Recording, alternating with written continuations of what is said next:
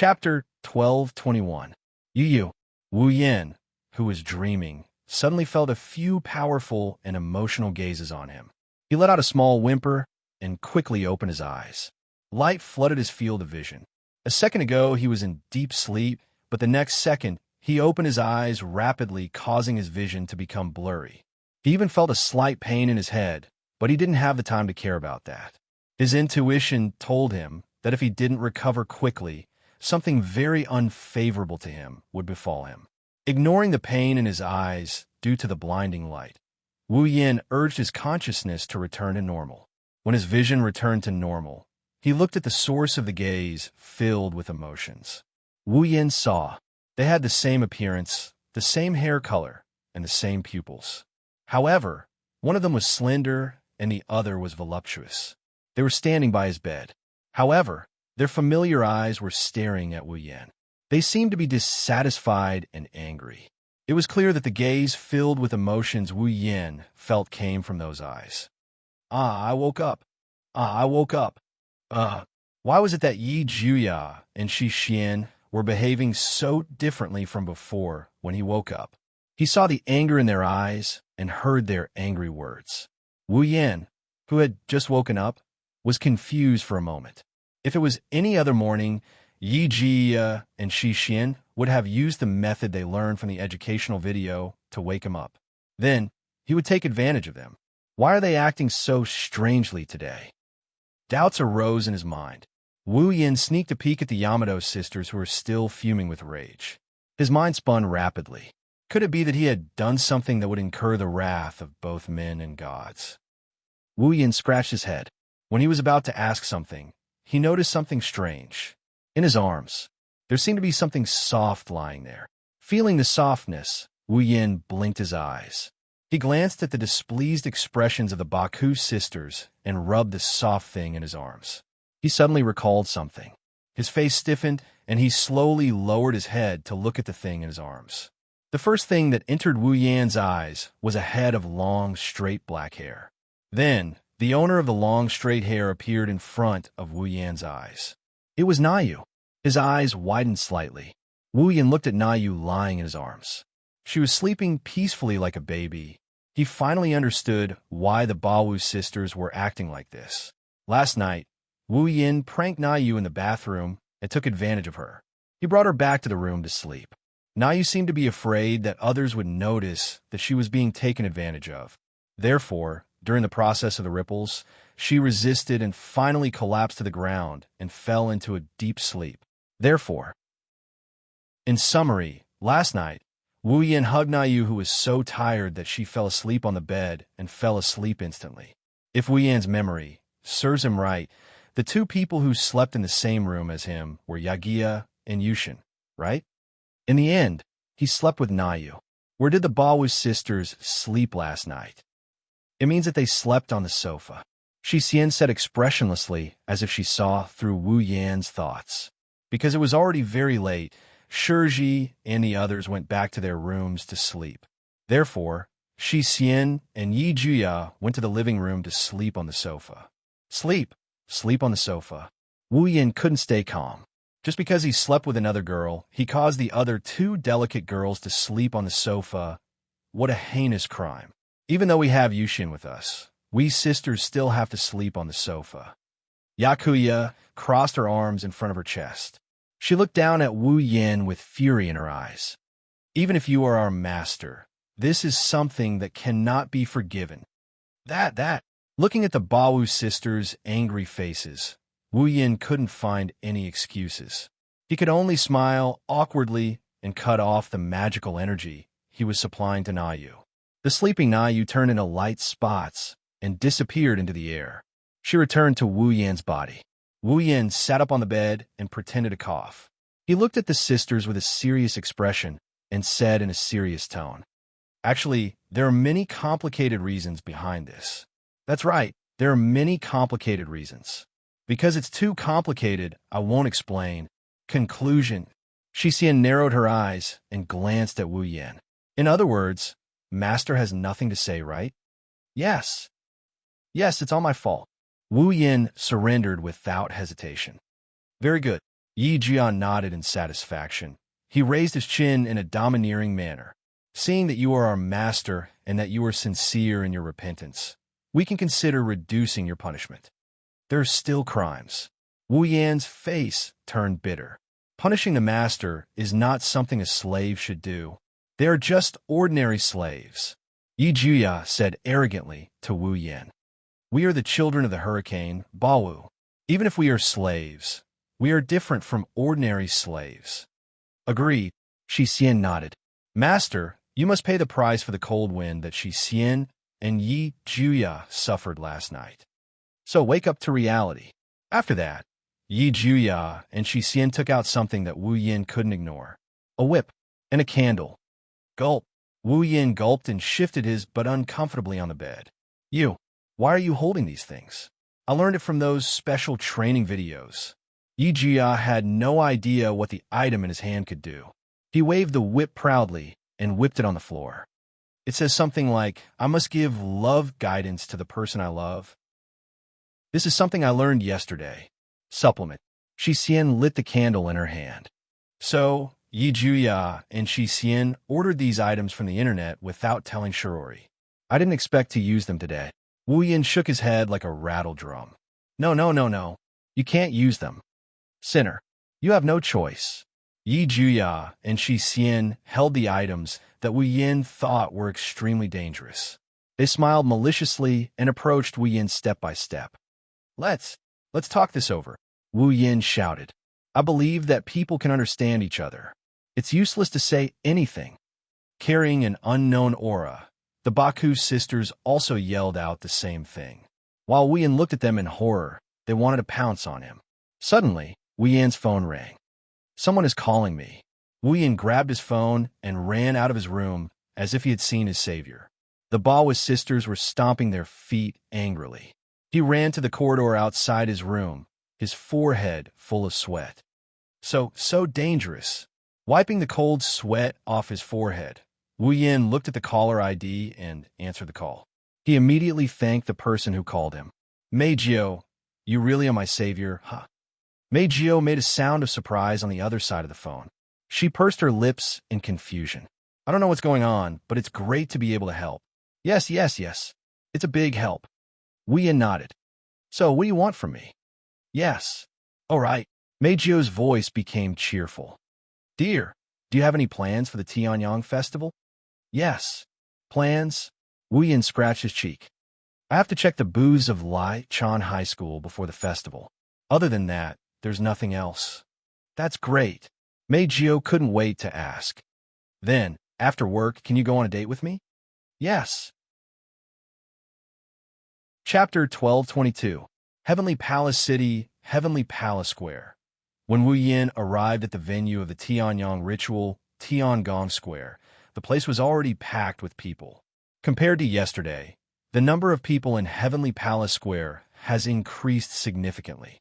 But that's to be expected. The Tianyang ceremony would last for 3 days, but in the eyes of outsiders, it would only last for 2 days.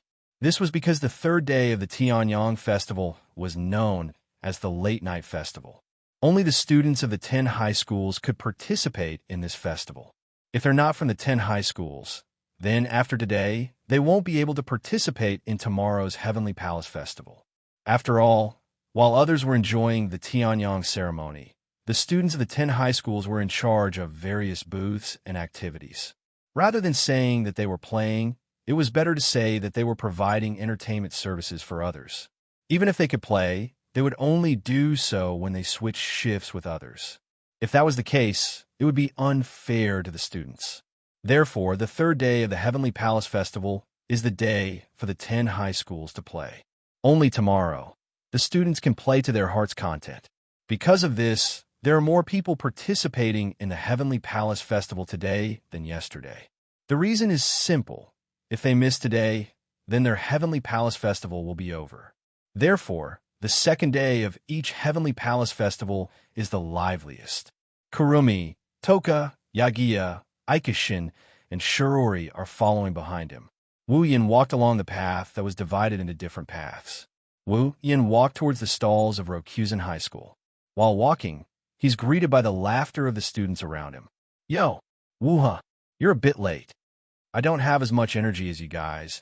I can only take it slow. Executive committee member, you're really working hard. Don't cause me trouble if you know. What are you complaining about? You're just recharging. Shut up. Aren't you the ones who made me a member of the executive committee? Who told you to take a bunch of beautiful and cute girls everywhere? I'm so envious. Then hurry up and find someone to marry while you're still young. Ha ha. The students of Zen High School greeted Wu Yin as he walked in front of them. As they joked around, Yiju Sure and Shi Xian exchanged a glance and couldn't help but sigh. To be able to gain the support of so many people, even mortals are amazing, as expected of her master. Agreed. Master seems to be very popular. Hey, hey, hey. Do you guys really not know, or are you pretending? Shirji bitterly smiled. Your master is so popular. It's all thanks to you guys. Toka didn't understand what Shirori was trying to say. Why? Kurumi tilted her head and put her finger on her lips. Her red eyes narrowed. Because I'm envious? Envious? 10 Fragrances was even more confused. With her natural level and brain capacity, she didn't know what was going on. It was too much for her to understand the various complexities between men and women. On the contrary, I feel that what you said is the most wrong thing. Walking at the front, Wu Yin, who was constantly greeting the people around him, said something that stunned everyone without even turning his head. I don't even know who they are. Huh? The elven girls and Shirji were all stunned. Shirji even asked in surprise, You don't know who they are? Why are you greeting them so happily if you don't know who they are? They're greeting me. I can't just ignore them, right? Wu Yin glanced at Shirji. Don't all high school students like this? Acting like you're familiar with them, or pretending to be familiar with them. The girls were speechless when they heard this. Not long after, amidst the laughter of the surrounding Lai Chan High School students. Soon, the maid cafe appeared in front of them. Wu Yin stopped and looked at the girls. All right, I'll stop here. You guys have to do your best, huh? Toko was the first to voice her dissatisfaction.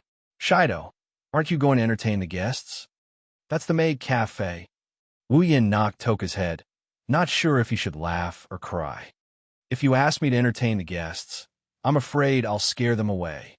This is the best time for the executive committee members. After the opening ceremony, we basically have nothing to do. We can go and play as we please. Shirori sighed and complained. I wanted to take Kotori and Shirono out for a bit. Yoshino went out with Lady Murasame Rain, and I don't know where Kotori went. She doesn't have to go to class before and after the Tianyang festival. With Kotori's personality, it's impossible for her to miss such an event. No, Wu Yin muttered. Kotori's personality is in commander mode. Why would he participate in this kind of childlike ceremony? He's a commander after all. What did you say? Nothing. Wu Yin waved his hand and opened his mouth. Before he could say anything, a voice that seemed to cover his voice was heard. Dear, love, the incomparably sweet voice reverberated throughout the entire stall belonging to Lai Chan High School, as if no one else was around. Wu Yan's face froze. The girls' expressions froze as well. The students of Lai Chan High School were stunned, and the air around them froze. Everyone at the scene immediately shifted their gazes to the source of the voice, looking at the culprit who shouted, Darling. However, the person who appeared there caused them to be a loss. It's a girl in a white dress with long violet hair on a hot body. She's very likely to be very beautiful. Why would he say very likely to be very beautiful? The reason is simple, because on the young girl's face, there was a mask that covered everything above her nose except for her mouth. The girl was happily waving at Wu Yin. Everyone shifted their attention back to Wu Yin. The confusion on their faces faded away and was replaced by an odd expression. That girl seems to be calling dear, right? Dear. Could it be Wu He? But doesn't he have so many beautiful girls around him? Could it be another one? Along with the whispers, the gazes directed at Wu Yin started to turn weird. Then, they all started to stare at Wu Yin like needles stabbing into his back. In their hearts, another member of Five Rivers Inner Court had been added to their ranks. Wu Yin's face alternated between green, white, black, and red. All sorts of colors gathered on his face. Under the gazes of the crowd, he was finally unable to restrain himself. With a leap, he arrived in front of the young girl wearing the mask. He extended his hand and grabbed the young girl's hand. Then, he turned around and fled without a trace. Damn you, Woo-hee. Don't even think about running away. You despicable fellow, you actually expanded your harem members. Could it be that all those cute girls can't satisfy you? If I knew this would happen, I wouldn't have made you a committee member. I should have made you a coolie. You, stop right there. At least let me punch you. That's right, just one punch. Stop, go after him. Amidst a wave of condemnation, the group of boys from Lichon High School finally completely exploded when a certain wolf showed off his family members. One by one, they abandoned the preparations for the opening of the Tianyang ceremony in their hands and randomly grabbed things that could be used as weapons beside them. They formed a group and majestically chased after the wolf. Seeing the boys from Lichon High School roll up a smoke dragon and chase forward noisily, the group of elven girls and Shirori were all dumbfounded and speechless. Sherdao is being hunted. 10 Incense stared blankly at the front and then panicked. Quick, go save Shido. No need. Stop him. Yiju Shur and Shi Xian hugged 10 Fragrant's slender waist without any explanation, their faces filled with indignation. Serves him right. Shurji bluntly rebuked. Who told him to be a womanizer? Kurumi shook her head and shrugged her shoulders. Lord Husband, please take care of yourself. Chapter 1223.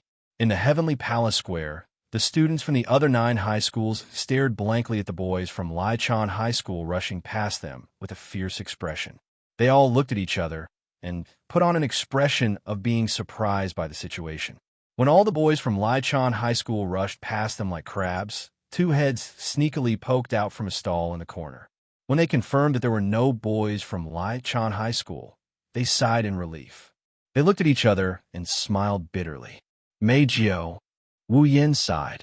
Although I know you don't care, I still want to ask, why do you call me by my nickname in front of so many people? Mama. Meijio didn't seem to care. She was still smiling. Since it's a nickname, of course I have to say it all the time. Then can you change your nickname to another one? Of course not. Meijio puffed up her cheeks. Darling is darling. You can't change it to anyone else. It's just a change of name, not a change of name. That won't do either. Fine. Wu Yin sighed again. He rubbed his aching eyebrows and looked at the mask on Meijio's face. But why are you wearing a mask? Hee, what do you think? Meijio pointed a finger at the mask and made a cute pose. Isn't it cute? Cute. It is cute. Meijio looked very photogenic. She looked very cute. Wu Yin scratched his cheek. Is it because she's cute? That's part of the reason. It's because the mask is cute and it's the Tianyang ceremony now. The stall is selling masks. It's not strange to wear a mask at this time. There are all kinds of reasons. Meijio looked troubled. However, the main reason is that if I don't wear a mask, I'll definitely be recognized and buried by a large number of fans, Meijio said. Only then did Wu Yin remember that the masked girl in front of him was a popular idol singer. She had already caused so much trouble when she was wearing a mask. If she were to go on a date with her real face exposed, Wu Yan's forehead immediately dripped with cold sweat. Well, it doesn't matter even if I'm exposed. Meijio smiled again and tilted her head at Wu Yan. Just, in that case, my rare date with my dear will be interrupted by other people. I don't want that. After saying that, Meijio seemed to have thought of something and clapped her hands. All right, why don't my dear wear a mask too? I'll go and see if there's a match for this mask. No need. Wu Yin quickly pulled Meijio back as she was about to charge out. Although it can save you a lot of trouble, I'm not a famous person.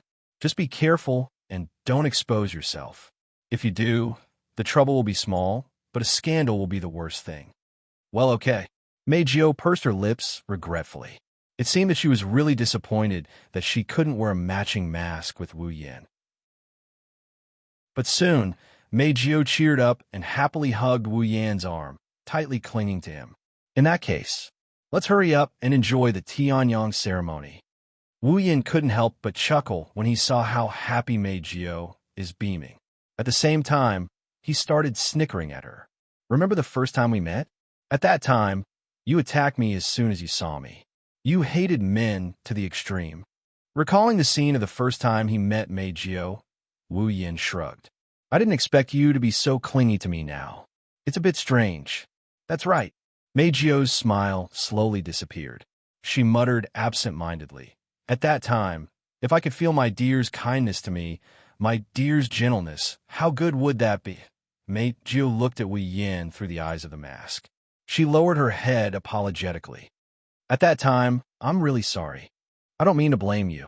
Seeing Mei Jiao lower her head, Wu Yin couldn't help but reach out and touch her soft violet hair. At that time, Mei Jiao was still a willful child. But now she's grown up, so the willful thing she did when she was still a child can be forgiven.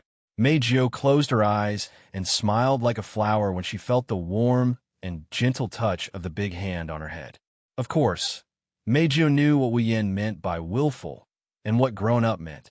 Therefore, her gratitude towards Wu Yin grew. She hugged Wu Yin's arm tighter and tighter. She even rested her head on Wu Yin's shoulder. Found it. Just as the two of them were immersed in a rare moment of warmth, a loud scream suddenly rang out from the front, attracting their attention. Then, Wu Yin and Mei Jiao saw a group of boys from Lichang High School appear on the other side of the street. Again, Wu Yin's gentle expression crumbled, and he looked like he wanted to cry, but no tears came out. Mei Jiao took a step back with a lingering fear in her heart. Her sudden retreat caused Wu Yin, who was hugged by Mei Jiao, to lose his balance as well. Wah! Ah! Mei Jiao felt a weight on her body. Unable to bear the weight, she fell backwards. From an outsider's point of view, it looked like Wu Yin was pushing Mei Jiao down.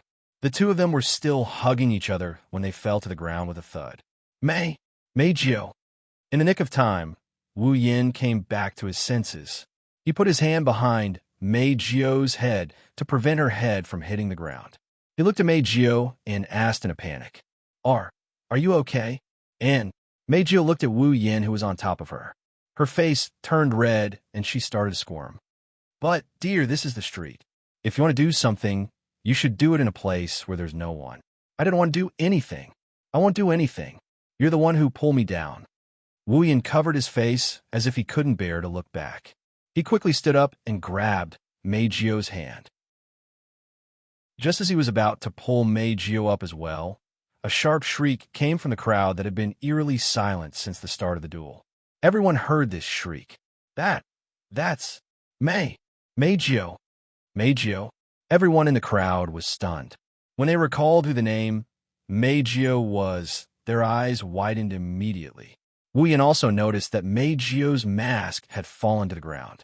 He didn't know when, but the mask she used to hide Mei Jiao's face had fallen to the ground. Mei Jiao didn't realize that her mask had fallen off until now. She let out a small cry of surprise.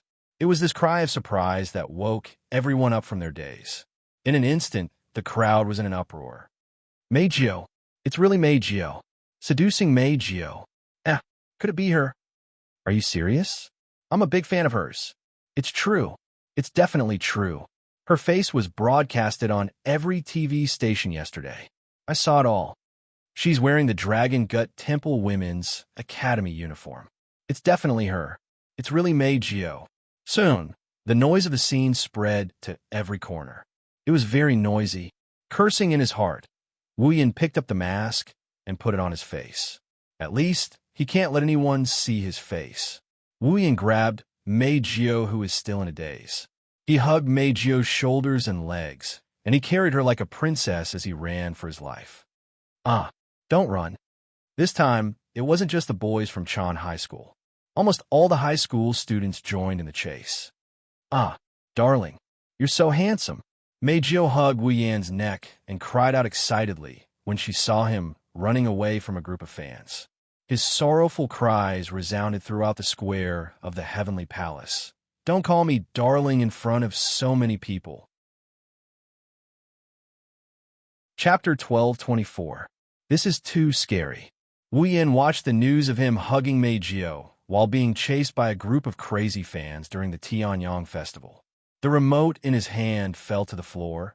He muttered as if he lost his soul. This world is truly too terrifying. Oh. On the other hand, Yi Juya and Shi Xian, who were watching the news on TV, couldn't help but gasp in surprise. Master is on TV? Is he famous? You are truly worthy of being my master. Of course, it would be perfect if he wasn't wearing a mask. Fortunately, he was wearing a mask. Otherwise, our house would be flooded with people. Wu Yin was about to go crazy.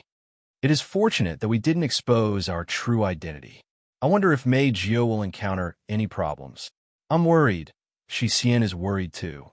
Shi Xian looked at Wu Yin with a worried expression. Master, Shi Xian wants to give Mei Jio a call. You want to call Mei Jio? Wu Yin paused. He looked at Shi Xian with surprise. Are you that close to Mei Jio? That's not it. Before Shi Xian could say anything, Yeju Shi retorted with a dissatisfied expression.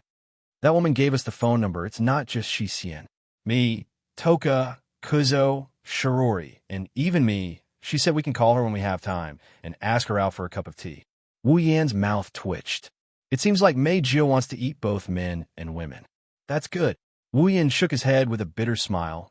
He said to Shi Xian, call Mei Jio and ask about her situation. Yes, I understand. Shi Xian didn't say anything else. She walked out of the hall and went to the corridor to call Mei Jio. Shi Xian walked out of the hall. Wu Yan looked at the TV again. Looking at the countless replays of this incident, his heart was filled with grief and indignation. I hate these reporters the most. All they do is dig up other people's secrets. Don't they know that other people have their difficulties too? Really? Compared to Wu Yan's grief and indignation, Fang Qiu's expression changed. Yi Jia's face was filled with interest. I think so. I should also go on TV. Let those mortals have a good look at the divine might of our 8 hurricane dances. That's why I said you can't afford to offend a Chinibya girl. Wu Yan shrugged helplessly and placed his hands on Yi Jia's delicate face. She began to caress him unconsciously. I hope this rumor won't be exaggerated and turn into a scandal that will embarrass Mei Jio. Yi Jia's face turned red under Wu Yan's caress. Perhaps she felt itchy. She let out a small moan, waking Wu Yan up from his daze. Feeling Yi Jia's smooth skin, looking at her crimson and seductive appearance, Wu Yan's heart began to stir. For tomorrow's Tianyang ritual, Shirori worked a little late with her classmates. Just now, she called back to tell him that she wouldn't be coming back tonight.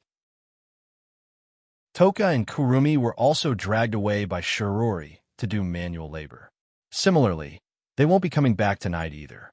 On the other hand, Yono had been following Ling Yin around the Tianyang festival for the whole day.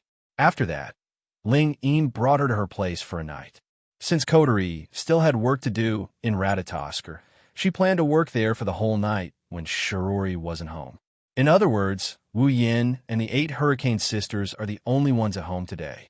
In other words, no matter what he does to Yi Jia tonight, no one will disturb him. In other words, he will be fine even if he were to push this adorable elf girl down. In other words, now is the best time to push her down. Thinking of this, Wu Yan's heart began to stir. He couldn't hold it in any longer.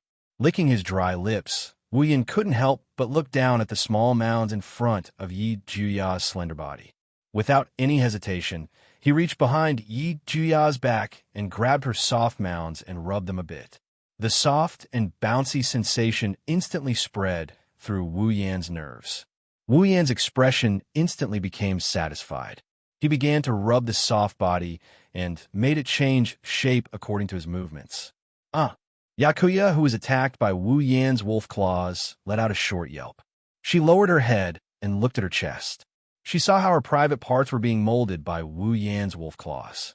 Her white face turned red in a matter of seconds. Even her ears turned red. Pervert master. With a red face, Yi Jia muttered in a low voice. He lowered his head and buried his face in his bangs. He didn't say anything else. Only his red ears showed his inner emotions. One could even faintly hear Yi Jia's panting. Seeing this, Wu Yan couldn't help but use more strength. Ugh. Yi Juya felt like she was electrocuted. She couldn't control her panting anymore. This made Wu Yin even more unable to control himself. He reached his head over and sucked on Yi Juya's earlobe. Yi Juya's body trembled.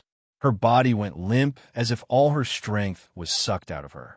Her face became blurry as she allowed Wu Yin to do whatever he wanted to her body. As time passed, both Yi Juya and Wu Yin were panting more and more heavily. Yi Juya, Master. Their eyes met for a moment, and they closed their eyes in unison. The distance between their lips was getting closer and closer. Just as the two of them were about to get out of hand, an emotionless voice that sent chills down their spines reverberated in their ears. Question, what are you doing? Wu Yin and Yi Juya, who were closing the distance between them, froze on the spot. Their faces stiffened. Shi Xian expressionlessly walked in front of them. She stared at their frozen faces and Wu Yan's hand rubbing Yi Juya's chest. Her eyes twitched. I'm so angry. I didn't think Yi Juya would run away when Shi Xian was doing something serious. He needs to be condemned. Shi Xian. Yi Juya's face was as red as fire. Steam was coming out of his head. He stuttered as he tried to explain. This is a misunderstanding. Yi Juya wanted to break free from Wu Yan's hand and stand up. Who knew that Wu Yan would pull her into his arms and hold her tightly? His hands started moving again. Ugh, no. Yi Juya could only make a small protest, but Wu Yan ignored it.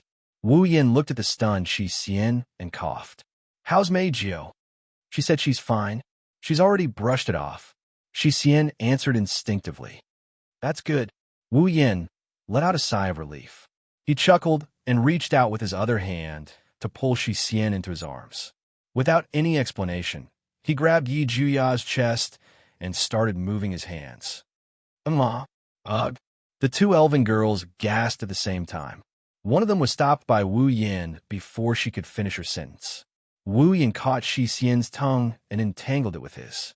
After a while, Wu Yan let go of Shi Xian's lips. He looked at the Baowu sisters' dazed expressions and continued moving his hands. Today, I'm going to finish what I didn't finish. Upon hearing that, the Baowu sisters, who had fully gone through this special training video, blushed all of a sudden. That means I'm so nervous. Is Master going to bring us into the world of adults? That's right. Wu Yan sucked in a deep breath. He didn't hold back his urges any longer. He flipped over and he pinned the two elven girls down. His hands rubbed their smooth thighs, and he moved his hands up to touch them. After an unknown amount of time, two painful groans resounded in the hall of Wu He's house. The night was long, and the ripples continued to make use of it. It's going to be a sleepless night.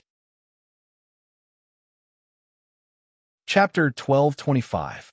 Heavenly Palace City, AST's base.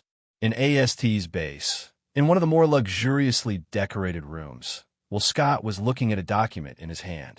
The more he read, the wider the smile on his face became. It was as if something good was recorded in the document. Only Elaine, who was standing behind Westcott with a folder in her hand, knew that the document Westcott was reading was the worst thing that could happen, let alone a good thing. Irene became more and more dissatisfied when she saw Scott's smile become wider and wider. Aren't you going to do something, Ike? Elaine frowned. Her tone was full of rare complaints.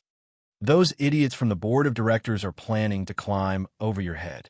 Why do you look so happy? Well, no matter what it is, I'll be happy if it's interesting. Scott waved his hand indifferently and threw the document on the table. Back then, when Dem was just established, there were still a bunch of reptiles who only knew how to say nice things behind me. But now, they know how to use the destruction of the branch company and the unauthorized use of magicians and display devices to make trouble for me. Isn't it much more interesting than when they only knew how to talk? Irene couldn't help but raise her voice. Do you understand the situation you're in? Judging from the current situation, it was very likely that the board of directors would use this incident as an excuse. They might even ask for you to be fired. Scott was the executive director of the DM. His position in the DM was the highest. Although there was a board of directors and other directors in the DEM was established by Will Scott himself, so its status was naturally the highest. Unfortunately, most of the time, Westcott's considerations were based on his own ideas. In order to satisfy his own interests, Westcott was even willing to sacrifice some of the benefits of a DEM. For example, the elves' response. Will Scott was obsessed with the power of the elves. However, if he killed the elves and obtained the spirit crystal, he would achieve his goal. Instead of obtaining the spirit crystal, Will Scott wanted the elves to fall into despair, enter a reversal state, then have someone kill the elves that were reversed. Do this. It was not because the elf in the reverse state could reveal the spirit crystal, nor was it because the possibility of obtaining the spirit crystal from the elf in the reverse state would increase. It was purely because of this. Westcott was the one who wanted to do it, because doing so would make Westcott very happy. As long as he could satisfy his pleasure, Will Scott didn't care at all what would happen to the DEM company. It was also because of this that many directors of the DEM board of directors couldn't stand what Will Scott had done. In addition, many of the DEM board of directors coveted Will Scott's position, so it wasn't strange for them to take the opportunity to pull Will Scott down. Westcott didn't care much about this matter, but after Irene found out about it, she allowed Westcott to stay in AST's base without hesitation. It wasn't that Irene was afraid of the board of directors. With Will Scott and Irene's abilities, the actions of the board of directors were nothing. Irene had more than one way to make the board of directors stop. The only reason he stayed here with Will Scott was to be more cautious and have more time to prepare. After all, she was no longer the strongest in the world. Thinking of this, Irene pursed her lips and sighed. We shouldn't have given the board the right to fire you. That would be too boring, Will Scott answered. Irene expected this answer, but she still felt helpless. What should we do now? Should we follow the instructions on the document and return to the headquarters? Well, I'd like to go back and see what they'll do. Will Scott shrugged and smiled strangely. But now, it seems like staying here is more interesting. Hearing this, Irene frowned. She seemed to have thought of something and hesitated for a moment before speaking softly. Is it because of that child? The one called Origami Kitsune. Hearing Ellen's words, the smile on Will Scott's face grew wider. I didn't think there would be someone in AST who was in the same class as those elves. AST is a force against elves. Just like DM, they want to kill the elves who bring about spacecrafts. Logically speaking, there are people in AST who often deal with elves. Even if the elves hide their psychic waves, they should be able to detect it. And yet, under such circumstances, AST did not attack the elves. Is it because they don't have psychic waves? That's not it. The only possibility was that Kite Origami did not report his judgment of the elves' identities to the higher-ups of AST. It seems like this AST, named Origami Kite 1, has something to do with the elves. Elaine glanced at Westcott after coming to this conclusion. So, Irene, that's why you're interested in Origami Kitsune, right? That's part of the reason. No matter what, there's no harm in observing. Will Scott smirked and looked at Irene. Then, what about the investigation? Even though the equipment in AST is relatively low-end, it's not too troublesome to investigate because Kyuchi Origami is still a member of AST. Zhang Lixing thought to himself, well, it's not too troublesome to investigate. Irene pulled out a few documents from the folder in her hand and handed them to Will Scott. Well, I did manage to find out something interesting. Oh. Will Scott looked at the document in his hand and raised an eyebrow. Parents died in the hands of elves?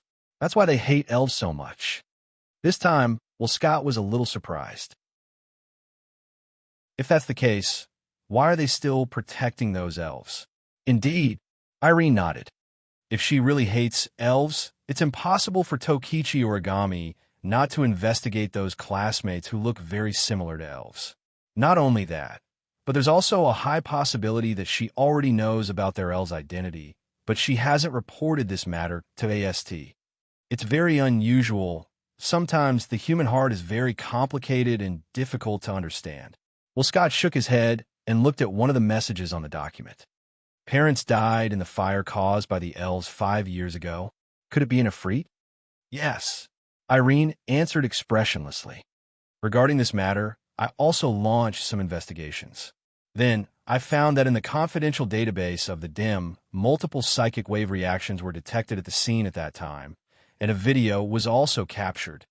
An instrument that looked like a digital camera appeared in Irene's hand. She pressed a few buttons on it and handed it to Scott, allowing him to look at it. The screen showed a corner of Tiangong City that was in the middle of a fire. The scene of Origami Kitsune's parents being killed by a beam of fire was shown on the screen. This is a video captured from an abandoned satellite, Irene said to Scott. Since they were an ordinary couple, this video should have been deleted as useless information. However, when the branch was destroyed, this video was accidentally discovered in the data that was brought out. Speaking of this, Irene's eyes slightly fluctuated. She reached out and pressed on the instrument again.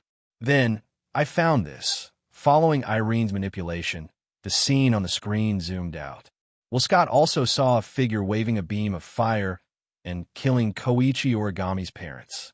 When he saw the figure's true appearance, Scott couldn't help but be stunned, and then he laughed wildly. "Ah, this is interesting. This is so interesting." Westcott laughed exaggeratedly as he spoke to Irene. "Arrange for Origami Kitsune to meet me." Chapter 12:26. When Kitaichi Origami opened her eyes, she found herself standing alone on the street illuminated by the setting sun. Here, looking around, Kitaichi Origami frowned and her eyes were filled with confusion. It's not that Kitaichi Origami didn't know where she was standing on the street.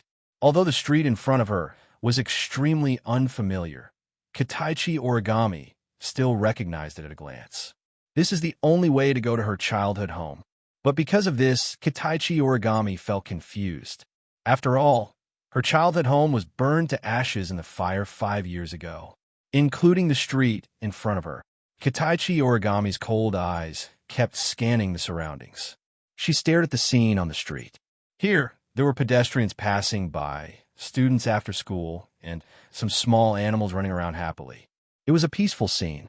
Kitaichi Origami was clearly standing in the middle of the street, but those people and animals completely ignored her. They walked past her as if they didn't see her. Some people even walked past her figure. It was like Kitaichi Origami's entire body turned transparent. Looking at the strange phenomenon that happened to her expressionlessly, Kitaichi Origami immediately made a judgment. Dream.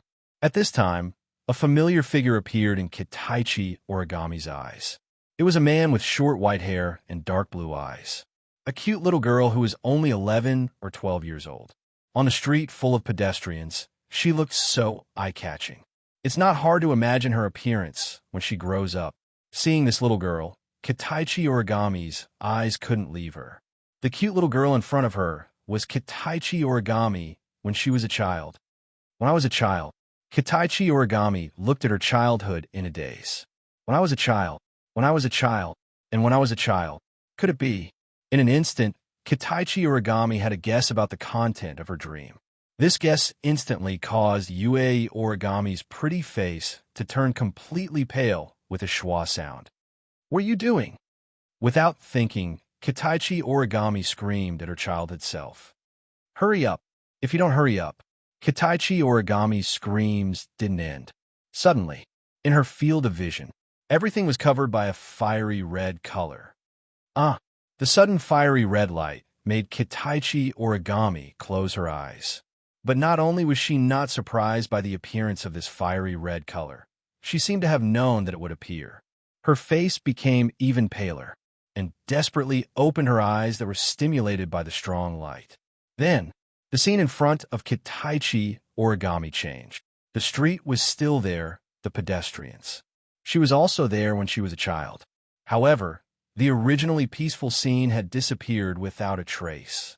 What replaced it was a hell-like scene. Fiery red, a fiery red that was scorching hot. The familiar street fell into a sea of red fire. The houses, pedestrian streets, trees, flowers, buildings, and so on, everything that could support burning, were all engulfed by the flames without exception. Everything in front of him was completely engulfed in a sea of fire. The fire continued to burn fiercely, spreading at an extremely fast speed amidst the whistling sounds of the burning. All around, the pedestrians let out panic screams one by one. They began to flee in a panic. The chaotic sound of footsteps mixed with the explosion of some dangerous items echoed in the sea of fire. Kitaichi Origami looked at everything in front of her in a daze. Her face was as white as paper. Not long after, the surrounding pedestrians disappeared. What remained in Kitaichi Origami's field of vision was the hell-like street that fell into the sea of fire and a small figure. It was her childhood self. At this time, Kitaichi Origami also looked at everything in a daze. Her eyes were wide open. She didn't run away aimlessly like the other pedestrians, nor did she take the children and the elderly to seek refuge like those calm people. Instead, she threw all the things in her hands to the ground and ran to the center of the sea of fire. Kitaichi Origami could still vaguely hear the words that came out of her mouth before she ran into the sea of fire. "Dad! Mom!" That's right. Kitaichi Origami's parents were still at home. They were still in the sea of fire. She was just a child. Even if she rushed to the scene, she wouldn't be able to help much. She might even be a burden. Her parents might have already gone to seek refuge. But Kitaichi Origami still ran into the sea of fire to look for her parents. Seeing this, Kitaichi Origami also reacted. Her face was pale, and she ran hysterically like Kitaichi Origami towards the sea of fire, the home in her memory. However, when Kitaichi Origami arrived at the home in her memory, the scene that appeared in front of her was the most terrifying nightmare and the most despairing scene she ever wanted to recall in her life. The home in her memory, like the other buildings, was covered in red flames. Her childhood self ran towards the home in the sea of fire. In front of her childhood self, her father held her mother's shoulder and stood in the center of the sea of fire. On the horizon, there was a terrifying fire beam that mercilessly fell towards Kitaichi Origami's parents. No, Kitaichi Origami let out a cry of despair and ran forward in an attempt to save her parents. Unfortunately, no matter how Kitaichi Origami ran, the distance between them did not decrease at all. Then, the fire beam fell. Bang! A strong shockwave shook the area and easily blew Kitaichi Origami, who was running towards her parents, away. She hit the cement wall not far away and screamed in pain. However, Kitaichi Origami ignored the pain in her body, and Kitaichi Origami also ignored the wind in front of her. The two girls, one adult and one child, both looked at the location of their parents. However, the figure that was originally there has already disappeared. There was only a crater that looked like it was created by a meteorite. Light smoke was coming out from there. Lying inside were the remains of her parents in her memory. Looking at her parents lying dead in the hole, Toichi Origami let out a desperate howl. Her pupils dilated as she suddenly raised her head and looked at the source of the fire beam that just shot over. Then, Kitaichi Origami saw. In the middle of the burning sky, a figure was quietly floating there. Bathed in the sea of fire, it looked like it was looking at the burning street and the world in the sea of fire. Looking at the figure, it should be an adult. The moment she saw that figure, Yuichi Origami's vision turned black and her delicate body trembled. She clenched her fists so tightly that blood could seep out. Looking at the figure floating in the sea of fire, she let out a sharp cry filled with curses and resentment like a malicious spirit. "I'll kill you." With this sentence, Origami Kitsune rushed over. In the silent space, Kitaichi Origami suddenly opened her eyes and screamed crazily as she sat up. You, huh? Her breathing was abnormally rapid, and her chest was constantly moving up and down. Kitaichi Origami's body was already soaked in sweat. Her face was pale, and her eyes were fluctuating with uncontrollable fear. Kitaichi Origami propped herself up and took a deep breath to suppress the fear in her heart. When she calmed down, she realized that she was lying on the bed in her room. Covering her forehead, Tokichi Origami recalled the scene in her dream and bit her lips. What a hateful dream.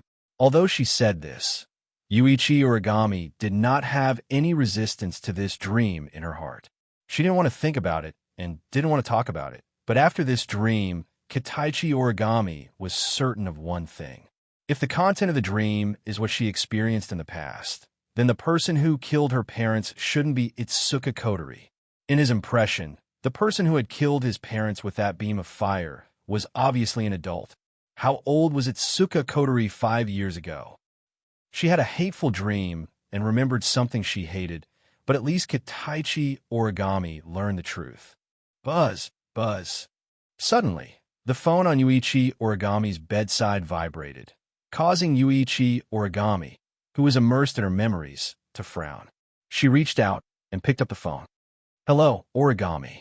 Through the phone, the voice of Liaozi under the sun entered Origami's ears. Come over now. Upon hearing this, Origami Kitsune was stunned. Chapter 1227. Heavenly Palace City, EST Garrison Base. Didn't I tell you to come here as soon as possible? Why did it take so long? In the base, Sunrise Prairie Fire, who was wearing a pair of work pants and a black singlet, had a writing board under her arm and a pen in her other hand. She looked like the foreman of the movers. She used Lion Roar on Kite Origami, who was standing in front of her. If it wasn't for the fact that Liaozi didn't spit, Origami's face would have been covered in saliva by now. Yuichi Origami lowered her eyes slightly and replied calmly. It's time to get off work, and it's late at night. The spacequake alarm hasn't been issued, and the elf hasn't appeared. I didn't do anything wrong. There's no need to be anxious just to meet someone. Liaozi was furious. That's true, but you have to see who wants to meet you. Liaozi rubbed her forehead like she had a headache. Seriously? I don't know why the DM executive director wants to meet you. That's also what I want to know. Tabichi Origami raised her head and looked at Daybreak Prairie indifferently. Why is the DM executive director looking for me? Even if you ask me, I don't know. Daybreak Prairie Fire frowned and stared at Toichi Origami's expressionless face. Speaking of which, he seemed to be very interested in you when you met the DM executive director yesterday. Yesterday? Origami lowered her head. She muttered to herself. It was true that Westcott was very interested in Iris Origami's class photo last night when they were welcoming him. He even left everyone else in the room in front of everyone's eyes. He ran in front of Origami Kitsune and had a strange conversation with Origami Kitsune. Origami thought that Westcott was just interested in the Tianyang ceremony because he had been in a high position for a long time. But now that she thought about it, Origami felt that something wasn't right. After all, Westcott first asked about the photo before mentioning the Tianyang ceremony. Could it be that there was someone in his class that Scott cared about? When she thought about it, the figures of those people instantly flashed through Tokichi Origami's mind, and her eyes narrowed.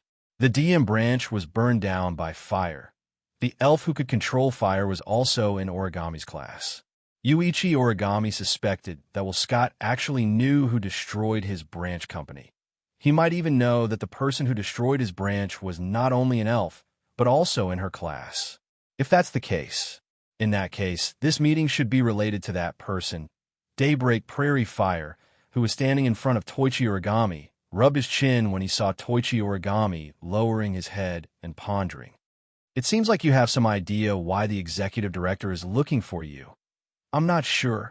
Origami didn't boast. But I have a clue. I see. Liaozi nodded and immediately changed the topic. He smiled and patted Origami Kitsune's shoulder. Don't think about it too much. Maybe they have taken a fancy to your ability and want you to join the DEM company. Join the DM company. Origami Kitsune was slightly startled. She lowered her head again and murmured. If that's the case, is it possible to defeat the elf? Origami's murmur was very soft. However, Liaozi still heard it. She frowned and sighed. I can't say that it's impossible. After all, the DMCR unit is much better than the ASTs. Before the real one went missing, she was also a DM member. You know how strong she is. Daybreak Prairie Fire glanced at Toichi Origami. However, the higher the performance of the CR unit, the higher the technical requirement to control the CR unit. I believe in your skills, but I'm not sure if you can really reach that level. At this point, Daybreak Prairie Fire sneakily looked around and leaned over to Kitsune Origami's ear. Moreover, although the Dem has a lot of power, the people inside are not good people. They have done a lot of shameful things behind the scenes. If they really invite you to join the Dem, you have to consider it carefully. Don't be fooled so easily. Origami Kitsune remained silent. After a long time, she nodded her head, making Daybreak Prairie Fire smile in satisfaction. Obviously, regardless of the other reasons, Sun Liaozi did not want Kitsune Origami to join Dem. Bringing Kite One Origami through a series of passageways, they arrived at the door of Wilcourt's room. Under the sun, Liaozi knocked on the door. Not long after, the door opened gently, and Elaine, who was dressed in office lady attire, stood at the door.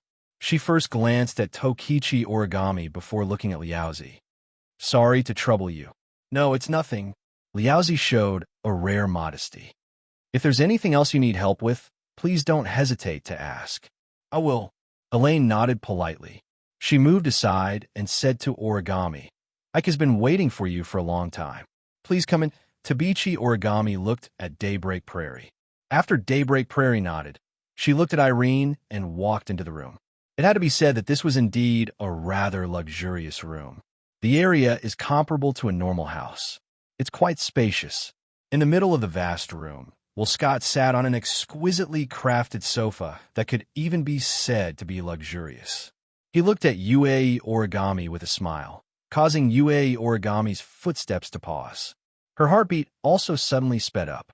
The smile on Will Scott's face was very amiable, but for some reason, looking at the smile on his face, Creamy Origami seemed to see a surge of black malice surging on it, which made her feel a little cold. Yuichi Origami was certain that Will Scott was definitely not her type. Westcott seemed to have sensed Origami Kite's reaction. He couldn't help but let out a bitter laugh. That person was right. The first impression I gave people seems to be really bad. Although he said that, Will Scott didn't seem to care at all. He opened his arms to Toichi Origami as if he was hugging her. The corners of his mouth curled up. I apologize for making you come here in a hurry, Miss Origami. I do have something to discuss with you. Please forgive me if I offended you. It's nothing. Even though Yuichi Origami's personality was cold, she still had the necessary manners. Lowering her head, Yuichi Origami spoke respectfully at a distance. Then, why are you looking for me? Since Miss Uni asked, let's get straight to the point. Will Scott smiled and snapped his fingers. On the side, Irene immediately took out a device and projected an image on the wall like a projector. Looking at the content of the video, Origami's eyes narrowed. It's Wu Yan's image. Sure enough, Origami Kite couldn't help but speak her mind. He really destroyed DM's branch. Oh, well, Scott was stunned. He didn't expect Origami Kitsune to say something like this after seeing the video. He shrugged and looked at Origami Kitsune with a meaningful gaze. That's true. However, Miss Origami, you did know that Shido Itsuka's true identity is an elf. Kitsune Origami held her breath and was speechless. Well, although I'm also a little curious about the reason why Miss Yuichi didn't report her discovery to the higher-ups, even though she's obviously a member of AST. Well, Scott leaned back on the sofa. But this is Miss Origami's own business. It's AST's business. I don't want to interfere. Hearing this, Uni Origami couldn't help but let out a sigh of relief. However, Will Scott's next sentence caused her heart to jump again. Since Miss Origami knows that Shido Itsuka is an elf, you should know about the identities of Yamazaki Toka, Tokasaki Kuzo, Yamazaki Yakuya, and Yamazaki Yoshika, right? Chapter 1228. As Wilcott read out the names one by one, Tabichi Origami's heart grew restless. Tabichi Origami was certain that Wilcott knew the identities of the elves in her class. If that's the case, why didn't Wilcott kill them? Isn't the DM an organization that advocates killing elves? Although the handling of the space quake and the response to the elves are the responsibility of a certain army of each country, these elven armies were only ahead in terms of numbers compared to the DM. Some of them couldn't even be ahead in terms of numbers. In addition to the special nature and status of the dim, there were many examples of countries asking for help from the dim, or dim, intervening in the affairs of the elves. Now that they know the elves' identities and locations, why didn't they send people to kill them? Moreover, the elves that destroyed their branch company were among the elves. Yuichi Origami was puzzled, and he couldn't figure out what Scott meant. At that moment, he might as well confess. Yes. Tabichi Origami nodded. I know.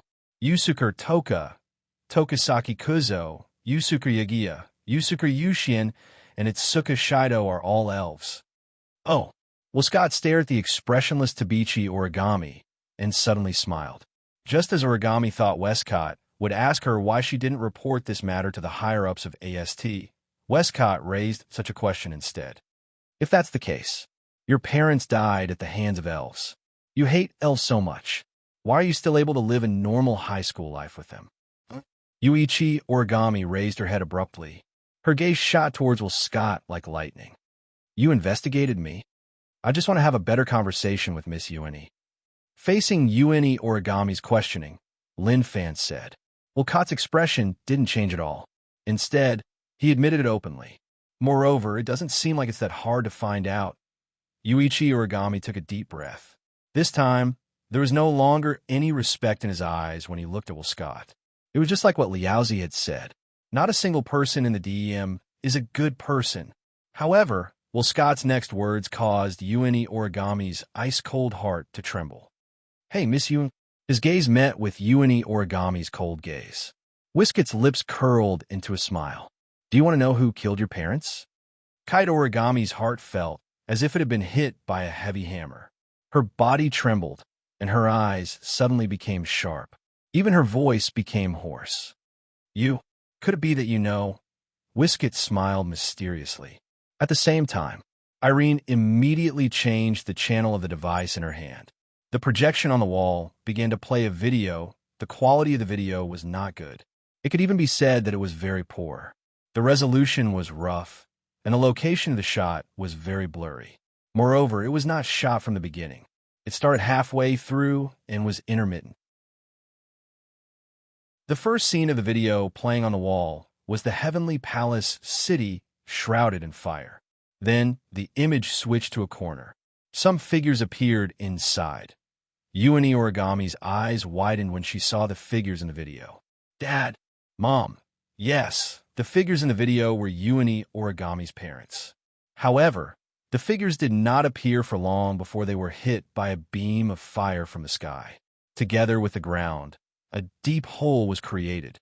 Ueni Origami clenched her fists, and her breathing became slightly rapid. Seeing her parents die in front of her again, that kind of pain is definitely intense. However, this is not the only reason why Ueni Origami's breathing became rapid. Another reason is because in the video, there's a blurry black figure in the air. Just now, it was this blurry black figure that shot out a beam of fire and killed Ueni Origami's parents. The video ended there, but the matter is far from over. Irene operated the device in her hand and pressed a button. The blurry black figure suddenly expanded rapidly. Soon, the black figure's true face was exposed in front of Ueni Origami's eyes. Kite Origami was finally able to see the face of the person he hated for the first time in the 5 years he had been searching for his enemy. Looking at the face in the video, Ueni Origami's pupils shrunk to the size of a needle tip, and her expression became sluggish. Black clothes, black hair, red eyes, that face, Ueni Origami can see it almost every day. And it's at the closest distance. It's in her class. Ueni Origami looked at the face in a daze, and she couldn't help but take a few steps back.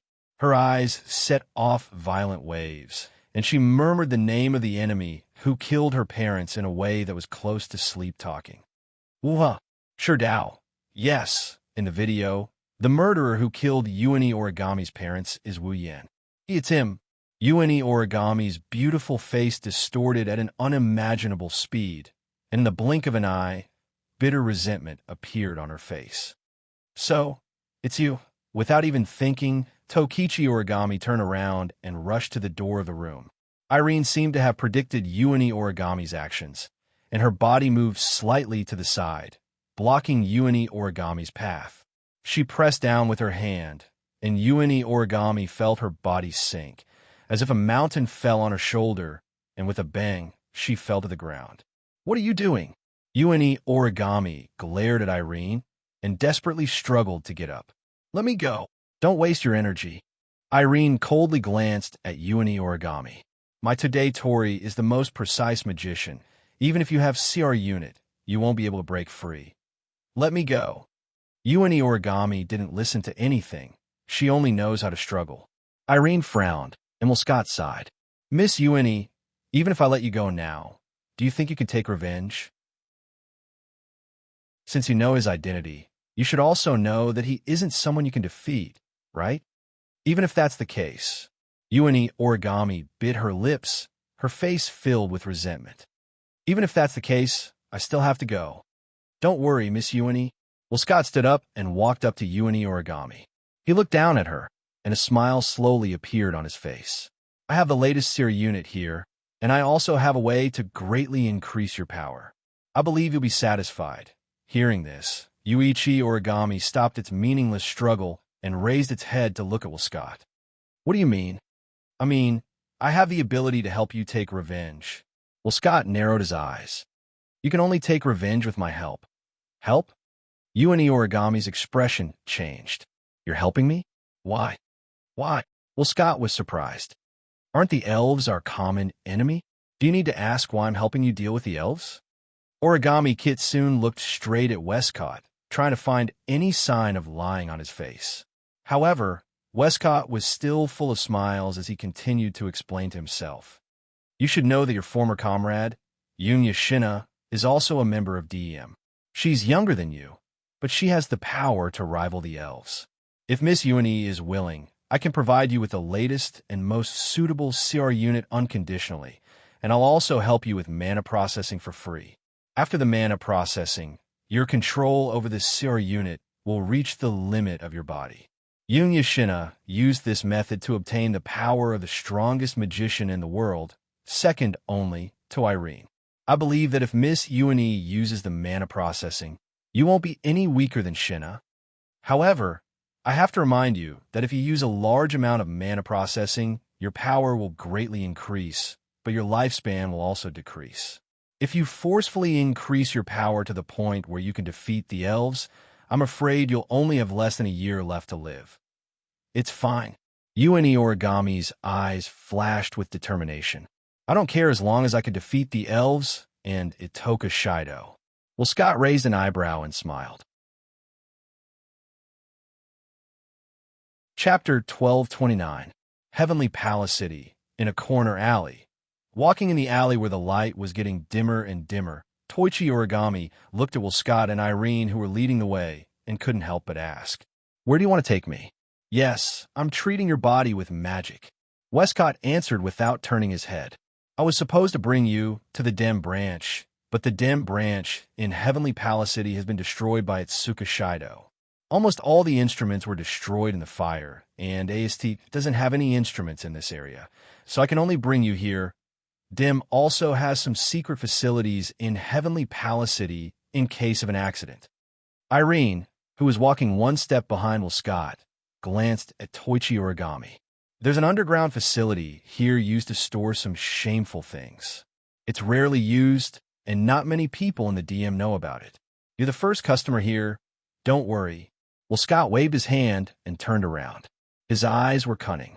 "For you, this must be a good place." Hearing that, Tokichi Origami also lowered her head and quietly followed behind Scott and Irene. Thinking back to 5 years ago, she watched her parents get killed right in front of her eyes. She had a dream when she was at home, and she saw Wu Yin killing her parents with his own hands. She bit her lips, and her footsteps became resolute. No matter how Scott and Irene answered Koichi Origami's question, no matter where they planned to take Koichi Origami to, Koichi Origami didn't care, even if it was hell in front of her. As long as Scott could give her the power to take revenge, she would move forward regardless of the consequences. This was the path to Bichi Origami, set 5 years ago. It was a dark path, There was no path ahead. It was a path destined for destruction, just like the alley Tabichi Origami was walking in. Even his figure gradually walked into the darkness and was swallowed up by it. The clear sound of footsteps echoed in the dark and deathly silent alley, and the path under his feet became narrower and narrower. After walking for nearly 15 minutes, there was still no end. However, in the endless alleyway, Scott and Irene stopped abruptly when they arrived at a certain spot. They turned around and looked at the wall beside them. "This is it, right?" Scott scratched his head, confusion written all over his face. It was apparent that for a person like him who could cover the sky with one hand in the DM, it was already pretty good that he could remember the approximate location of a small secret facility. On the other hand, Irene was certain. Yes. Lifting her feet, she walked forward. She began to feel around on the smooth and somewhat dirty wall that was covered with moss. After a while, she stopped. In her hand, a trace of green light flashed and disappeared. "This is..." Toichi Origami, who clearly saw this scene, was stunned. A little surprise appeared in her eyes. "Terde Tori..." "Yes, that's right." Irene nodded. In Dem, some of the secret places and important places are usually opened with the records of the Terde Tori as the key. After all, it's a human brain that controls the Terde Tori. Everyone's control of the Terde Tori is different, so the same brain doesn't exist. It's safer than any method of identification. As she spoke, she kept changing the precision of her Terde Tori. The frequency of her Terde Tori fluctuated in a unique way until a green light flashed on the wall. She stopped what she was doing. "Kacha!" The sound of an ancient door opening faintly rang out. Immediately, the wall in front of Irene slid open like an automatic door, revealing a pitch-black hole. Irene quietly retreated and signaled to Westcott. Westcott chuckled and walked in with Irene. Tabichi Origami followed them indifferently. After the three of them walked in, the door closed automatically with a kacha sound. Some lights turned on automatically and illuminated everything inside. Tabichi Origami finally saw the place clearly. In simple terms, this is a place with the same layout as some of the isolated areas in the AST. All around, the ceiling and the floor were walls made of steel, flashing with a cold luster. Unlike what Tokichi Origami had imagined, there weren't many instruments placed here. There was only a slender sealed cabin in the corner at the front, standing upright with its back against the wall. Tokichi Origami looked around and raised her eyebrows. She then looked at the sealed cabin. "It's a tool that can help you become stronger." Westcott smirked when he saw Kitaichi Origami looking at the sealed cabin. His words made Kitaichi Origami look at the sealed cabin with a longing expression. That was the look of someone who longed for power. Although the look in his eyes looked very stupid, Westcott liked it very much, and the smile on his face grew wider and wider. That instrument can automatically generate all the mana in the magic circuits here to modify a person's body. It can make a magician exceed the norm. Westcott explained with a leisurely expression. Originally, an outstanding magician would have to use a perfect and gentle method to process magic, but that would take too long, so the Dem developed this kind of instrument. Although its modification is a little harsh, it can greatly reduce the time required.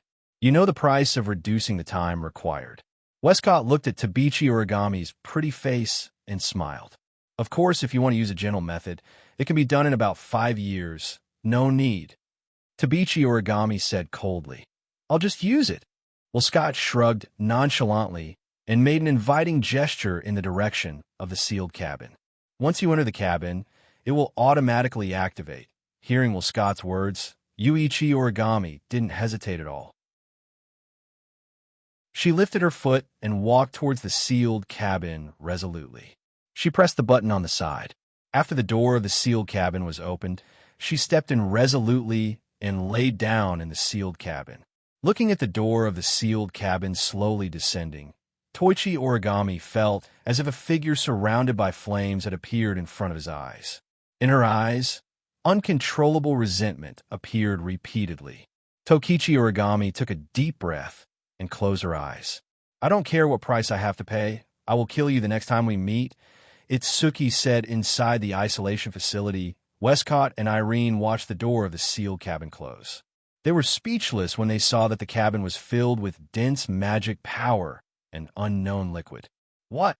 Westcott was the first to break the silence. "Don't you want to ask something?" "Yes. Although I know Ike must have his reasons, there's something I don't understand." Irene stared at the sealed cabin in front of her. She stared at the origami kite that was bathed in liquid and magic. "At least, I don't think Tabichi origami is good enough to defeat that man. Even if she used a stronger mana treatment method than Shina, mana treatment will consume a lot of lifespan and cost a lot. However, it's also the fastest way to gain power. But even after using magic, there were good and bad effects. It all depended on whether the target's talent was good or bad. If it was bad, one might pay a painful price in the end and end up with nothing. If it was good, for example, Shina, who was much younger than Elaine, was only slightly weaker than her. In Elaine's opinion, a nameless girl from AST, even if she was magically enhanced, would only be able to compete with the real deal. There was no way Elaine would be able to compete with her, let alone the man who defeated her. Irene didn't understand why Westcott would spend so much effort to modify Tabichi origami. "A person's feelings are a wonderful thing, Irene," Wilcote said meaningfully. "She might not be able to surpass you in the end, but she might be able to achieve better results than you." Chapter 12:30. In the early morning, there's still a hint of coldness in the air. Dawn had just broken, and there were still a few stars in the light blue sky that hadn't fallen yet. In the morning light, the green trees were shining brightly, waiting for the lingering sunlight to linger around them. At some point in time, the brilliant rising sun dyed half of the sky red, sprinkling soft colors among the clouds. In Heavenly Palace City, some light smoke floated out of the windows of every house. Every household was preparing breakfast, causing the air to be filled with a veil-like mist, making it seem a little lively. In Wu He's house, Shirji should have gotten up at this time and started to make breakfast. However, because Shirji, Kurumi, and Shirxiang were busy until very late last night for the night sacrifice, the three of them directly stayed in a nearby classmate's house last night and didn't come back. Yono had gone out with Ling Yin for the night, and Kodori had stayed in Fraxinus last night. That was why Itsuka's house was unusually quiet today. There wasn't even a single sound coming from the window, let alone smoke. As for the members who stayed at home last night, they didn't wake up until 3 o'clock in the morning. The sunlight shone directly on the glass of the window, refracting an abnormally dazzling light. It happened to reflect on the bed in the room, and also on the three figures entangled with each other in an extremely ambiguous position. The seductive spring scenery that leaked out from the quilt was exposed to the air. Wu Yan's eyelids twitched in his sleep. He slowly opened his sleepy eyes and subconsciously stretched out his hands to support himself. In the end, he only managed to press his hands on two soft and plump breasts. Wu Yan's mind was still a bit hazy when he felt the soft touch on his palms. After a moment of silence, he slowly lowered his head. Then, two white, jade-like bodies appeared in his field of vision. They're imprinted in his eyes. He looked at the two beautiful bodies in his arms. Wu Yan covered his forehead with his hand. It took him a while to remember what happened last night. I ate Yeju Shi and Shi Xian. Wu Yan bitterly smiled and shook his head. But no matter how you look at it, the bitter smile on his face is a euphemism. He's almost beaming with joy. Wu. Who knows if it's because of the noise? A soft moan echoed. It made Wu Yan's bones go limp. It was Shi Xian who was lying on Wu Yan's left. Her long eyelashes fluttered for a while. She slowly opened her eyes. She looked at Wu Yan with a confused gaze. She looked at him for a bit before she completely woke up. Her silver eyes were wide open. Yo! Wu Yan's lips curled up when he saw Shi Xian's eyes. Morning. Shi Xian blinked. She first looked at Wu Yan, then looked at Yeju Shi who was lying beside her, and finally looked at herself. Her delicate face instantly turned red. She pulled up the blanket and covered her head, not daring to see anyone. Seeing Shi Xian's actions, Wu Yan couldn't help but laugh. He pulled the blanket and teased her. What's wrong? Are you feeling shy now? However, the voice that came from the blanket made Wu Yan's teasing expression freeze. Shame and anger. Shi Xian has become impure. She was eaten by a beast. She can't get married anymore. Beast. Beast. Wu Yan's expression turned into one of excitement. I admit that I was a bit tough last night, but what beast? Isn't that too exaggerated? Shi Xian was silent for a while under the blanket. Then she replied. Crying, Shi Xian didn't mean that Master acted like a beast, but acted like a beast. Acted? Wow. Yeju Shi and Shi Xian were together last night. Shi Xian's body wriggled under the blanket. Not long after, Wu Yan felt a soft little hand grab his important part. Master was not only very energetic last night, he's also very energetic now. He's like a beast with unsatisfied desires. Ahaha. Wu Yan's expression became complicated. He felt comfortable and unnatural at the same time. Feeling Shi Xian's soft little hand, he couldn't help but laugh. It's morning after all. It's not strange to be a bit more energetic in the morning. Question, do I have to be energetic in the morning? Shi Xian poked her head out of the blanket and looked at Wu Yan in confusion. Master, don't you usually look very tired in the morning? This is not what I mean. Wu Yan's mouth twitched when he saw that Shi Xian was determined to get to the bottom of this. Looks like even if you've watched those so-called special training videos, you haven't improved much. I repeat, special training videos? Shi Xian was slightly startled. Then, she seemed to have thought of something, and her pretty face turned red again. She lowered her head and muttered, Shy, Master is really perverted. This. Wu Yan had the urge to sweat. You bought those videos yourselves, and you dare to play them in the hall. Who is perverted? Master. Of course it's Master's age. Yushin glanced at the blushing Yagia on the other side of Wu Yan. Yagia looked at Wu Yan with a hint of envy and jealousy. Shi Xian aside, Master bullied Yeju Shi last night, while Shi Xian was on the phone with Mei Jiao. You also enjoyed Yeju Shi's beautiful body that seemed like it would break if you hugged her.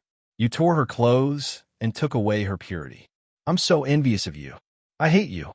First of all, I didn't tear Yeju Shi's clothes. Second of all, you definitely said you were envious. Wu Yan held his head as if he had a headache. Shi Xian, could it be that you want to learn from Mei Jiao and be attracted to both men and women? Mei Jiao. Shi Xian shivered. Obvious disgust appeared on her face. Blame. Master, please don't compare Mei Jiao to Shi Xian. Shi Xian would never become like that. In other words, your woman is only limited to Yeju Shi. Wu Yan shook his head with a smile. How sly. The man isn't satisfied yet. After saying that, Wu Yan's hand slowly slid down Shi Xian's body, covering her extremely plump and round breasts, and squeezing. Wu! The redness on Shi Xian's pretty face became even more intense. Her face continued to lower and lower. The blurriness from last night's madness was once again revealed, filling her alluring silver eyes. Looking at Shi Xian panting with her mouth slightly open, Wu Yan's heart burned. He licked his dry lips and lowered his head, sucking on Shi Xian's earlobe. Ah! Shi Xian blushed when her ear was attacked. She raised her head and involuntarily let out a soft cry. Wu Yan could clearly feel that the delicate body lying in his arms was starting to twist. Wu Yan's lips curled into a smirk. He looked at Shi Xian's voluptuous body with a scorching gaze. Shi Xian shuddered, and she had a bad feeling about this. Alert! Shi Xian tightened her grip on the blanket, pursed her lips, and stared at Wu Yan. Master, what do you want to do? What I want to do? Wu Yan's hand continued to move. When he met Shi Xian's gaze, he did not hide the heat in his eyes. Of course, I want to do everything. Ugh. Shi Xian's face was bright red, and she began to squirm. Warning, it's already morning. Shi Xian can't do it. How can you say that? Wu Yan grinned. His hand under the blanket suddenly reached for Shi Xian's most important part. Didn't I tell you? It's because it's morning that I'm so energetic. Begging for mercy won't do. Sensing Wu Yan's actions, Shi Xian struggled to get up. However, she did not know that this would stimulate Wu Yan. Ignoring Shi Xian's resistance, Wu Yin flipped his body and pressed Shi Xian under his body. Then, he forced her to turn around. Her hands were on the bed, and her back was facing him. Then, Wu Yin held her slender waist with both hands. His body slowly moved forward. Ugh! Following a muffled groan, Shi Xian, who had her back facing Wu Yin, suppressed her breath and moaned. Her moans were accompanied by an indescribable heat ripple. They once again resounded in the room.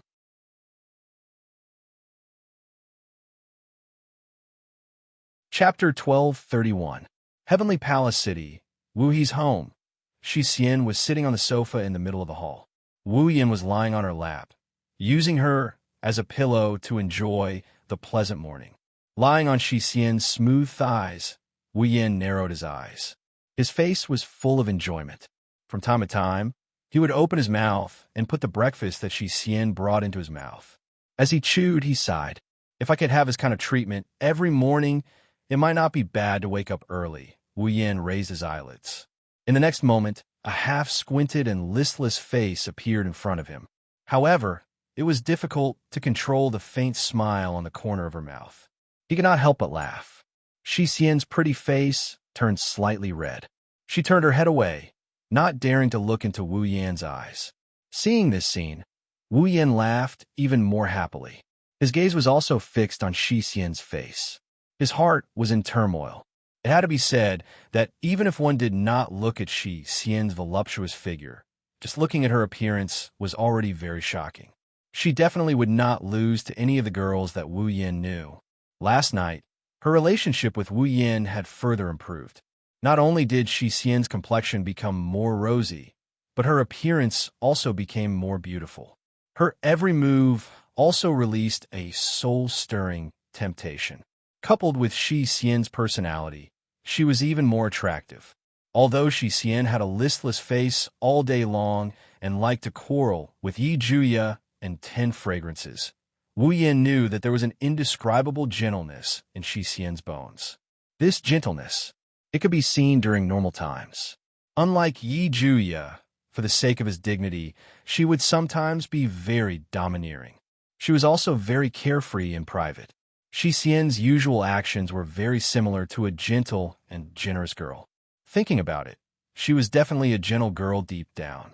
And this point was now proven by Shi Xian's attentive feeding actions. Looking at Shi Xian's beautiful rosy face, Wu Yan heaved a sigh of relief. He felt slightly regretful in his heart. If Wu Yan had known that eating Shi Xian could make her protect him so gently, he would not have waited until now to eat her.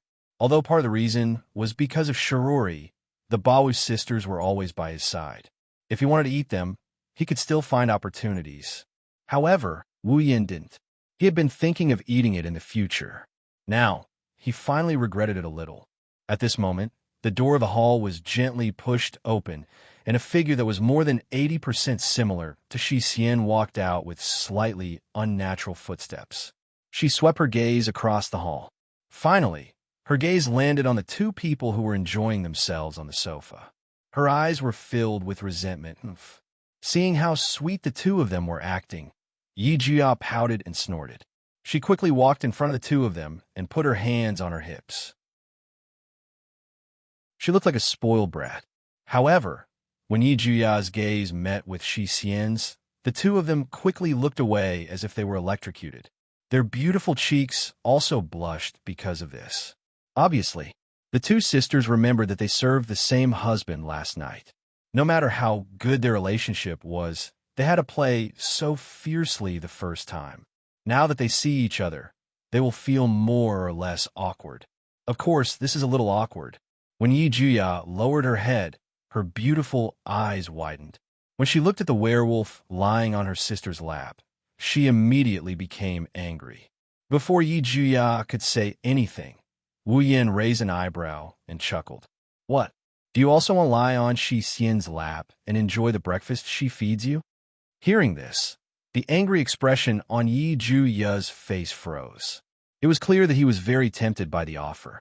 Unfortunately, this little bit of interest was quickly dispelled by Wu Yan's nonchalant statement. Today's dusk cord belongs to me, Wu Yan declared without any room for argument. Only today, You are not allowed to take it from me. You. Yi Jia was furious. Even if you are the master, you cannot be forgiven for toying with me.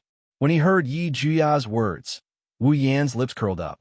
He waved at the flustered and exasperated girl in front of him, who seemed to be in a complicated mood. Yi Jia paused for a moment, then she seemed to understand something. Her face turned red, and she bashfully glanced at Shi Xian. When Shi Xian nodded and smiled at her, she mustered up her courage and obediently walked over under Wu Yan's smiling face. Compared to Shi Xian's voluptuous figure, Yi Jia lost in terms of voluptuousness. With a slender body and a thin waist, Yi Jia exuded a youthful aura. This aura didn't make Yi Jia appear too immature. Instead, it gave her a youthful aura that was completely different from Shi Xian's gentleness. Wu Yan almost couldn't tear his eyes away from Yi Jia.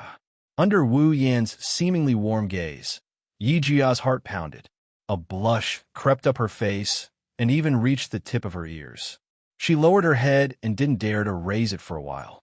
As if to change the topic, Yi Jia quickly looked at Shi Xian and whispered with a red face, "Shi Xian, were bullied by him last night, right?" Hearing this, Shi Xian blushed again.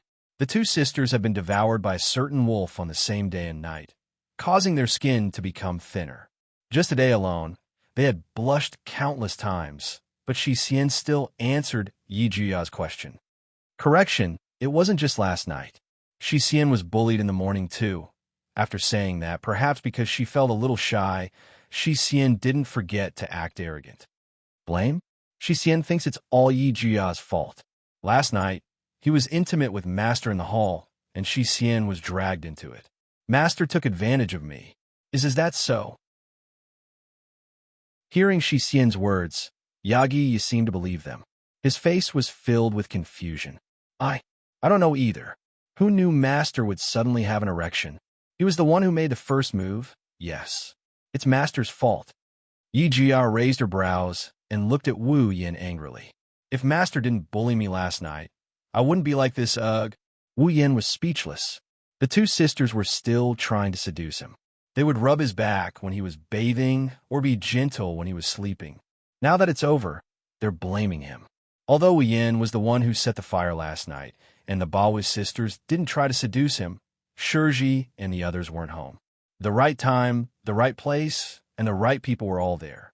If he didn't eat them, he would be letting himself down. Well, you're so cute and considerate. Wu Yan shrugged helplessly. It's all because you're too cute. It's your fault. So cute. As Wu Yan expected, Yi Jia and Shi Xian blushed again. They stopped arguing about who was right and who was wrong. Wu Yan rolled his eyes. He was sure that the two sisters were acting so proper early in the morning because they were too shy and didn't know how to deal with situations like this. That's why they acted so unnaturally. And that was indeed the case. After the shyness and blankness in their hearts faded away, the two elf ladies returned to their normal selves. Right now, the closest person to Master is definitely us, the 8 dance of hurricanes. Yeju sure crossed his arms in front of his chest and said proudly, "This time, Toka and Yoshino can't fight with me and Shi Xian anymore." Agreed. Shi Xian nodded heavily. When they come back, we must mention this and declare Shi Xian and Yi Jia's sovereignty. Hearing this, Wu Yan, who was enjoying himself, suddenly lost his composure. Even his expression changed. That, Wu Yan coughed and smiled awkwardly. Declaring sovereignty? There's no need for that, right? The Baowu sisters were stunned for a moment before refuting. Of course there's a need for that. We need to let our kin know who's the winner. Agreed. Yi Jia and Shi Xian have fought Toka and Yoshino 83 times. It's time to decide who's the winner. Oh, right. Isn't today the night sacrifice? Wu Yan jumped up and changed the topic when he saw how adamant the Baowu sisters were. Right now, the night sacrifice is the most important thing. We can't be late. Let's go. Wu Yan ran out of the hall. The Baowu sisters looked at each other in confusion. Chapter 1232. Heavenly Palace City, Dim Secret Facility. Standing side by side, Westcott and Irene stared at the sealed cabin in front of them. Looking at the origami kite soaked in liquid, the smile on Westcott's face was gone. Irene was no longer as cold as before. The only emotion left on their faces was solemn. Irene didn't move her eyes away from the sealed cabin. She broke the silence. This child. That's right. Westcott nodded and gave his comment.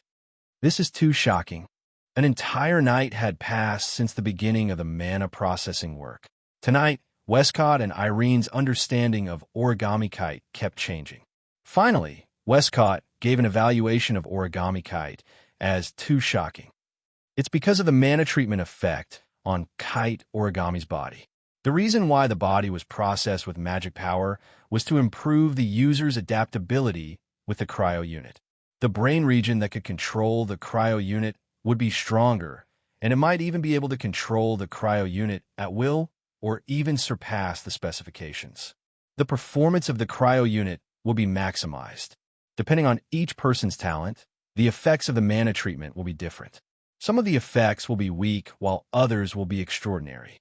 Just like in Shinna, after the effects of her magic power processing came out, it directly made her the second in command of the Den Magicians. She was also the one with the best magical effects so far after her body had undergone magical treatment. But today, this record had been broken. The person who broke it was none other than Shinna. It was Kite Origami. Scott and Irene turned their gazes to a display screen beside the sealed cabin. Looking at the various values displayed on it, the two exchanged glances and sighed.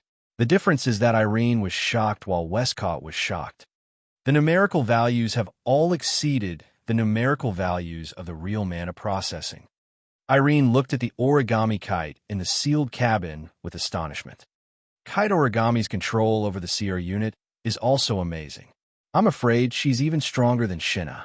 However, with the magic power processing to this extent, the lifespan of the origami kite should be less than a year. If she can control the CR unit that surpasses the limit, her lifespan will be even shorter. Westcott sighed. I didn't expect her to be so talented. What a pity. Scott chose to help Kyuchi Origami because of the grudge between Wu Yin and Kyuchi Origami. If it weren't for the fact that Tabichi Origami and Wu Yin are classmates, AST members would have turned them into enemies by now. All these complicated relationships piqued Westcott's interest, and he had a plan in mind. Westcott would not help Ueni with origami. Westcott didn't expect Kite Origami to be able to absorb the effects of the CR unit to such an extent. It had to be known that although mana processing could quickly increase one's strength, the effect was determined by one's aptitude. In other words, mana processing enhanced the strength of a magician in the future and then displayed it in advance. In other words, the CR unit's effect is equivalent to the target's aptitude. Even if they don't use the CR unit, they can use gentle methods to gradually draw out Kite Origami's talent. Kite Origami can reach this level. If Westcott knew Kite Origami had such a talent, he wouldn't have recklessly asked her to use the CR unit's lifespan reduction magic. Who knows, we might have destroyed a treasure with our own hands. Scott shrugged helplessly. How should I describe this feeling? It's regrettable, but also pleasant. Irene glanced at Westcott. She felt powerless against his bad taste. She shook her head and looked at the screen again. Based on the current situation, if Kite Origami is equipped with the latest CR unit, her power will surpass Shinya's. Her final power should be several times that of Shinya's. What a nice number. Scott licked his lips. He looked at Origami Kite as if he was looking at a fun toy. It's a pity, but with this kind of power, Itoka Shido should be in a lot of trouble. After saying that, Scott looked at Irene and smiled meaningfully. Who knows?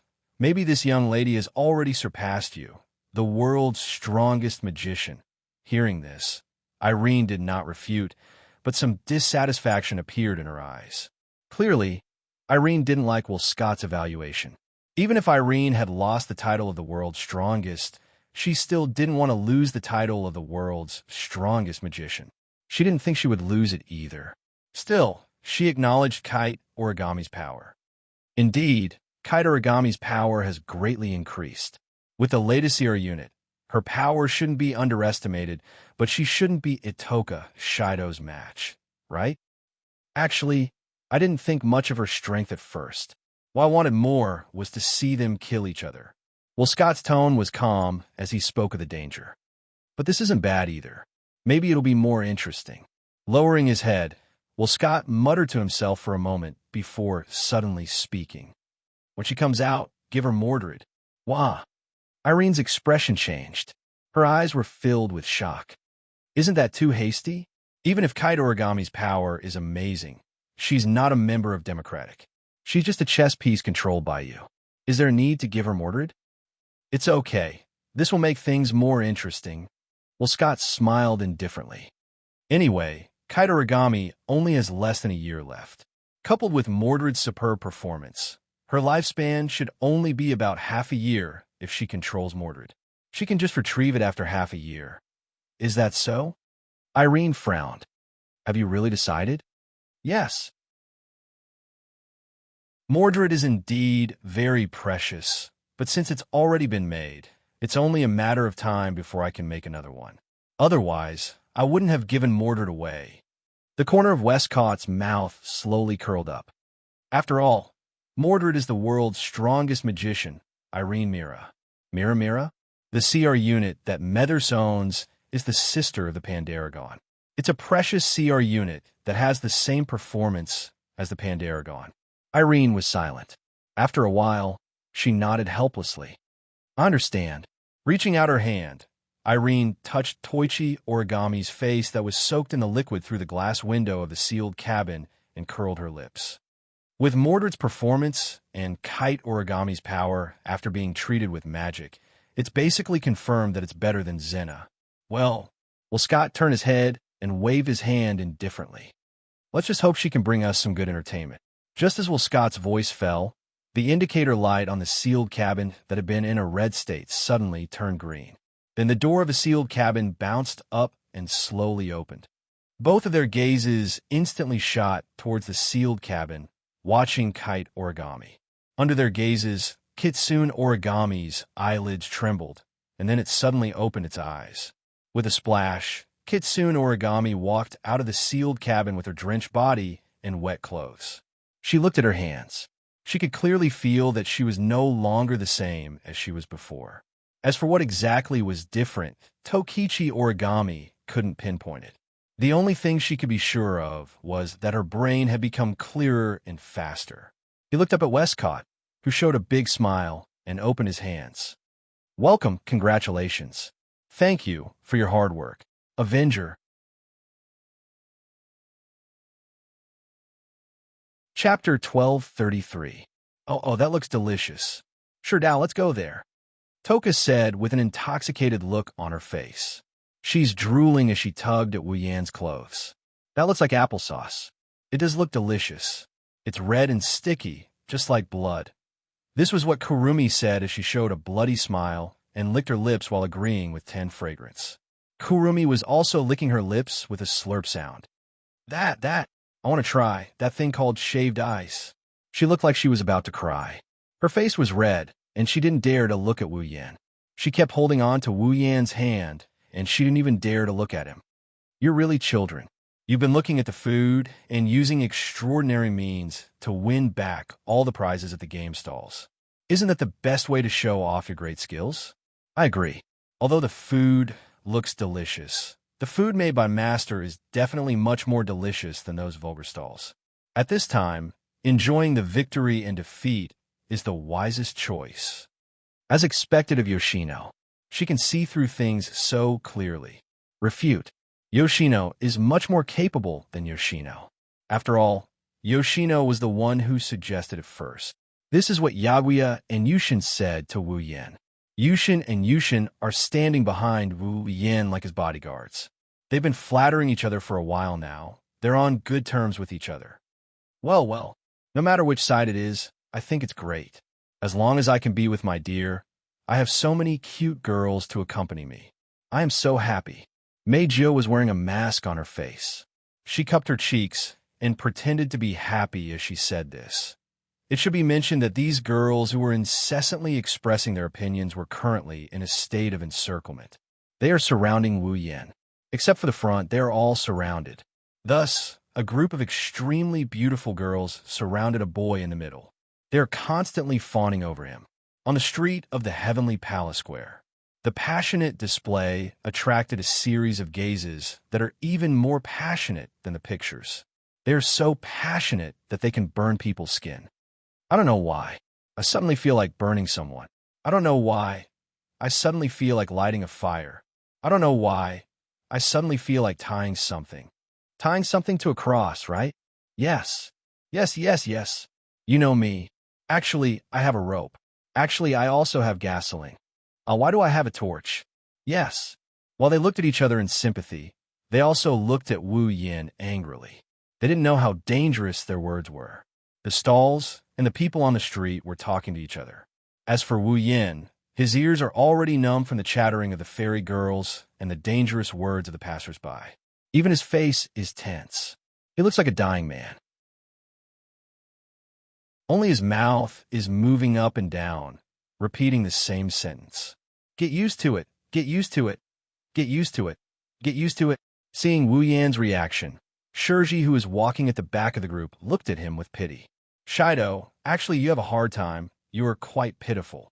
Ah, Shirji classmate, what did you just say? While Shirori was giving Wu Yan a pitiful look, Mikoto, who appeared next to Shirori, said something so frigidly that Shirori jumped in fright. With Shiori's relationship with Wu Yan and Ko, she naturally knows Mei Jio's true identity. When she thought about how the masked girl walking beside her is actually a super popular idol, Shirori couldn't help but feel a bit reserved. No, it's nothing. Oh. Mei Jio nodded casually. She didn't seem to care about what Shirji said. But soon, Mei Jio's bright voice entered Shirji's ears. Actually, I recently obtained some new tea leaves. I heard they can make delicious black tea. I wonder if Shirji classmate is interested in having a drink with me? Drink, drink, drink. Shirji felt a bit conflicted when she heard Mei Jio's tone. She sounded like a bad person trying to persuade a cute girl to drink. It's not that Shirji doesn't like black tea. It's not that she doesn't like Mei Jio. It's just that this isn't the first time Mei Jio invited her to drink tea. When she first met Mei Jio already invited Shirji to her house to drink tea when she was free.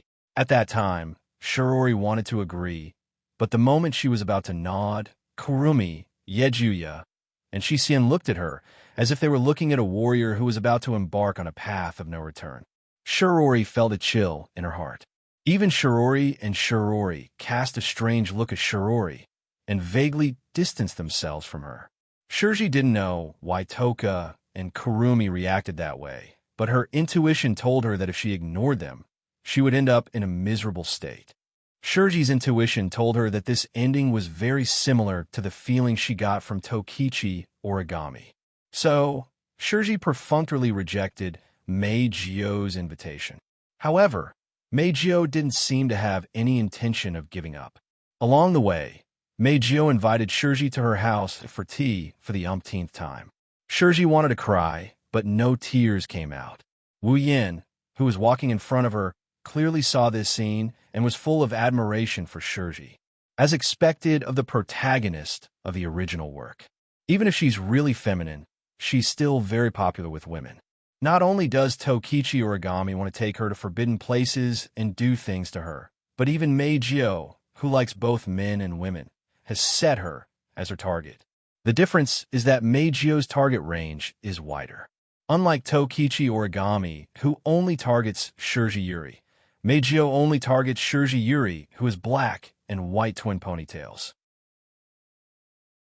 Of course, Tokichi Origami isn't as perverted as Shirai Kuriko. Probably. When he thought of Tokichi Origami, the numbness on Wu Yan's face faded away and was replaced by a frown. For some reason, when the name Tokichi Origami rose in Wu Yan's heart, a very impetuous feeling rose in his heart. This impetuous mood was exactly the same as the last time he met with Woodman and reached a consensus in the bathroom. It was the same impetuous mood that appeared for no reason. Could it be that the thing I neglected has something to do with Tokichi origami?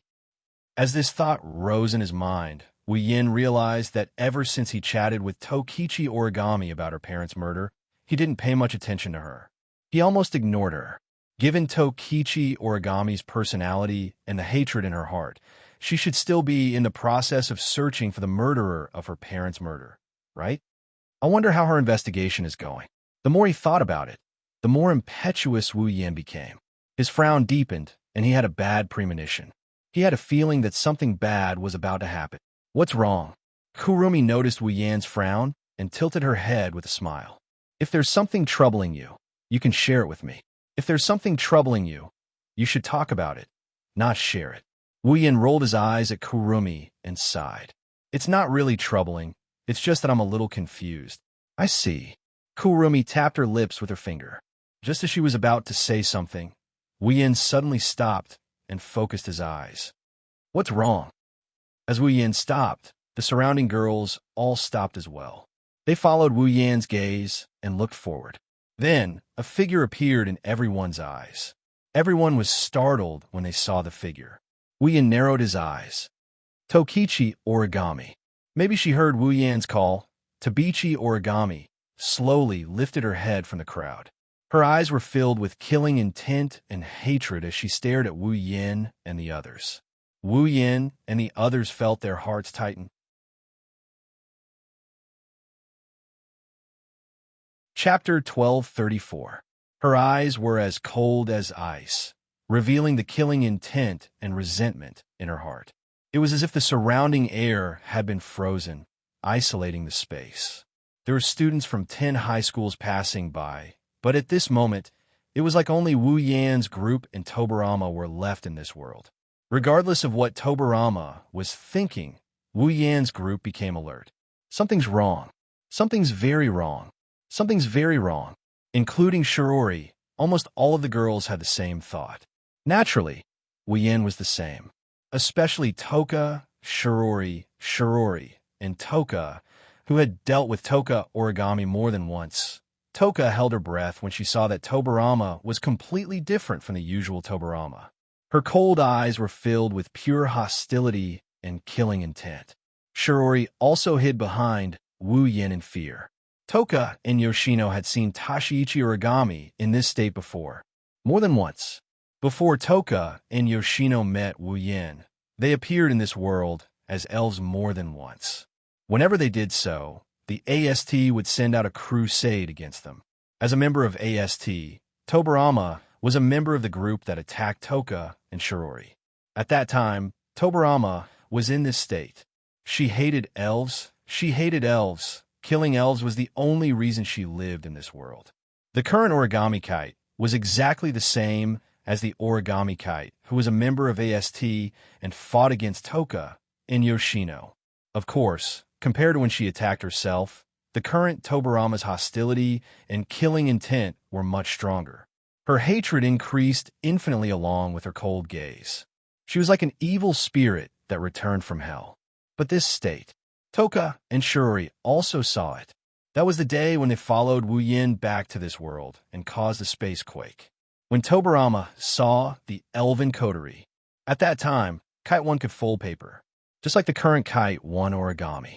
They could completely overlap with each other. Almost instantly, Toka felt an instinctive hostility towards Toichi's origami form, and her body tensed up.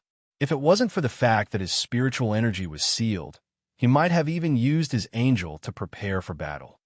What do you want? Yes, origami classmate. Shirori also seemed to be a little panicked. Looking at Tabichi origami staring at Wu Yin, she quickly opened her mouth. If Shido did something wrong and made you angry, you can tell me directly. I can ask him to apologize to you. Apologize? Kitsune origami's eyes widened in an instant. Then she roared in anger. How can an apology make me give up on revenge? Accompanied by the angry roar, a burst of faint light broke through the air from all directions and covered Kitsune origami's body, rendering her into a dense light and gradually elongating. When the light and shadow dimmed, Kitsune origami's appearance had completely changed. Her Lichon High School uniform had disappeared and was replaced by the tight, streamlined suit that must be worn when equipping the CR unit, and the strongest symbol of magician strength, the CR unit. However, different from the crude CR unit of the past, the CR unit on Kitsune Origami's body had changed greatly. The entire body was made of dark gray mechanical armor, covering Kitsune Origami's limbs and scattered parts. The shape was particularly sharp, and the shoulders and ribs were covered with wing-like armor. On Kitsune Origami's back, there was an X-shaped propulsion jet and a huge cannon-like armament on her waist. This was the CR unit on Kitsune Origami's body. What is that? On the street, the crowd who saw Kite's origami equipment with their own eyes could not help but widen their eyes. Their faces were filled with shock and bewilderment. This surreal scene had shocked all of them to the point that they were stunned on the spot. They had entered a state of stupefaction. Origami, classmate. Shiori was also shocked. Yu, Wuyin, Kurumi, Toka, Yoshino, Yagoya, Yushien, and Mikoto were all in disbelief when they saw Kitsune Origami's CR unit in front of everyone. When they noticed the appearance of the CR unit on her body, their disbelief was replaced by shock. This definitely wasn't something that Kitsune Origami's AST standard CR unit could compare to. Moreover, based on appearance alone, the CR unit on her body was very similar to another person's CR unit. The world's strongest magician, Irene? Mira? Messier? Kitsune Origami. Wuyin stared at Kitsune Origami and said in a deep voice, "Could it be that you and Dem?" However, Kitsune Origami didn't wait for Wu Yin to finish his sentence. The CR unit on her body glowed with a bright green light. It rapidly expanded and hit everyone present. In an instant, all of the normal people present were covered by the Turt Tori, including Shirori. Before anyone could react, Kitsune Origami extended her right hand forward. The equipment on her waist quickly expanded and turned into a heavy cannon. She held it in her hand and pointed it at Wu Yin. Wu Yin's expression changed. He quickly undid the seals on all of the elf girls present. At the same time, Kitsune Origami pulled the trigger on the cannon in her hand without any hesitation. A dazzling light filled every corner of the area. A huge magical beam pierced through the air and slammed into Wu Yin at an unimaginable speed. Bang! A deafening explosion echoed throughout the square. Smoke and fire were stirred up. The powerful shockwave spread in all directions. All of the bystanders in the Turt Tori were sent flying, and all of the stalls were knocked down. It's not hard to imagine that if Kitsune Origami didn't cover the normal people present with her Turt Tori, that attack would have killed at least 20 to 30% of the people present. Looking at the smoke and fire that permeated the scene, the crowd who realized what kind of state they were in just now screamed in horror and fled in all directions as if their lives depended on it. It was only after they had fled for a certain distance that the Turt Tori on them disappeared. What? What happened? That was a loud noise. Look over there. There's smoke. Could it be that there's a gas explosion somewhere? With his piercing scream as the source, the Heavenly Palace Square suddenly became a mess. The crowd, who did not know what was going on, looked in the direction of the smoke and fire in surprise. Some of the more curious ones even moved in this direction. In the center of the smoke and fire, there was a hole at least 2 meters deep and 5 meters wide. There was a straight line between the hole and Kitsune Origami, proving that what happened just now was not a dream. In the middle of the hole, Wu Yin reached out with one hand. There was some light smoke and magical fluctuations coming from it. Just now, he had used this hand to block Tokichi Origami's attack. On his other hand, Wu Yin is holding Shirori by the waist. Their surroundings are still rippling with the light of Turtori, domain of will. However, her face is also filled with fear. Seeing the uncontrollable fear on Shiori's face, Wu Yan's eyes flashed with anger. For Shirori, who didn't know what Turt Tori does, she was facing death just now. Wu Yan looked at Kitsune Origami. The anger in his eyes turned into coldness. Do you know what you've done? I don't need you to remind me. Kitsune Origami raised her heavy cannon and said with a cold tone. There was no confusion or hesitation in her voice. Everything will end if I kill you, including me.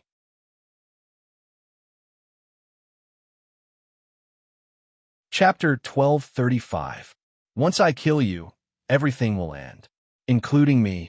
Hearing Tabichi Origami's cold and resolute tone, Wu Yin clicked his tongue in annoyance. His brain started working at high speed. Why did Kuda Origami become like this? Why did Kuda Origami hate him so much and even made a declaration of self-destruction? Why was Kuda Origami equipped with a CR unit similar to Irene's form? Why did Kyuchi Origami's strength seem to have increased so much that it was comparable to an elf? These 4 questions flashed through Wu Yan's mind.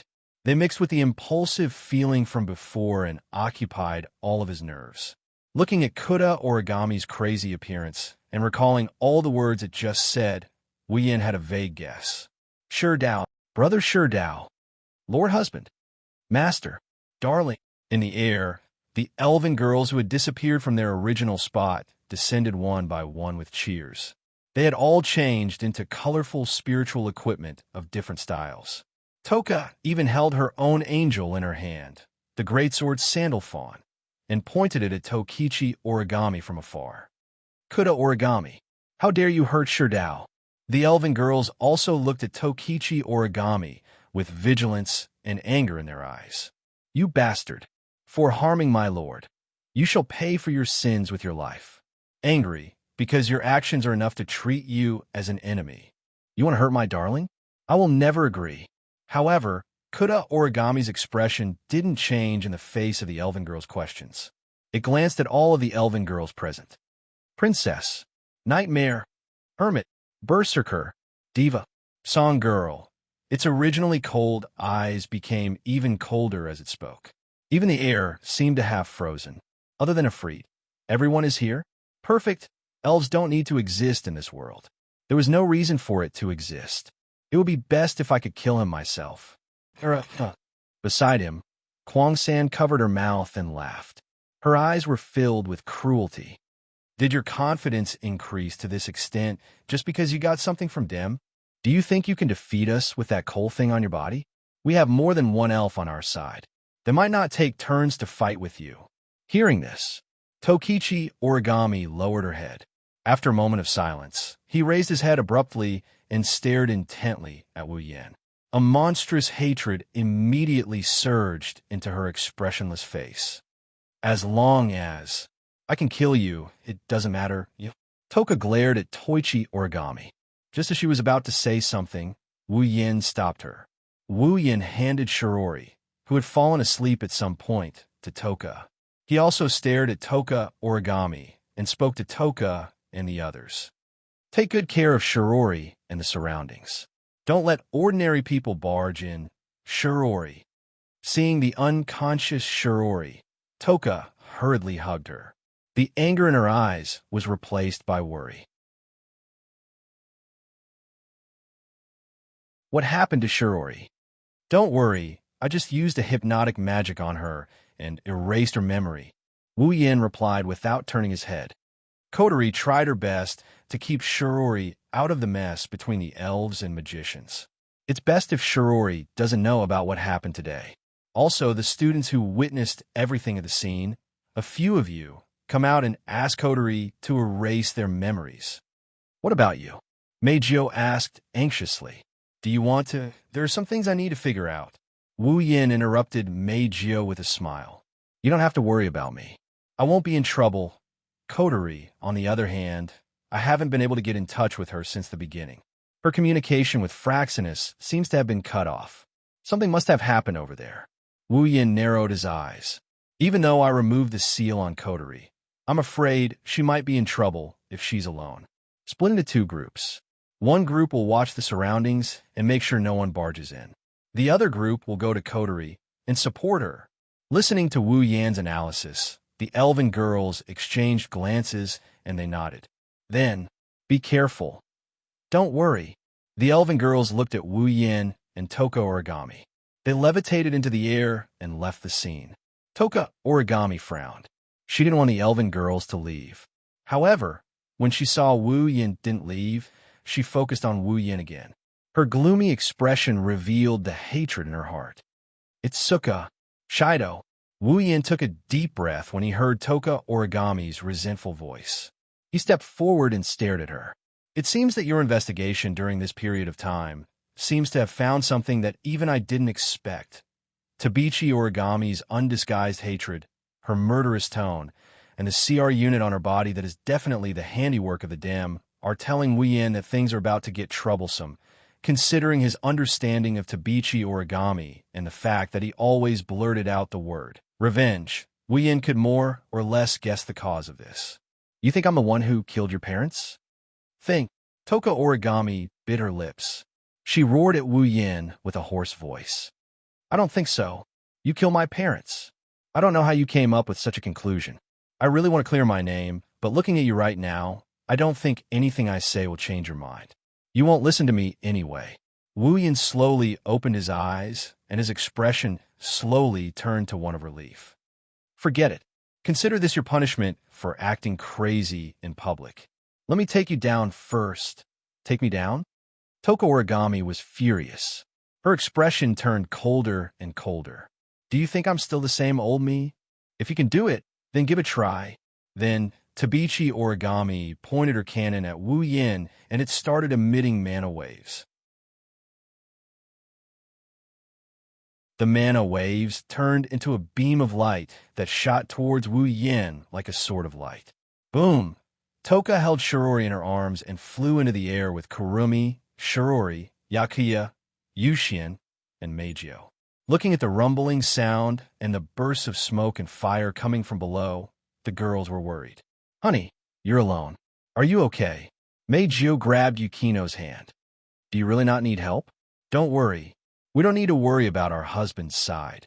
Kurumi, who was the only one who maintained a calm expression, calmly said to the girls, "With our husband's strength, dealing with Origami Kite won't be a problem." "Is that so?" Toka frowned. "I can feel that the current Origami Kite seems to have become a lot more powerful. No matter how strong he is, he can't beat husband." Kurumi shook her head. "Just like husband said, instead of worrying about him, we should worry about other places first. Husband said we should split into two groups. One group is to protect the people in the Heavenly Palace Square. Don't let anyone get close. And the other group is to protect Kotori." "That's right." Jia nodded. "Master said that something happened to Kotori, and we have to go help her." "Agreed." Yukino nodded. She looked at the others. "But how should we split up?" Kurumi pondered for a moment, then began to divide the elven girls among themselves. Meijio's ability is more suitable for controlling the situation. Toka is the strongest among us. Yukino, you three stay here. Yukino, and I will go to Kotori." The group of elven girls also pondered for a moment before nodding their heads in agreement.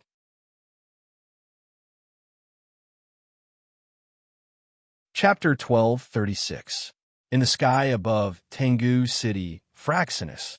Phew. Kotori was wearing a military uniform with a jacket draped over her shoulders. She finished her work and leaned back in her chair, exhausted. After pulling an all-nighter, Kotori finally finished sorting out the list of the display devices that were being manufactured and sent it back to Ratatasker's headquarters. Next, all he had to do was wait for the HQ to create the display device according to the order and arrangement on the list. Then, the main purpose of returning to this world would be achieved. Well, Kotori pouted and muttered. Let's hope that those fellows won't throw away their words like water and go back on their words at the last minute. They're the higher-ups. I don't think that's possible. Shino was playing chess with you while replying to Kotori in a bored tone. Even if it's a DEM, the promises made by the higher-ups still have to be fulfilled. Otherwise, it will definitely be very troublesome if the subordinates lose confidence in themselves. After all, the higher-ups are not all standing on the same line. If that's the case, the round table should be the same, right? You took advantage of the time Shina was talking to take down a chess piece. Otherwise, the commander wouldn't look like he just swallowed a fly every time he contacted them. I don't care what the headquarters say. We'll follow the commander's orders without question. Kanazuki Kiai jumped up and down as if he was on steroids. The members of Ratatoskr are gathered because of the commander. Ratatoskr is what we are today because of the commander. You gathered because of Coterie? Jannah couldn't help but look at Coterie, who was holding the jewel in her mouth, and asked in surprise, "Did Coterie create Ratatoskr all by herself?" "Nah, that's not it," Rain answered Shinna with dark circles under her eyes. Every member of the round table participated in the creation of Ratatoskr, but everyone in Ratatoskr is a fan of Coterie. Without Coterie, Ratatoskr wouldn't exist. I see. Shinna nodded in realization. She sighed. She's so popular. Coterie has her own aura. Many people like her. Ling Yin replied before looking at Yiyu. But didn't you transfer from the headquarters to support Coterie's brother? Is it okay for you to talk bad about the higher-ups from the headquarters? No problem. No problem. You waved her hand at Rain without looking away from the chessboard. Compared to the headquarters, I prefer Ratatoskr. I agreed to the transfer because I couldn't stand some of the things happening in the headquarters. I like Ratatoskr. The leader's not only strong, but he's also very friendly. Moreover, his affinity is very high. I'm very willing to follow him. If you want me to go back now, I might not go back. No matter which organization it is, and no matter whether their intentions are good or bad, as long as they have a bit of power, infighting is inevitable, Jannah said in a mature tone. I didn't expect you to be a member of the headquarters, you.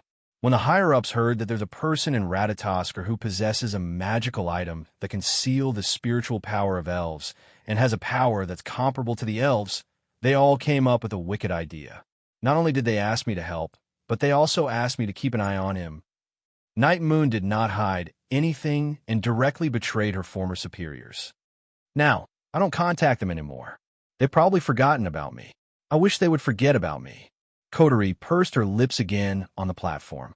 They've been coming here all day to ask about the sealed elves' current situation, yet they never ask about the seals. Instead, they're constantly asking questions about the elf powers and conditions before the seals, and they even want to invite the elves to meet them. Do they think that no one knows what they're doing? I must tell on them at the round table conference next time. Ratatoskr's members laughed kindly when they heard Coterie's complaint. At this moment, a red warning light flashed on the big screen in the command room, and a sharp alarm echoed throughout the command room. What's going on? Coterie furrowed her brows. What's going on? Commander. A member of Ratatoskr tapped on the keyboard of the instrument in front of him swiftly and reported in astonishment. There's a powerful magic reaction near the fairies in the Sky Palace Square. There's a magic reaction near the fairies? Everyone present was shocked. They stopped what they were doing and stood up. Coterie hurriedly gave the order. Show me the captured images. Yes, Commander. Suddenly, there was a sound of typing on the keyboard in the command room. As the sound rang out, the big screen in the command room instantly reflected the scene in the Heavenly Palace Square. Then, the crowd saw something. In a corner of the Heavenly Palace Square, thick flames and smoke were rising, and explosions were happening one after another, one by one. People ran out of the Heavenly Palace Square in a panic. It was a mess. At the corner of the battlefield, Tabichi Origami, who was wearing Pandaragon's sister mech, Mordred, fired her cannons at Wu Yin, who was holding up a magic barrier. Tabichi Origami. Coterie looked at the screen in shock. Why is she equipped with that thing? Why is she attacking Oni-chan? Is that really AST's Tabichi Origami? Ling Yin exclaimed as she looked at the numbers displayed on the screen below the commander's desk. What a shocking number. It's on a completely different level from what she's shown so far. It's even higher than Shinna's. Toichi Origami. Shinna frowned and stared at Toichi Origami's figure on the big screen. To be more precise, he was staring at the CR unit on Toichi Origami's body. He lowered his voice. Why is she equipped with Dem CR unit? Dem. Everyone in the command room was shocked again. Coterie's expression also turned ugly. Is that the CR unit for Dem? Of course. I would never mistake a Dem CR unit for something like that. Shinna nodded. Although I've never seen the type of CR unit on Tokichi Origami's body. Irene? Mira? Mether's special CR unit is very similar to this one. It's definitely the work of the Dem. That's right. We have nothing to do with Origami Kyuichi. Her excellent CR unit is not something that AST can provide. Other than the Dem providing it, there is no other possibility. But why did she attack brother? Kotori couldn't figure out the reason. She shook her head and didn't care about it anymore. She didn't know what happened between Dem and Tabichi Origami. She also didn't know what happened between Tabichi Origami and her Oni-chan. However, she was fighting Oni-chan. Since that's the case, Tabichi Origami is the enemy. Kotori waved her hand. Start the engines. Full speed ahead. Target 15,000 meters above Heavenly Palace Square. Yes, the members of Ratatoskr responded in unison. They began to operate the Fraxinus. The originally faint engine sound gradually became louder and louder. They turned the ship towards the direction of the Heavenly Palace Square. Suddenly, boom! A sudden shockwave spread across the entire Fraxinus and hit the command room. The sudden impact caused everyone in the command room to lose their balance. They staggered to their feet and cried out in alarm. Kotori held onto the armrest of the command deck in time and shouted to the people below. "What's going on now?" "Commander," a member of Ratatoskr replied. "That shockwave came from outside." "What did you say?" Kotori yelled. At the same time, an image appeared on the screen in the command room.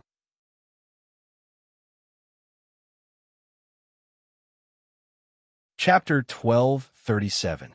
Black dots appeared on the screen of Fraxinus like a swarm of locusts. Everyone in Ratatoskr gasped when they saw the locust-like black dots in the command center of Fraxinus. That was because those black dots were all people. A group of magicians, equipped with advanced CR units, levitated in the air with the help of propellers, and aimed at Fraxinus with powerful weapons in their hands. This formation, this posture, in the command room, Shinya looked at the magicians on the big screen expressionlessly, and a glint flashed in his eyes. How nostalgic tisk. Kotori clenched her teeth. Damn, huh? I can't believe they came to us at this time. They're as cunning as ever.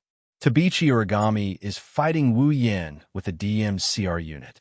Of all the times the DM arrived, even if Kotori is an idiot, she can guess the relationship between the two. However, Kotori didn't understand why Dem wanted to find Ratatoskr. Was it purely to destroy the enemy's airship? That might be the case, but Kotori had a feeling. Dem's goal was definitely not that simple.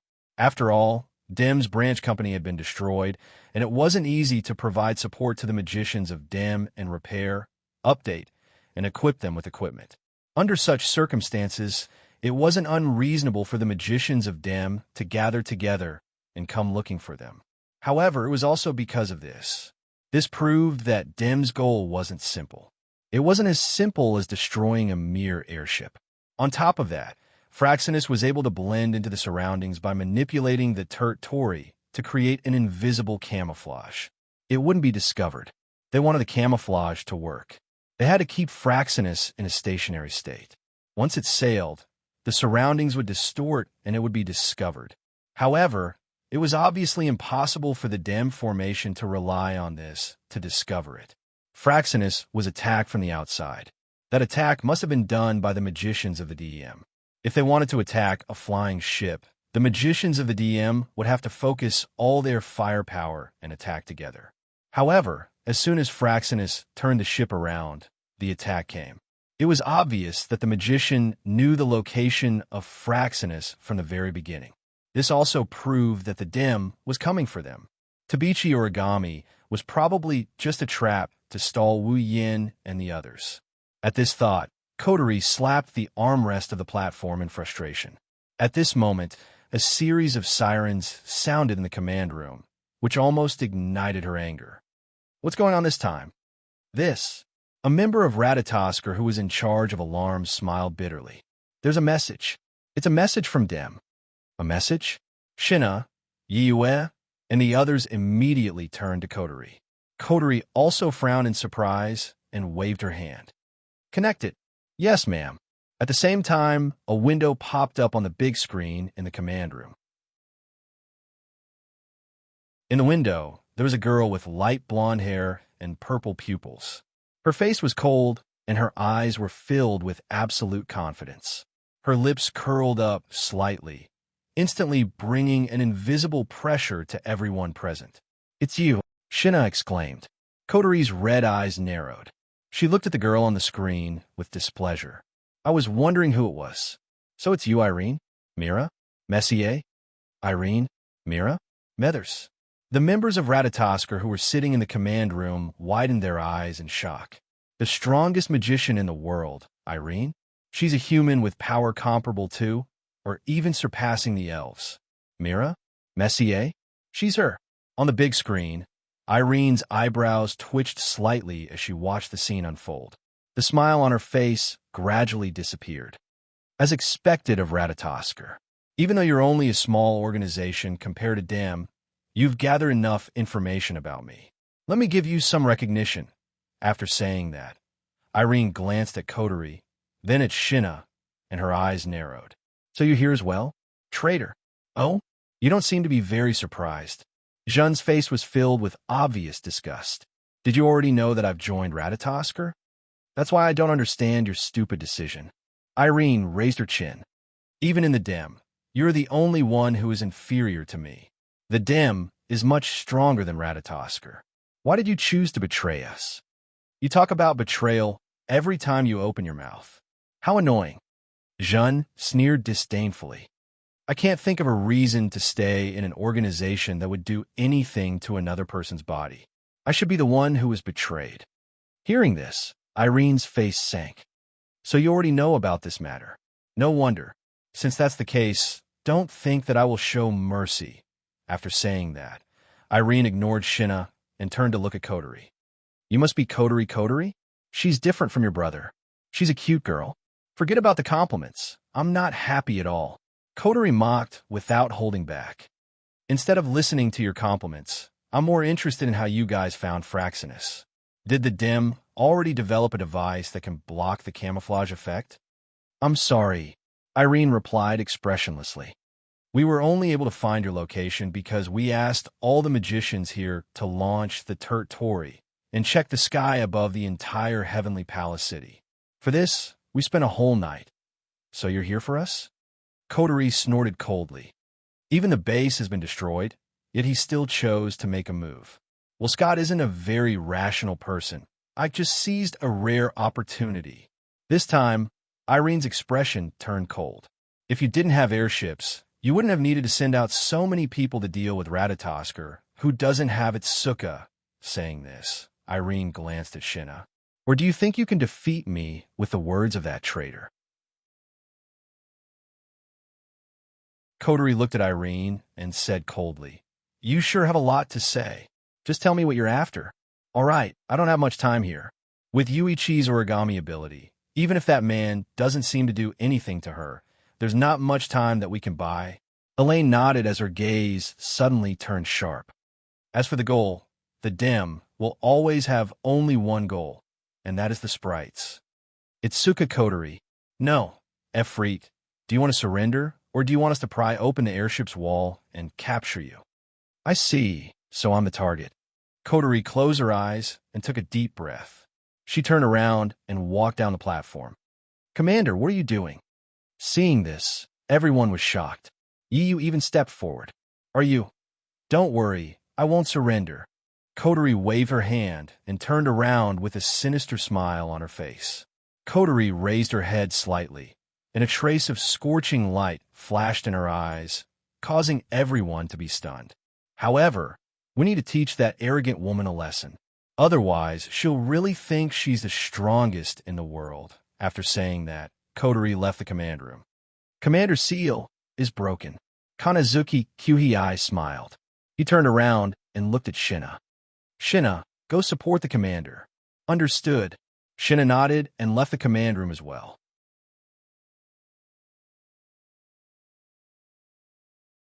Chapter 1238.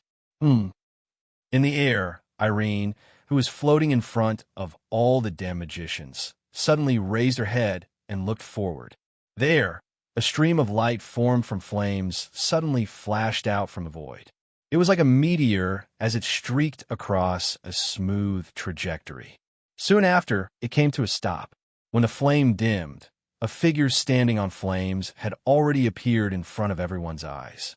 Seeing this, the magicians of Dim all raised the guns in their hands and aimed. Irene also tightened her grip on the laser lightsaber in her hand, and her purple eyes flickered slightly. "You finally showed up?" Efreet, Coterie lifted her head and swept a glance at the large group of magicians. She scoffed in a mocking tone. As expected of the Dim, they're taking full advantage of their numbers. Although I don't want to. Irene's face was emotionless. She wasn't affected by Coterie's provocation. But in order to complete the mission, Ike has also given the order. I will not go against it. Besides, if I don't seize the time to capture you, when your brother returns, it will be very troublesome on my side. Is that so? Coterie pursed her lips. If that's the case, why don't you send your Bandersnatch as well? We have no choice. Irene looked at Coterie coldly. The branch was destroyed by some infuriating elves. The Bandersnatch was destroyed as well. Without the facilities, we can't replenish the Bandersnatch, so we have to do it ourselves. Oh, Coterie chuckled. That's really good news. Coterie. A streak of light appeared out of nowhere and stopped next to Coterie. She was wearing a thick Siri unit that was completely different from the Dim, and she was looking straight ahead. The Vice Commander sent me to support you. Take care of those small fries. Coterie gave the order without hesitation. As for the strongest magician in the world, leave him to me. This. Shinnah hesitated for a moment before nodding his head. His expression turned serious. You have to be careful. You might be an elf, but that woman isn't easy to deal with. You might. Don't worry. Coterie nodded. Is the battle conference over? We don't have much time left. Irene narrowed her eyes and raised her hand. Everyone, attack. Yes, ma'am. The magicians from Dim responded. At the same time, Jinnah also rushed out. In an instant, he was like a ferocious tiger that had entered a flock of sheep. Amidst the flames and cannon fire, he knocked down the magicians one by one. The Dim magicians were no match for Shinnah. It was impossible for them to be Jinnah's opponent. At best, they only had the advantage in numbers. Looks like our magicians are better. Coterie raised an eyebrow. If you don't help, you might get wiped out. It's fine. Irene picked up the laser lightsaber and replied concisely. From the very beginning, I didn't count them as part of my combat strength. To capture you, I alone am enough, Coterie chuckled. She narrowed her eyes, and a ball of fire erupted from her body, burning her clothes to ashes. Divine spiritual equipment? 5 times Elohimji wave R. Just like a phoenix spreading its wings, Coterie waved her hands, and an ethereal kimono appeared around her and covered her entire body. The sleeves of the kimono were burning with flames, and her twin ponytails had turned into long hair. A pair of horns adorned the top of her head, making her look both beautiful and domineering. Burning Demon Destroyer, Camel. A gigantic flaming axe appeared from the flames and landed in Coterie's hand. Coterie raised the axe that was taller than her and pointed it at Irene. Flames flashed in her red eyes. I have to say, you're unlucky. Irene? Mira? Mercer? Irene's expression changed. She asked in a deep voice, what's the meaning of this? You're recognized as the strongest in the world, yet you lost to my older brother on Hemi Island. Coterie looked at Irene with a cruel smile. I also lost to Natsuki when I was trying to capture Meijio. During the attack and defense battle at the DM Branch Company, I had to flee because my brother and Natsuki were present. This can no longer be described as unlucky, but pitiful. A hint of haze flashed past Irene's brows, and a cold expression appeared in her eyes. If you're trying to make me change my mind, you're going to be disappointed. No, you're wrong. Coterie lowered her head and looked up. I just want to say, you're unlucky right now. After all, unlike my brother and Natsuki, even if I can control my spiritual energy and stop myself from going berserk, I still don't know how to show mercy. As soon as she said that, boom, an explosive sound suddenly sounded, accompanied by a violent flame that exploded over the entire Heavenly Palace city. The flame under Coteries' feet was directly crushed by her foot, and she turned into a flame meteor that flashed above Irene in the blink of an eye. What? Irene's calm expression changed. She looked up and saw Coteries' cruel smile. Her pupils shrunk, and she quickly raised her laser sword. At the same time, Coteries' eyes flashed with a terrifying light, and she swung her axe down. Boom! In the sky, a monstrous curtain of fire exploded like a waterfall. It was like a large red lotus that was blooming. Together with a deafening roar, it broke through the clouds and swept out in all directions with strong waves of wind and fire. The curtain of fire spread at an extremely fast speed, and it didn't take long for it to expand to a range of a few hundred meters. Below the curtain of fire, a charred figure with light smoke all over his body wrapped in a circular green protective shield flew out from it. His figure was in an extremely sorry state. Irene's expression turned ugly as she looked at the curtain of fire that engulfed her. Her heart was in turmoil. Could it be that even the Efreet possessed greater power than himself? That's impossible. There shouldn't be anyone stronger than him. Itoka Shido was an exception. Natsuki Minamiya was Itoka Shido's angel, so it was reasonable for her to be stronger than him. But now, how could there be an elf stronger than him? Irene recalled what Wu Yin said to her after her battle with Wu Yin on Haimai Island. Perhaps you were once the strongest in the world. But now, in this world, although there are less than 5 existences who can defeat you, there are indeed some who can. You are no longer the strongest in the world. Irene's heart shuddered at this thought, and her expression turned even uglier. Damn it! As she flew downwards, she stretched out her hand. The next moment, a heavy cannon extended from under her armpit and was held in her hand. Pierce through, Irene yelled, and a beam of pure mana shot out like a sword of light. It destroyed the curtain of fire in the sky and shot towards Coterie. But when the fire curtain was pushed away and light severance was shot towards Coterie, Coterie had already grabbed onto a heavy cannon that was surrounded by flowing flames and refilling its muzzle. Irene's pupils shrunk to the size of a needle tip. Flames flashed in Coterie's eyes, and she curled her lips into a cruel smile. Burning Demon Destroyer, Camel, Cannon, Megiddo. In response to Coterie's call, the flames that shrunk into the muzzle of the heavy cannon condensed into a beam of fire. The beam broke through the air and crashed into the remaining flames even more violently than the light magic interruption before crashing into the light magic interruption. Pung! In less than a second, Light Break collapsed. Then, the beam of fire shot towards Irene and landed on her body in front of her shocked eyes. Boom in the distance, Kurumi, Yagiya, and Shisien had just arrived at the scene. The scene of the fireball hitting Irene was imprinted in their eyes. Seeing Irene falling down like a plane, the 3 of them looked at each other and smiled. Era. Kurumi shrugged. Looks like we don't have to do anything.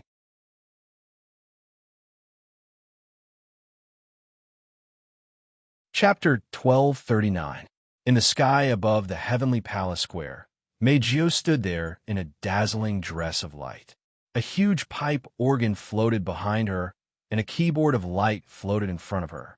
Meijio played rhythmically, ripples visible to the naked eye could be seen. Beautiful syllables undulated back and forth in this space, forming a beautiful song. With the undulation of the song, the entire heavenly palace square seemed to be shrouded in a semicircular barrier composed of music, stirring up bursts of ripples. With this layer of sound wave barrier, everyone who heard Meijio's music will be controlled by Meijio. They would leave the heavenly palace square directly according to Meijio's order of do not approach. After they were a certain distance away, they would return to normal and forget what happened in the heavenly palace square. It was also thanks to Meijio and the army destroyer Singer that the commotion within the heavenly palace square was resolved with minimal impact. The people within the heavenly palace square were all dispersed without a single injury, and even the AST that had sensed the psychic ripples and moved out had been struck by Meijio's ability and obediently returned. One must admit that Kurumi's arrangement was very reasonable. If Meijio wasn't here, the situation wouldn't be so easy to control. Meijio continued to play the song Army Destroyer Songstress as her gaze locked onto the area where explosions were happening in the Heavenly Palace Square. She muttered absent-mindedly, "Dear, are you still not done?" On the side, Toka, who was wearing a purple armor, was holding the unconscious Shirori with a worried look on her face. "Shido, are you okay?" "I am sure." Nobody knew if she was comforting herself or comforting Tin Fragrance and Meijio, but C1, who was wearing a rabbit hoodie, shook her head and said softly, "Brother Shurdao, he's very strong." "You're right." Meijio's expression relaxed. "Dear, he's so strong. Even that Elaine? Mira? Even Methers is no match for him. Tokichi Origami won't be able to defeat him either." "Damn it, that Tokichi Origami. Why is she targeting Shido?" Toka shouted at Meijio. "Shurdao didn't do anything wrong, did he? Even if you yell at me, I won't know." Meijio couldn't help but pout. "This is also the first time I've seen that Yuichi Origami. If you didn't call her earlier, I wouldn't have known her name, although she was very cute. But since you're going to hurt my darling, I won't invite her for tea." "Invite Yuini Origami to drink tea? No way." She clearly took Meijio's words to be true. This made the four bushes at the side blush with shame. He turned his head. Looking at the place in the Heavenly Palace Square that had been exploding, Shirano's beautiful big eyes flickered with ripples. "Brother Shurdao, come back quickly." Bam! As a frenzied magical light beam cut through the atmosphere and landed on the ground of the Heavenly Palace Square, a series of continuous explosions shook the place once again, causing the space to completely turn into a world of fire and smoke that permeated the entire place. Yuichi Origami shrunk her territory to the size of her body and grabbed the heavy cannon in her hand. Then, a laser blade extended from the front of the cannon and was raised by Yuichi Origami. She raised it high above her head and swung it down at Wu Yin in front of her. Looking at the sharp sonic boom coming towards him, Wu Yin frowned slightly. He suddenly stretched out his hand, and a trace of magical energy surged out from it. Ding! In the crisp sound, Wu Yin used 2 fingers that contained magical energy to catch Yuichi Origami's laser blade. He ignored the intense sparks on the blade and looked at Yuichi Origami's cold face. "Still not planning to give up? You should have realized that you're not my opponent, right?" Hearing this, Yuichi Origami's eyes flashed, and her brain instantly sent out a command. Suddenly, a part of the laser blade in her hand suddenly twisted and extended like a python. It turned into the muzzle of the heavy cannon that Yuichi Origami originally held and aimed at Wu Yin. Bam, bam, bam, bam. In the next moment, the muzzle that was aimed at Wu Yin condensed magical energy and shot out a series of football-sized magical energy cannonballs at Wu Yin like a storm. Originally, Yuichi Origami's laser blade was directly caught by Wu Yan's fingers. The cannon that extended from the blade was naturally less than half a meter away from Wu Yan. Therefore, almost at the same time when the cannon fired, the magical energy cannonballs that contained violent magical energy all landed on Wu Yan's body. Bam, bam, bam, bam. Continuous explosions sounded one after another, sweeping up smoke and fire all over Wu Yan's body. Yuichi Origami used the propeller on her back to quickly leave the center of the cannon fire. She looked at the figure shrouded in smoke and fire and tightened her grip on the weapon in her hand. Through this first battle after her transformation, Yuichi Origami finally understood the extent of her strength. Powerful. He was truly powerful. She was far from being comparable to her previous self. In the past, even if he tried his best, he would not be able to withstand a single blow from an elf in its perfect state. But now, Koichi Origami had the confidence to fight one-on-one with any elf that he had once conquered, and they were evenly matched.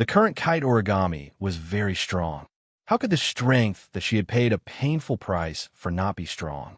However, she was only a little stronger than Jenna, not enough to be compared to Irene. Compared to Wu Yin, she didn't even need to think about it. Lying in the debris of the simulation shop stall, Kite Origami tried her best to raise one of her hands. She couldn't help but grit her teeth, and her heart was abnormally sad.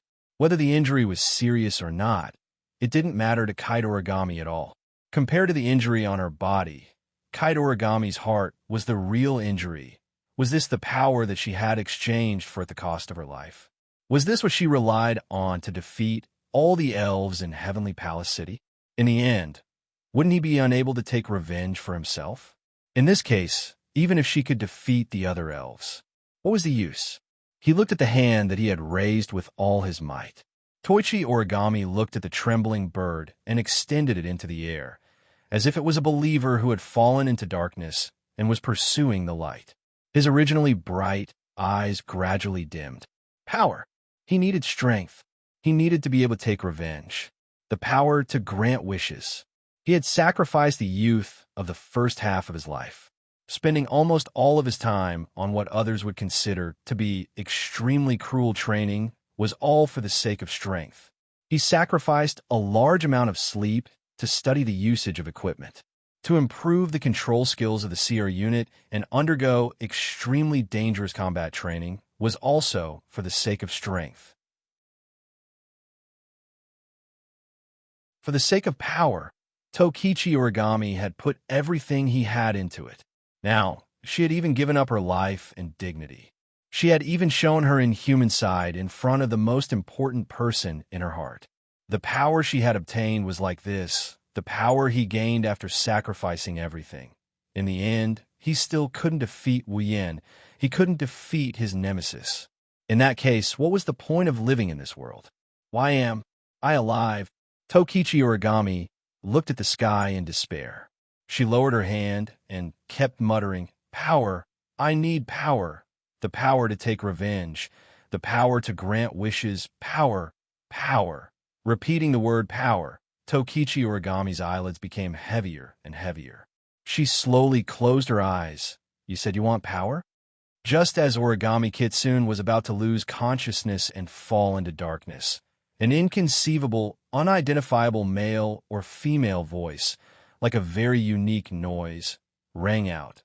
The sudden sound caused Kita Origami, who was about to fall into darkness, to wake up.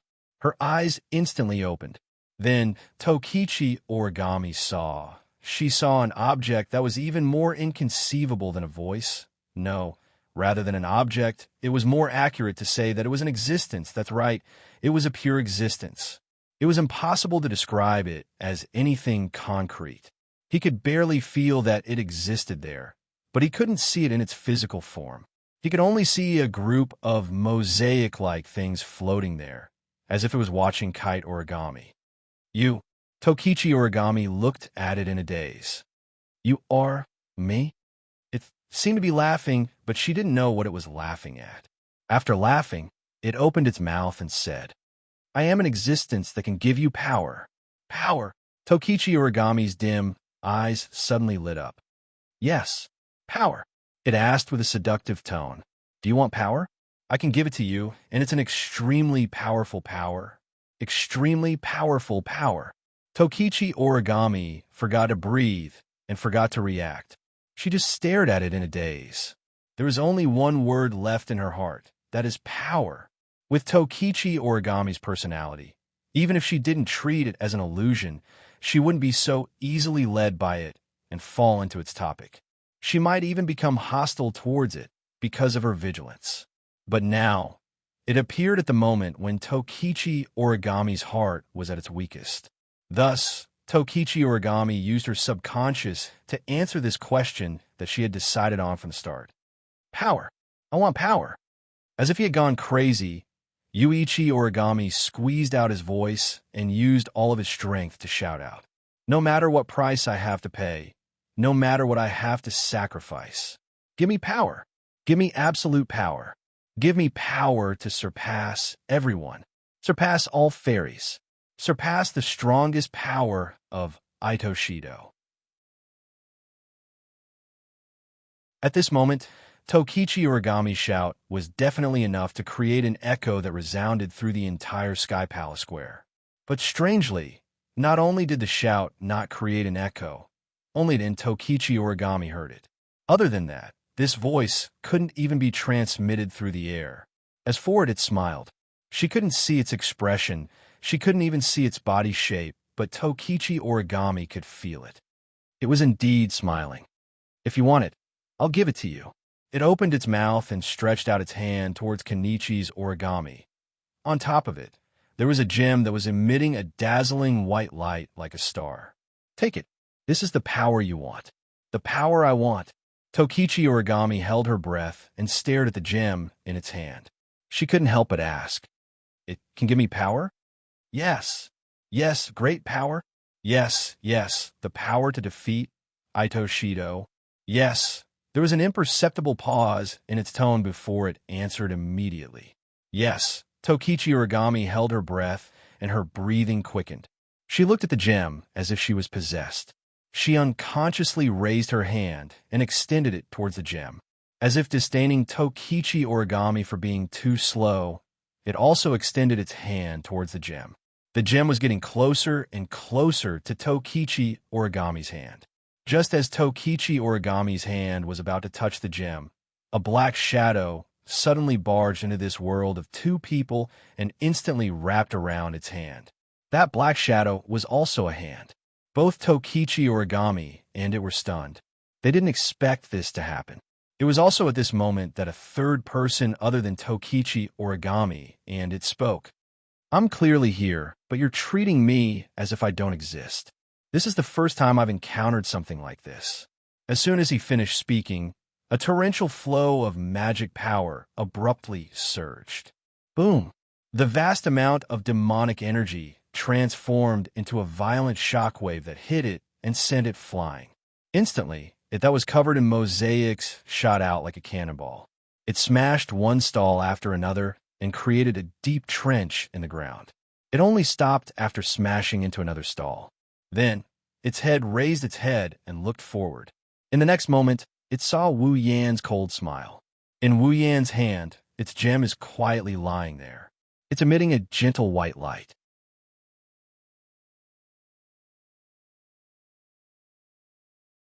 Chapter 1241.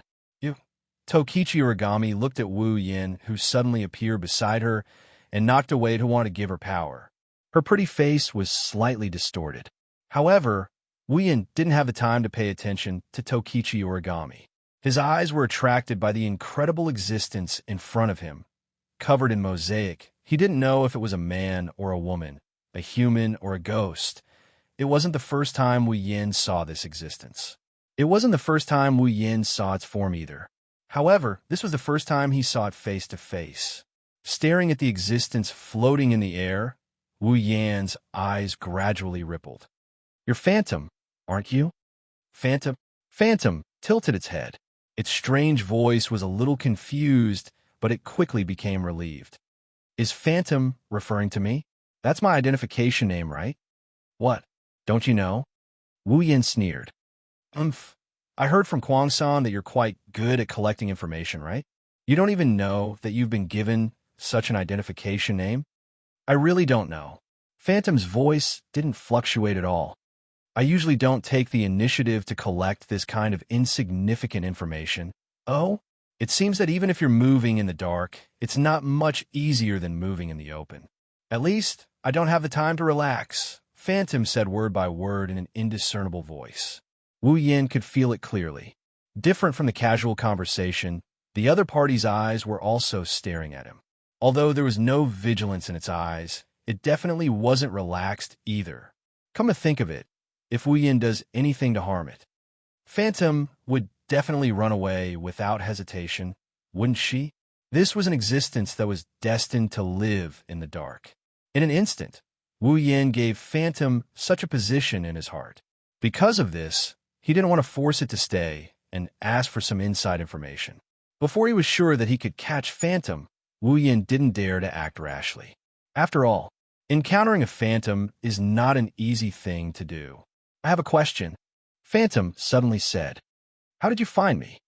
Hearing this, Wu Yin raised an eyebrow and said with a smile, You're talking to Tokichi Origami in front of me, and you're asking me how I found you? There's a spirit barrier around me. Phantom ignored Wu Yan's perfunctory answer and explained. This spirit barrier, not only can it help me hide my appearance and voice, but it can also weaken my presence under my control.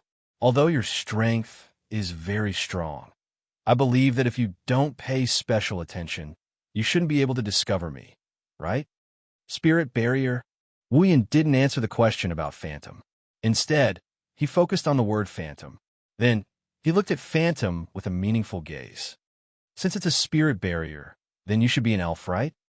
Phantom was silent for a moment before nodding. I am indeed an elf who has been looking for companions. No, an elf who creates companions. Creating companions. Wu Yan narrowed his eyes. Why? I can't answer this question. Phantom replied. Although I can't answer your question, I hope you can answer mine. This is so unfair. Wu Yan pursed his lips. He glanced at Tabichi Origami, who was glaring at him, and he continued. Indeed, I didn't pay special attention to you. I didn't notice your arrival without any hostility or attack. But don't forget, you started talking to Tabichi Origami the moment you showed up. Wu Yan shrugged. Although I didn't notice your existence, the injured origami kite started a conversation out of nowhere. She must be talking to herself, or she must have a partner. With her personality, I don't think that talking to herself could make her so excited. So you noticed a third party and paid special attention to it. That's how you noticed me, right? Phantom continued Wu Yan's words and muttered. I see. I was careless and didn't take the child's actions into consideration. That's the gist of it. Wu Yan leaned to the side and stared at Phantom. Then, it's time for you to answer my question, right? Question? Phantom repeated Wu Yan's words. Why did I create elves? Actually, I have a lot more questions I want to ask you. Wu Yan sighed. But for now, let's just ask this, then I'm sorry, but my answer is still the same. I can't answer your question. Phantom answered without hesitation. I can only say that I have my own goal and wish. Wish. Wu Yan's gaze turned dangerous. Then, will your so-called wish harm the elves? Phantom was speechless. After a long while, she finally replied with this sentence. I'm not sure if it will harm the elves, but I'm sure I have no hostility towards them. Wu Yan didn't say a word as he stared at Phantom. Phantom didn't speak either. No one could see what it was doing, but Wu Yan could feel it looking at him.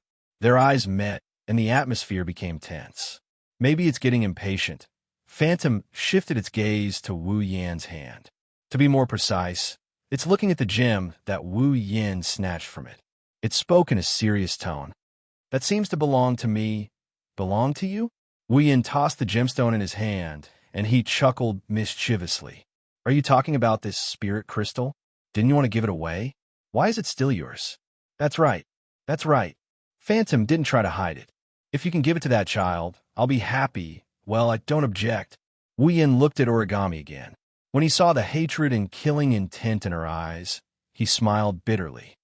I don't object, but if I give it to her now, I'll be in big trouble.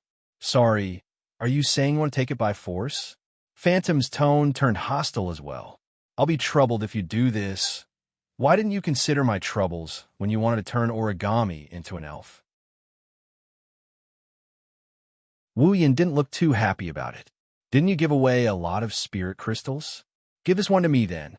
With your strength, you still need a spirit crystal? I don't need it. Just because I don't need it doesn't mean others don't need it. Wu Yan said, I'm giving it away anyway. I can choose who I want. Phantom was speechless. I guess that's the only way. You're saying you agree? Wu Yan laughed. Thank you so much for your generosity. I just don't have the confidence to take it from you. Phantom turned around. However, you have to remember that there's a limit to the use of the spirit crystal. The more compatible the attribute of the spirit crystal is with the target, the more powerful the elven power will be after the elven transformation. Kite origami is definitely a rare and suitable target for this spirit crystal. If you solve your problem, I hope you'll still give the spirit crystal to her. After all, I also want to see the birth of a powerful spirit. Phantom turned around and looked at Wu Yin. You have great power. Even I fear you. I don't know what kind of existence you are, but I don't want to be your enemy. You have a special relationship with the elves. Even that child Kurumi was moved by you. The elves that gathered around you all seem to have changed. To be honest, I'm very surprised. Of course, I don't know if this change is good or bad, so let me observe for a while. I hope we won't become enemies in the future. Phantom's body started to fade away. When the last sentence was said, Phantom completely disappeared without a trace. Wu Yin watched Phantom disappear in silence.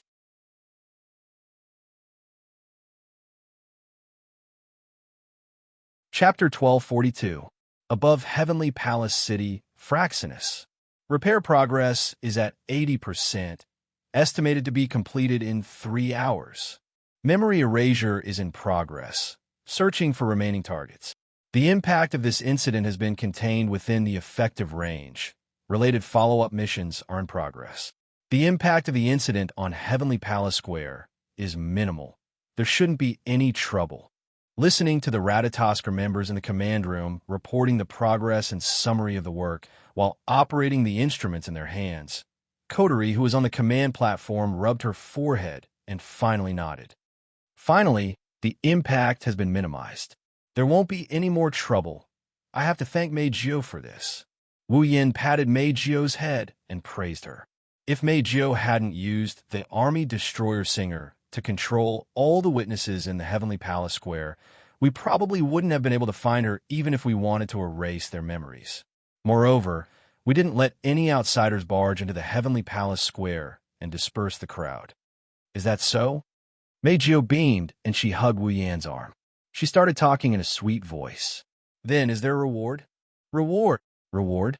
Wu Yan scratched his cheek and shrugged. That depends on what reward you want. I'll give a try if I can.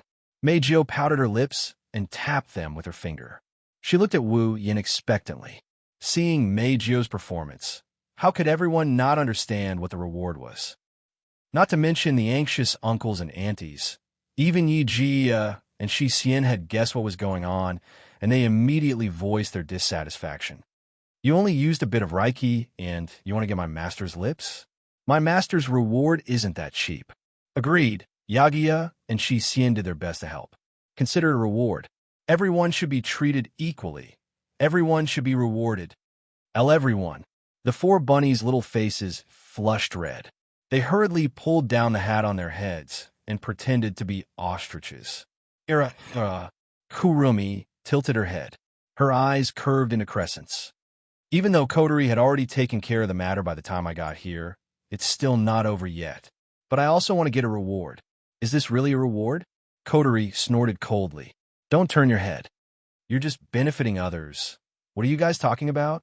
Shi Xiang was the only one who was at a loss. What's the reward? What kind of reward would everyone want? Since everyone has one, I want one too. Can you stop arguing? His request for a kiss was interrupted by a group of girls. Mei Jiu couldn't help but feel displeased. Even if everyone wants it, they have to line up behind me. Why? Do you want me to be behind you? Refute. Shi Xian believes that first come, first served isn't calculated like that. I'm fine with that. I have share too. The group of elven girls voiced their opinions one by one. Some were as dissatisfied as Mei Jiu, some were indifferent and just wanted to join in the fun, and some were still in a state of confusion. There were even some who almost fainted from shyness. For a moment, the entire command room was filled with the noisy voices of a group of elven girls. Sigh. Wu Yin and Coterie looked at each other and sighed. The commotion at the Celestial Palace Plaza has been quelled. The midnight ritual has been postponed to tomorrow due to an unknown incident. I'm pretty much done with wrapping things up. There shouldn't be any problems. Wu Yin pursed his lips as he looked at Coterie. Everything should be fine here, right? What could possibly happen? Coterie pursed her lips. Irene? Mira? After Meth was taken down by me, the rest of the DM magicians weren't even worth mentioning. They couldn't even escape because of the arrival of Kurumi, Yakuya, and Xian. They were all captured. Coterie glanced at Wu Yan, including the strongest magician in that world. Even Irene was captured. Wu Yan flinched for a bit before he started gloating over his misfortune. That Scott must be like a cat on a hot tin roof right now. What? I don't know what happened to Scott, and I don't want to know. What I want to know is what happened to Tabichi Origami. Coterie frowned. Why did she come to you? It doesn't look like it's because of the DM's order. Do you think Tabichi Origami joined the DM? Wu Yin smiled bitterly. Well, it's not impossible, but that's not the point. The point is, Tabichi Origami seems to think I'm the one who killed her parents. How's that possible? Coterie chuckled. Tabichi Origami's parents died 5 years ago. How long have you been in this world?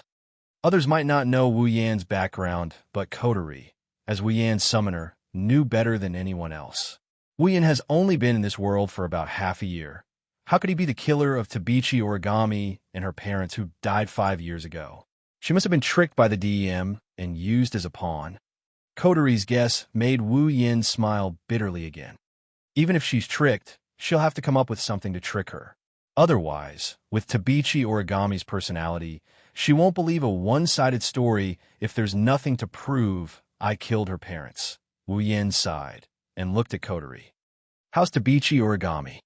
She's still recovering, Coterie replied nonchalantly. She's been disarmed and imprisoned. If you want to ask her anything, you'll have to wait until she recovers. I see. Wu Yan nodded and he raised one of his hands.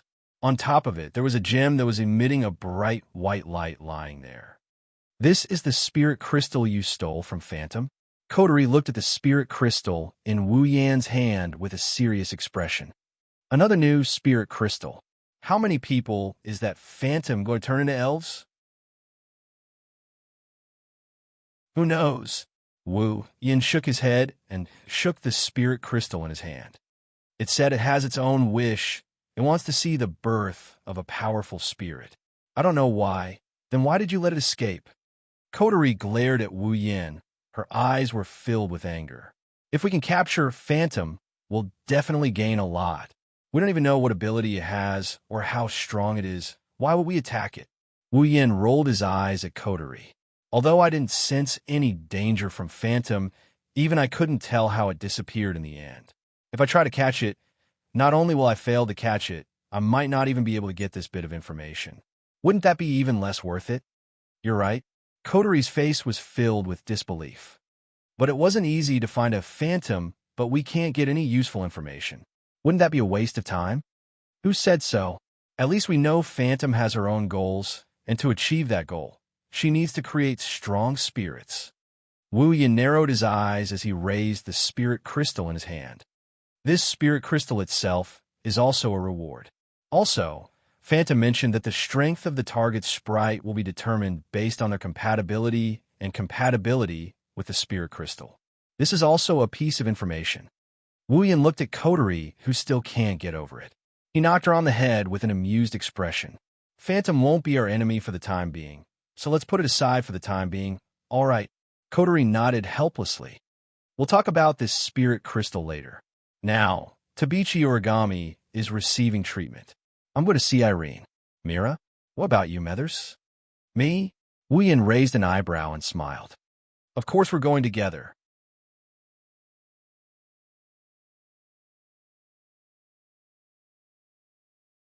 Chapter 1243. This is one of Radatasker's underground facilities in Heavenly Palace City. Similar to the DEM, Radatasker also built a lot of secret facilities in Heavenly Palace City in case of emergency. After all, unlike the gigantic DM, Radatasker only had a single airship, Fraxinus. Once Fraxinus was crippled, they might not even be able to carry out their operations against the elves. Of course, this problem doesn't exist anymore. Fraxinus is now Wu Yan's noble phantasm. Even if it's damaged, it can be quickly repaired. However, the members of Radatasker don't know about this. Thus, the existence of secret facilities is still necessary. For example, this secret facility is now being used to imprison Irene. Actually, if you want to imprison Irene, it's best to imprison her in Fraxinus. Compared to these secret facilities, Fraxinus facilities are undoubtedly much more advanced and advanced. However, Irene isn't an ordinary person. She's the strongest magician in the world. She's even stronger than most elves. Placing such a dangerous person in Fraxinus, if something were to happen and Irene managed to escape, then even if Fraxinus was turned into a noble relic, it wouldn't be able to handle the burden of Irene causing a ruckus. Therefore, after defeating Irene, Coterie directly picked her up and transferred her to this facility for interrogation and punishment. After the battle with Coterie, Irene's injuries are very serious, even more serious than Kenichi Origami. However, Irene seems to be used to these injuries. Before Coterie caught her, she already treated her injuries. After she was imprisoned, she was treated again and basically healed. This can be seen from this. Even if Kenichi Origami's strength increased greatly after being treated with magic, she still can't compare to Irene. However, it's not a good thing for her injuries to heal first. At least, Kenichi Origami is injured. That's why Coterie didn't bother her for the time being. Under Coterie's lead, Wu Yin walked down a corridor wider than any other corridor in Fraxinus. After a series of rhythmic footsteps, they arrived at the entrance of a room. This is the place. Coterie stopped at the entrance of the room. She quickly keyed in the password on the identification device beside the door and placed her palm on the scanner. Then, with a light electronic sound, the door slowly slid open and revealed the situation inside. It's a very spacious room. The light in the room was dim, and it felt a little like a small black room. The walls in all directions were made of steel, and there were all kinds of mechanical instruments placed inside. In the middle of the room, there's an isolated space made of solid glass. The isolated space was a place that looked like an ordinary living room with very ordinary furniture. If you didn't look at the glass, it would be an ordinary living room. On the sofa in the living room, an expressionless young girl with cold eyes was sitting there. It's Irene. This woman has been acting like this ever since she was transferred here. Until now, Coterie's tone was filled with displeasure. I wanted to interrogate her. However, with this woman's arrogant personality and her loyalty to Scott, I don't think she'll be able to get anything out of her even if we interrogate her. So, I might as well just leave her here. Then why are you here? Wien looked at Coterie curiously. Did you find a way to deal with her? No, Coterie said straightforwardly. Because this woman's identity is a little special, and she has some connections with some people on our side, we can't use any forceful methods to make her spit out information about the DM. But I didn't want to let her go, so I just left her here. Coterie glanced at Wu Yin. I came to her because I have something to tell her. Fine. Wu Yin shrugged. I'll go greet her then. The two of them looked at each other. Then both of them lifted their feet and walked toward the isolated space. Inside the hall, Irene turned around when she heard the door open. When she saw Wu Yin and Coterie, her purple eyes flickered for a bit before returning to normal. Then, she went back to her original state, and she maintained her silence. Coterie gave Wu Yin a look. Wu Yin didn't know whether to laugh or cry. He rubbed his chin and walked up to Irene with an evil grin. When Wu Yin arrived in front of her, she wanted to maintain her silence. However, Wu Yin's first sentence shattered all her plans. She couldn't keep her silence any longer. Do you almost got to live? Irene raised her head and met with Wu Yin's half-smile. Her eyes trembled and she suppressed her fear. She pretended to be cold and indifferent as she opened her mouth. What do you mean? Coterie couldn't help but look at Wu Yin in a different light when Irene finally reacted to the outside world. The moment he opened his mouth, he made the other party fall into his own rhythm. He used the other party's weakness to make a sharp statement. There was simply no one who had a more wicked sense of humor than him. Do you need me to be more specific? Wu Yin stared at Irene and raised two fingers. He didn't know Coterie had a bad impression of him. Now you have two choices. He put one of his two fingers together and put the other one in front of Irene. First, you tell me where Scott is right now. I can't guarantee that I won't do anything to him. Maybe I'll cripple him, but I definitely won't kill him. Wu Yin ignored Irene's change of expression and raised two fingers again. 2. You don't have to say anything. I'll look for Will Scott myself, but once I find him, you can buy flowers for him to use when you visit his grave. Wu Yin smirked as he looked at Irene. His wine-red eyes were filled with coldness. His stare told Irene that he's not joking around. You have two choices. Which one do you want to choose? You. Irene couldn't help but bite her lips and hatefully speak. Do you want me to betray Irene? Wu Yin turned his back to Irene and said, if I wanted you to betray Will Scott, I would brainwash you instead of wasting my time talking to you. On the island of Homie, your dem had designs on us. I defeated you and destroyed one of your airships. We're even now. In Tiangong City, your dem had designs on Meijio again, so I destroyed the dem's branch company to call it quits. Wu Yin met Irene's gaze and sneered. This time, you went to Coterie and Ratatosker, but I haven't settled the score with you yet. Tell me, what should I do to make this even? In less than a minute, Wu Yan's series of words shattered Irene's cold demeanor. Each and every one of his words pierced deep into Irene's heart. Like sharp arrows, Irene's heart clenched in pain, and she forgot to breathe. Itoka Shido. Clenching her fist, Irene's expression turned ugly. Don't you dare hurt Irene. I'm curious where you got the confidence to make such a declaration. Wu Yin laughed. What do you think Will Scott has? Damn. Magician? Display device? Bandersnatch? Are these things useful? Irene's expression froze. Heh. Wu Yin grinned at Irene's stunned expression.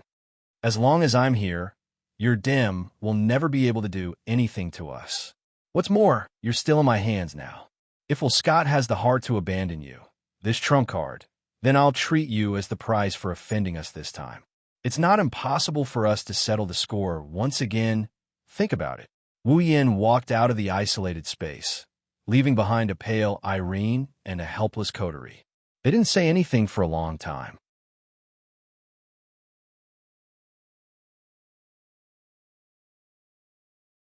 Chapter 1244. In the sky above Tiangong City, Fraxinus.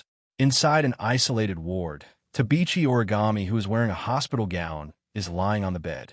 She glared at Wu Yin, who is standing beside her bed with a hateful expression. Wu He. Sure, Dao. Looking at how Tabichi Origami looked like she wanted to pounce on him and bite him. To be honest, Wu Yin felt a lot of pressure. Obviously, Tokiichi Origami had completely regarded him as the enemy who killed his parents. But Wu Yin didn't do anything. The feeling of being wrongly accused was really too unpleasant. What's even more annoying is that the person who wronged him is a cute girl. Moreover, she was a cute girl that he was more or less acquainted with. How can Wu Yin feel good about being wronged by a cute girl? He can't beat her up and she won't believe him. Rubbing his aching forehead, Wu Yin looked at Tabichi Origami with a mentally and physically exhausted expression. He enunciated each and every word that came out of his mouth. Listen up, I didn't kill your father, nor did I kill your mother. Tabichi Origami's expression didn't change in the slightest when she heard that. Her face is still filled with hatred. Obviously, she didn't choose to believe Wu Yan's words. Sigh. Wu Yin sighed helplessly. What should I do to make you believe me? I won't. I won't believe you. Without even thinking about it. Yuichi Origami bit her lips. Her voice sounded like it was squeezed out from the depths of her throat as she looked at Wu Yin coldly. I saw everything with my own eyes. Where did you see it? What did you see it? What did you see? 3 questions popped out in a row, perfectly displaying Wu Yan's frenzied mood. Even if you think I'm your enemy and you want to kill me, you should at least let me know what happened. I didn't do anything. Why are you so sure I did it? You should at least give me an explanation. That's right. Toka stood up and shouted at Tabichi Origami. Shido would never do something like that. Oomph. Yakuya snorted. He crossed his arms in front of his chest. Master, if he killed someone, he would definitely admit it. Plus, you can't do anything to him even if he admitted it. There's no need to pretend. I agree. Shixien raised her head slightly, closed her eyes, and nodded heavily. I believe Master. Since Master said he didn't do it, then he didn't do it. That's right. Mei Jiu chimed in. She said helplessly, My dear is so strong. Why would he do anything to a normal couple? Back then, when I accidentally hurt some powerless fans, Deer also lost her temper. She taught me a good lesson. I think so too. Sigue raised his hand weakly. Brother Shido wouldn't do anything to normal people. Kotori and Kurumi didn't say anything, but their eyes told Tabichi Origami that they believe Wuyin didn't kill her parents. However, Tabichi Origami didn't buy it. Instead, she glared at Kotori, Kurumi, and Toka. Do you want me to believe a bunch of elves? Huh, Kotori sneered. You're still discriminating against me like always. You brought disaster to this world. You have no right to say such things. Tabichi Origami gritted her teeth and glanced at the elven girls. It's because of your existence that so many disasters happen in this world. Only by killing you can peace be restored to this world. There won't be another example like me, where my family was destroyed by you. Toka and Yakuya were furious. They wanted to step forward, but Wu Yin stopped them. He looked at Tabichi Origami. Indeed, when the 10 fragrances appeared, it destroyed many places and caused many disasters. But fortunately, there has never been a case of anyone being injured. The destructive power of the 4 fragrances space quakes from the present realm is very low. It may be able to injure people, but it is not fatal. Yi Juya and Shi Xian had the strongest spatial tremors when they appeared, but they were always in the air. They didn't even destroy a single building, let alone humans. Kotori and Meijio were transformed from ordinary humans into elves. Apart from Meijio appearing once, they've been living as ordinary humans for the rest of their lives. Wu Yin looked at Tabichi Origami and took a deep breath. So, I'm sorry, but I will never agree with your theory of destroying other people's families. A warm current flowed through the hearts of Kotori, Toka, Yoshino, Yashioya, Yoshihiro, and Meijio, causing them to involuntarily smile. However, what they got in return was an even colder gaze from Koichi Origami. What about her? Tabichi Origami's eyes narrowed as she looked at Kurumi. Are you going to say she's never harmed anyone? All the elven girls were speechless, unable to say a word. Perhaps, when Kwang-san appeared, she didn't hurt a single person because Heavenly Palace City had taken comprehensive measures to defend against space shocks. But later, she killed more than 10,000 humans with her own hands. How could being known as the evilest elf not have harmed anyone before? The elven girls were speechless. Kurumi didn't retort either. Wu Yin was the only one who opened his mouth to speak. Those people who killed Kurumi aren't bad people who only know how to bully the weak and fear the strong. They're pests in society. Wu Yin said bluntly. It doesn't matter if a person like that dies. Kurumi was stunned by Wu Yan's words. The smile on her face widened. Tabichi Origami opened her eyes and stared at Wu Yan. Her voice was as cold as ice. As expected, I won't believe you. At this point, I don't expect you to believe me. Wu Yin waved his hand as if he had given up. He glanced at Tabichi Origami. However, I want to know why you think that I'm the murderer of your parents. Tabichi Origami didn't speak, nor did she explain. She just continued to stare at Wu Yin, releasing an extremely sharp gaze. Wu Yin smiled bitterly, patted his cheek, and stood up. Since you don't want to say it, then I can only use a more violent method. He walked directly to Tabichi Origami. Before she could react, Wu Yin suddenly stretched out his hand and put on her forehead. Your memory, let me read a little bit. As soon as his voice fell, Wu Yin closed his eyes. A trace of magical power emerged from the hand on Tabichi Origami's forehead, and it operated at an extremely fast speed.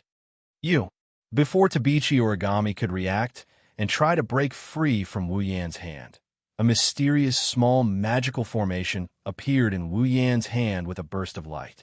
The sudden bright light pierced Tabichi Origami's eyes, and she instinctively closed them, forgetting to struggle. It didn't take long before the light weakened and the surging magical power calmed down. Wu Yin released his hand from Tabichi Origami's forehead and opened his eyes, filled with shock and confusion. What's wrong? Kotori couldn't help but ask, "Did you read anything?" "Yes, yes." Wu Yin nodded and he met Kotori's gaze. His eyes and face were filled with confusion.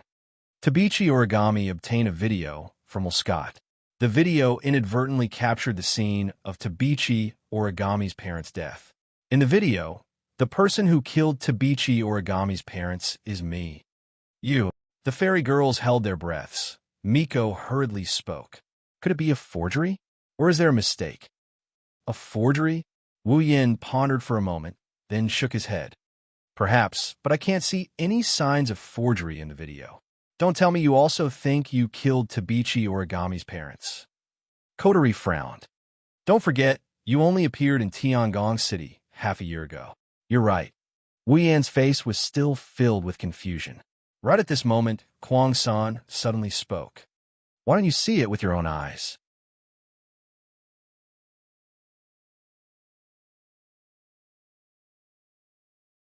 Chapter 1245. Why don't we see it with our own eyes?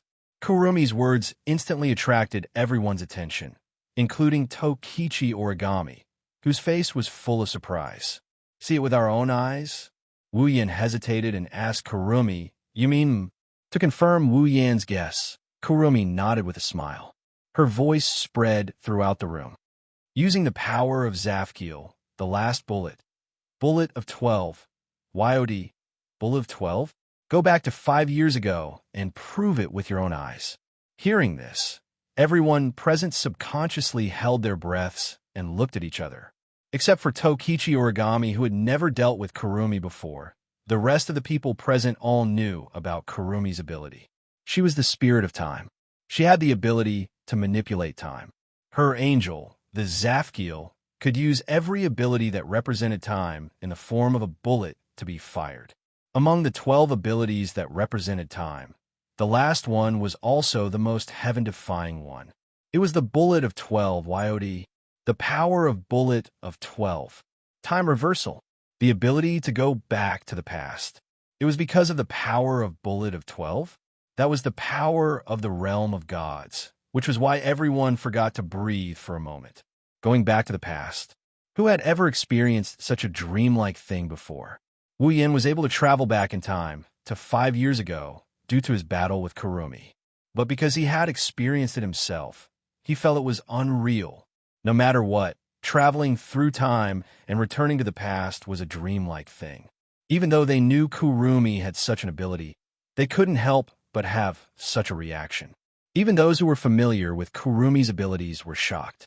Needless to say, Origami, who had just learned of Kurumi's ability for the first time, was even more shocked. He was so shocked that even his mind went blank. Finally, Wu Yan, who had experienced going back to the past, reacted first. He scratched his cheek and frowned. Using the power of bullet of 12? Using the power of bullet of 12 to go back to the past to confirm something? Isn't that making a big deal out of nothing? I don't think so, but Kwang-san, on the other hand, disagreed. I recall that my husband once told me that an accident occurred during our battle, and we were transported back in time to 5 years ago. That was also when Kotori's power was sealed, right? Wu Yan nodded. Kurumi's expression turned serious. Then, is it possible that it was at that time? What if my husband accidentally killed Origami's parents? That's impossible. Kotori refuted before Wu Yan could say anything. You should have seen the memory that was erased by Phantom, right? Before my brother disappeared, he had always been by my side. How could he have killed Origami's parents? No, I wasn't by your side when I first appeared, Wu Yan said calmly. At that time, I first appear in other places. Later, I found Kotori, and before I found Kotori, I was always alone. In other words, Mei Jiao covered her mouth to suppress the shock that surged up in her heart. Dear, did you really kill Tokichi Origami's parents without knowing it? That's impossible. Wu Yan rubbed his forehead in distress. From the time I returned to 5 years ago to the time I came back, I don't remember what kind of attack I launched. How could I have unintentionally killed Tokichi Origami's parents? The fairy girls looked at each other blankly. They didn't know what to say. Let's confirm it ourselves. Kurumi smiled at Wu Yin. Even if it's not to confirm whether Lord Husband killed Origami's parents, it's still necessary to confirm what Lord Husband did when he went back to 5 years ago. But is that okay? Wu Yin hesitated. Use bullet of 12, Yod. Isn't the price of a bet very high? If that's the case, Kurumi, don't worry. Kurumi put her index finger on Wu Yin's lips. Bullet of 12, Yod. There are also conditions for the cost of using the bet.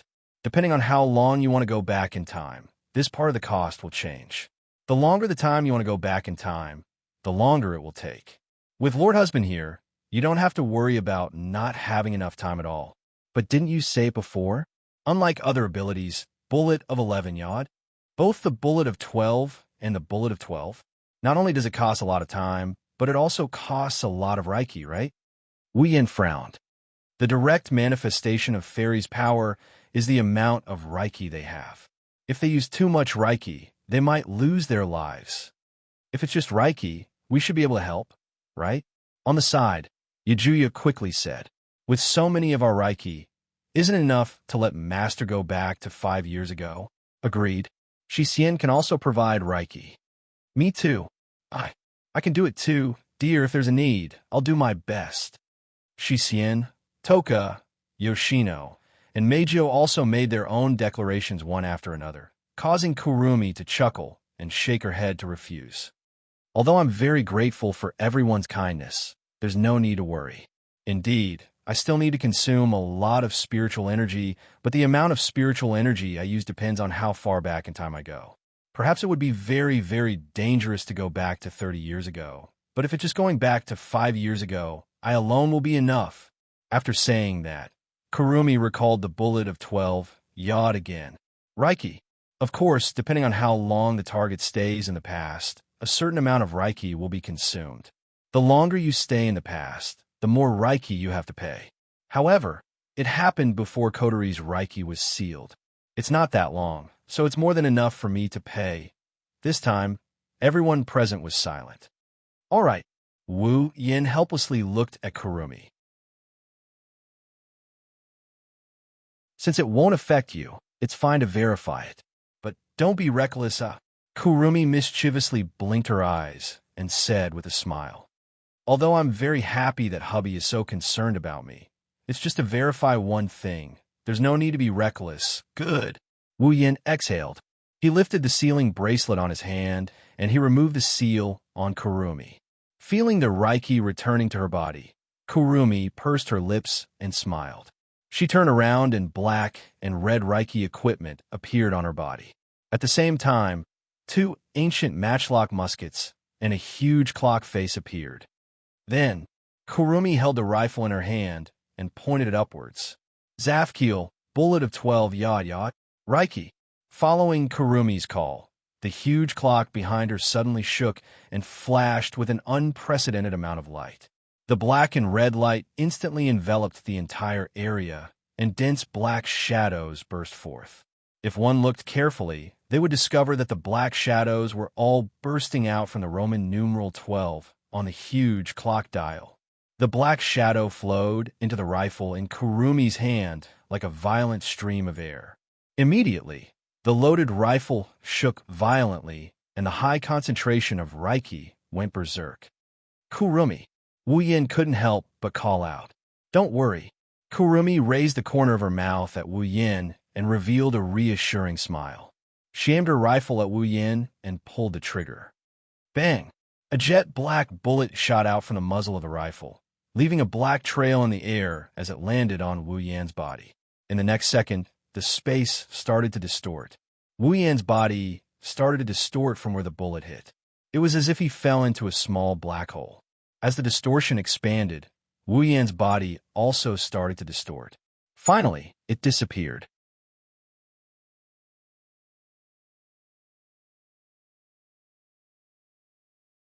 Chapter 1246. It wasn't until the distorted figure completely disappeared from this space that the huge clock face also disappeared in the mirage. An indescribable sense of fatigue assaulted Kurumi's mind. Her body tilted and she fell to the ground. Kurumi. When the elven girls recovered from their shock and saw Kurumi on the ground, they all cried out in alarm. Kotori, who was closest to Kurumi, quickly reached out her hand and supported her. "Hey, are you okay?" Kotori was surprised to see Kurumi gasping for breath in her arms. Her eyes were filled with exhaustion. "Didn't you say you could use the bullet of 12? Won't it make any difference?" Yeah. You're not lying to us, are you?" That won't do. Didn't Master tell you not to act rashly?" Displeased, if Master sees you like this, he will definitely blame himself. "If you act rashly, I won't help you if Master scolds you." Kurumi couldn't help but feel a little uncomfortable listening to the different elven girls. She turned her head away and forced a smile. Bullet of 12 foot. It can allow the target to return to the past, but the time of return can only be specified to that day. It can't be used to point back the time. In order to not let Lord Husband miss the exact time, and to allow Lord Husband to have enough time to stay there, I used a little too much spiritual power. "Are you okay?" Kotori pursed her lips in dissatisfaction. "There are so many elves here. You have plenty of spiritual energy, but you just had to mess around. Fortunately, Big Brother left. Otherwise, if he knew about this, you would definitely be scolded." "That's true. Who told Master Darling to be so gentle?" Kurumi bitterly smiled and shook her head. She took a deep breath and broke free from Kotori's embrace. She retracted her spiritual energy, and the black and red spiritual equipment disappeared from her body. "I'm just a bit tired. I'm fine." Hearing this, the group of elf girls carefully sized up Kurumi.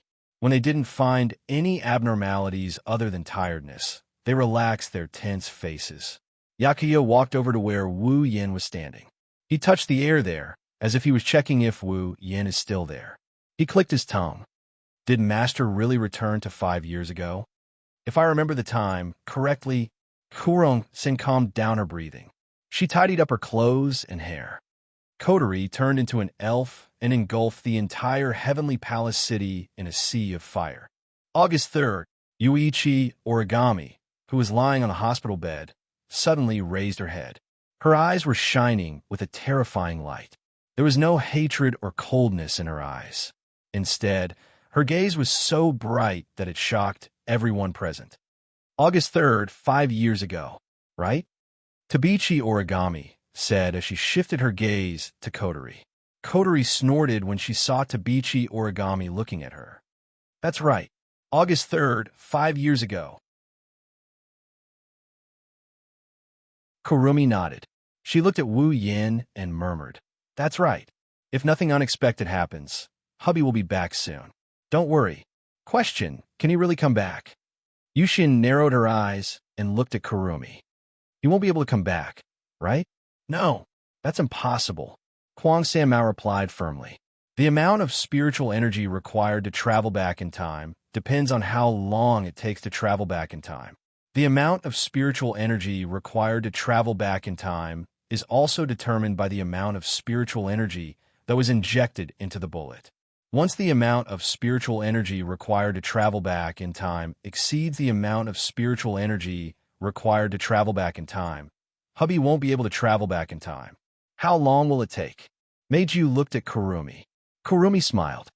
"I'm not sure if the flow of time is the same as the flow of time here, but I don't think it'll take too long, at most half an hour." "I see."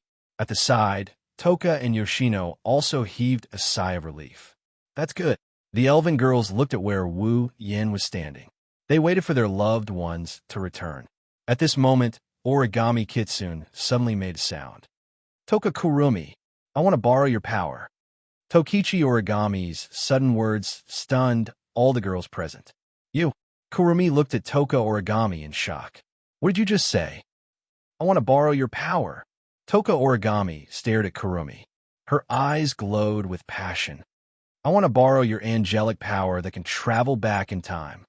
Hearing Tabita Origami's words that contained a different kind of emotion and the rich light in his eyes, Tabita, Yoshino, Yagoya, Shisien, and Meijio didn't know how to react. They could only stare blankly at Tabita Origami with their mouths slightly agape. Is this still the cold and emotionless Toka Origami? Kotori and Kurumi glanced at each other as if they had seen through Tabichi Origami's thoughts and looked at her. You want me to use the bullet of 12 on you? Do you want to bet on it? That's right. Toka Origami's eyes rippled. She looked at Kurumi and said, as long as you promise to help me, I could do anything you want. You want to return to 5 years ago, too, right? Kotoni said to Tabichi Origami expressionlessly. You want to change history and save your dead parents, right? The elven girls gasped upon hearing this, and Tabichi Origami clenched her fists tightly. Unconcealable hope and determination appeared on her face, confirming Kotori's words.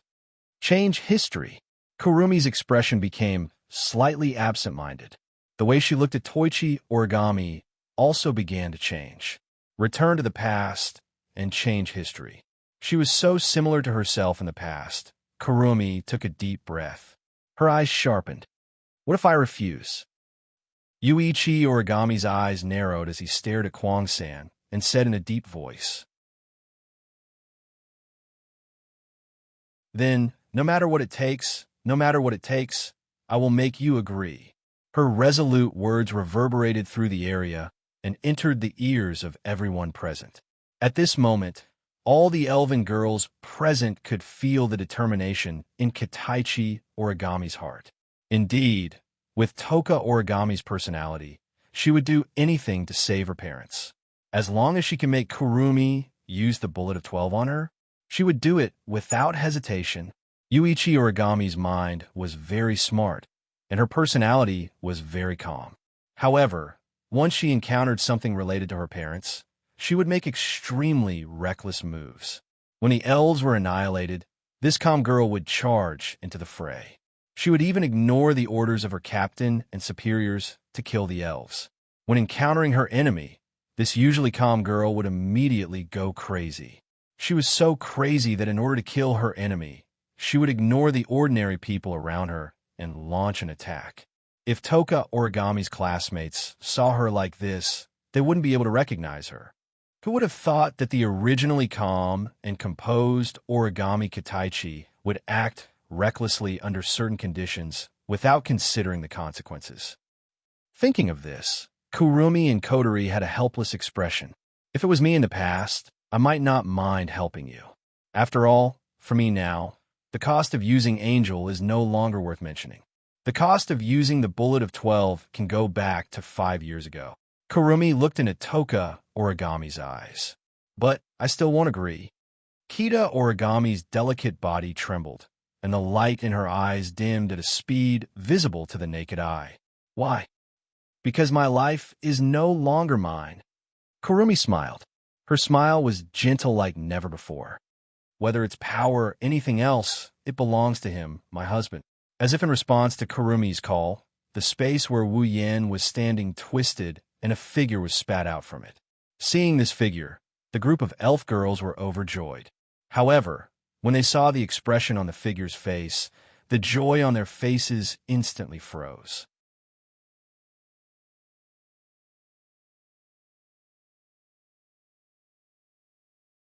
Chapter 1247. Bitterness. Bitterness is written all over his face. Wu Yin appeared in the isolation ward again, this time in front of everyone. Bitterness is written all over his face. This made all the elven girls, and even Tokichi Origami, hold their breaths. Their hearts suddenly tensed up. Could it be that Wu Yin really did something 5 years ago that caused the death of Tabichi Origami's parents? The elven girls' faces changed at this thought. Tabichi Origami's face turned ugly. She looked at Wu Yin with hatred and murderous intent. Come to think of it, once she confirms that Wu Yin is the one who killed her parents, even if her injuries aren't fully healed, Tabichi Origami would fight Wu Yin to the death. Shido, brother, House-sama, master, dear. In contrast with Kitsune Origami, all of the elven maidens were crying out with concern on their faces, but they didn't know what to do after that. Should they ask? How? Were they supposed to ask if the most important person in their hearts had gone berserk and killed an ordinary couple? How could they possibly ask that? With such thoughts in mind, the elven girls stood rooted to the spot and panicked. Kotori and Kurumi were the more rational ones and were the first to calm down. They quietly walked towards Wu Yin and stood on his left and right. Are you all right? Even Kotori couldn't help but be cautious at this moment. Her tone was extremely soft as she asked this question. Did it go through bullet of 12? Do you feel any discomfort after using the bullet of 12? If you feel something is wrong, please tell us how. Sama. Kurumi also spoke. Her red eyes met Wu Yan's gaze. After all, I've never used the bullet of 12 before. This is the first time I've used it. The ability to reverse time is limited to cognition. If it's used in practice, it's hard to avoid some problems. Yes, sure, Dao. 10 Fragrance said worriedly. Where do you feel uncomfortable? You must tell me, even if you are the master of the 8 dance of the hurricane. It's hard to avoid being plagued by illness. Yakuya tried to lighten the heavy atmosphere with a humorous tone. He raised his head and puffed out his chest. He pretended to be arrogant. Don't worry. You are my master. I won't laugh at you. I'm concerned. I hope that master will not hide it from me. Shixian also opened her bright silver eyes and stepped forward. He approached Wu Yan. Otherwise, Shixian will be very worried. Fourth aunt didn't say anything. Instead, she came to Wu Yan's side and held his hand. Her beautiful eyes were filled with unconcealable worry. Mei Jio directly hugged one of Wu Yan's arms. Her beautiful face was filled with gloom. Seeing the unconcealable worry on the faces of the elven girls, Wu Yan's heart warmed. The bitterness on his face faded away and turned into a gentle smile. All right, don't worry. Wu Yan patted Mei Jio and fourth aunt's head and grinned. I'm fine. Seeing the genuine smile on Wu Yan's face, the elven girls relaxed. Only Tabichi Origami stared at Wu Yan and spoke in a deep voice. What did you do 5 years ago? Following Tabichi Origami's words, the atmosphere became heavy again. The elven girls were nervous. Kotori and Kurumi were no exception. Under everyone's gaze, Wu Yan slowly retracted his smile and sighed. If you want to talk about what I did. Tabichi Origami's eyes narrowed. She bit her lips and her shoulders trembled. She forced herself to speak. Was it you, the one who killed my parents? Everyone's gaze gathered on Wu Yan. Wu Yan turned around and saw Tabichi Origami's expression as if she didn't want to face reality. He closed his eyes. Even if I say no, you won't believe me, right? The elven girl's hearts tightened. Tabichi Origami clenched her fists and opened her eyes wide. Her lips trembled as she asked word by word. In other words, you really did kill my parents? Wu Yan shook his head with a smile. I can only say that the video you saw is real. The suppressed emotions in Kitsune Origami's heart instantly erupted. His expression also changed drastically. His body trembled as he endured the pain that came from his body. He struggled to get up with great difficulty, and a sharp cry of grief sounded from his mouth. Kill! I'll kill you! Wait! Kotori frowned and looked at Wu Yan. The video is real? What about the truth? Hearing this, the group of young ladies also reacted. Wu Yan only said that the video was real. He didn't say that he killed Tabichi Origami's parents. Tabichi Origami, you do have a reason to think that I killed her parents.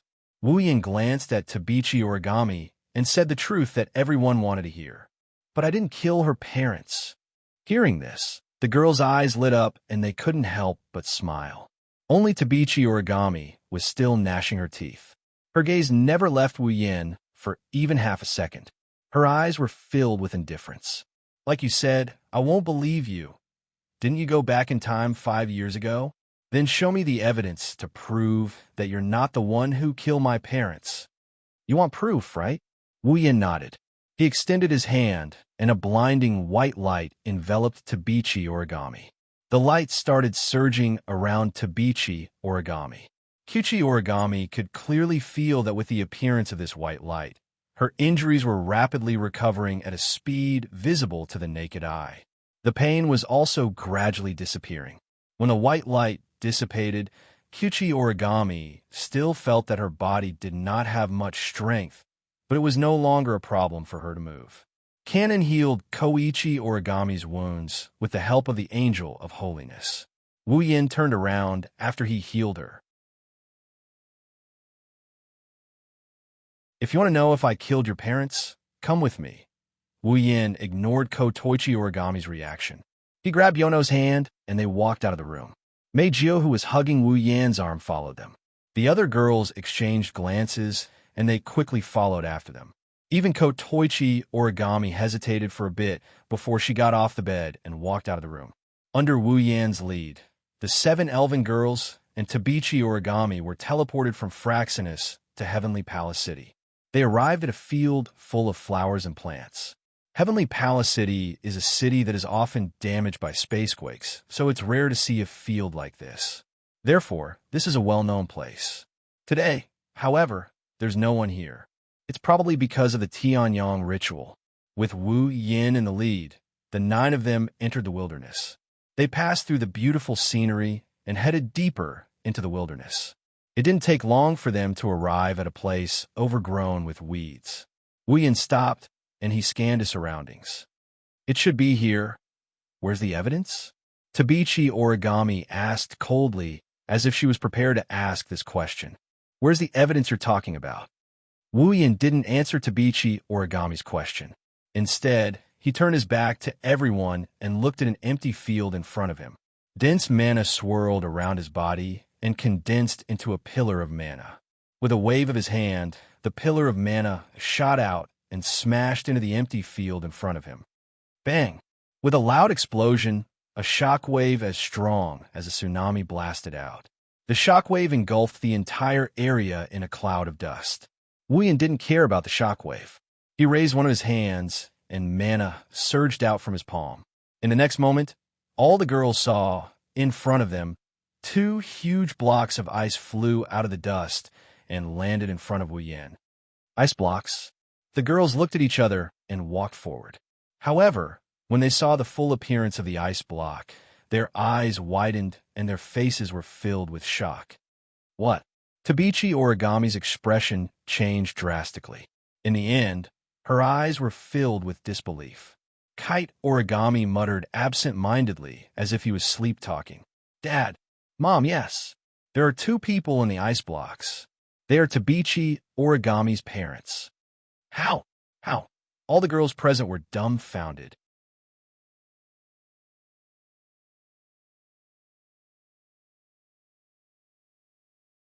Chapter 1248. Wu Yan's vision blurred. He felt the bullet hit him. The moment he was hit, he lost consciousness for a brief moment. Now that he regained his consciousness, the first thing he felt was dizziness. Of course, it's not dizziness. It's more accurate to say that the bullet hit him. When the bullet hit him, Wu Yin felt like his existence was completely broken. There wasn't any pain, nor was there any sense of discomfort. At this moment, there was only a feeling of dizziness and nausea that made even his body spin. That's understandable. That's because Wu Yin is in the air, bound by the strong gravitational force. It fell down at an extremely fast speed with its head facing down. Looking at the sky getting further and further away from him, Wu Yin finally realized what kind of situation he's in. He hurriedly used a flying technique, and his falling body stopped in mid-air before stabilizing. Ugh! Wu Yin shook his groggy head as he floated in mid-air. He looked down, and he frowned. Where is this? Opening his wine-red eyes, Wu Yin started observing his surroundings. The first thing he saw was a sun that was emitting a golden radiance. It's almost as red as blood. Sunset? Wu Yin scratched his cheek. So it's evening? Wu Yin came to this conclusion. Under the sunset, in a city full of buildings, shadows are elongating, people's shadows, objects' shadows, and building shadows. Wu Yin carefully observed the city below. He can see the shadow of Tiangong City, but it's not exactly the same. Wu Yin narrowed his eyes when he realized this. Looks like I've successfully arrived at August 3rd, 5 years ago. August 3rd, 5 years ago.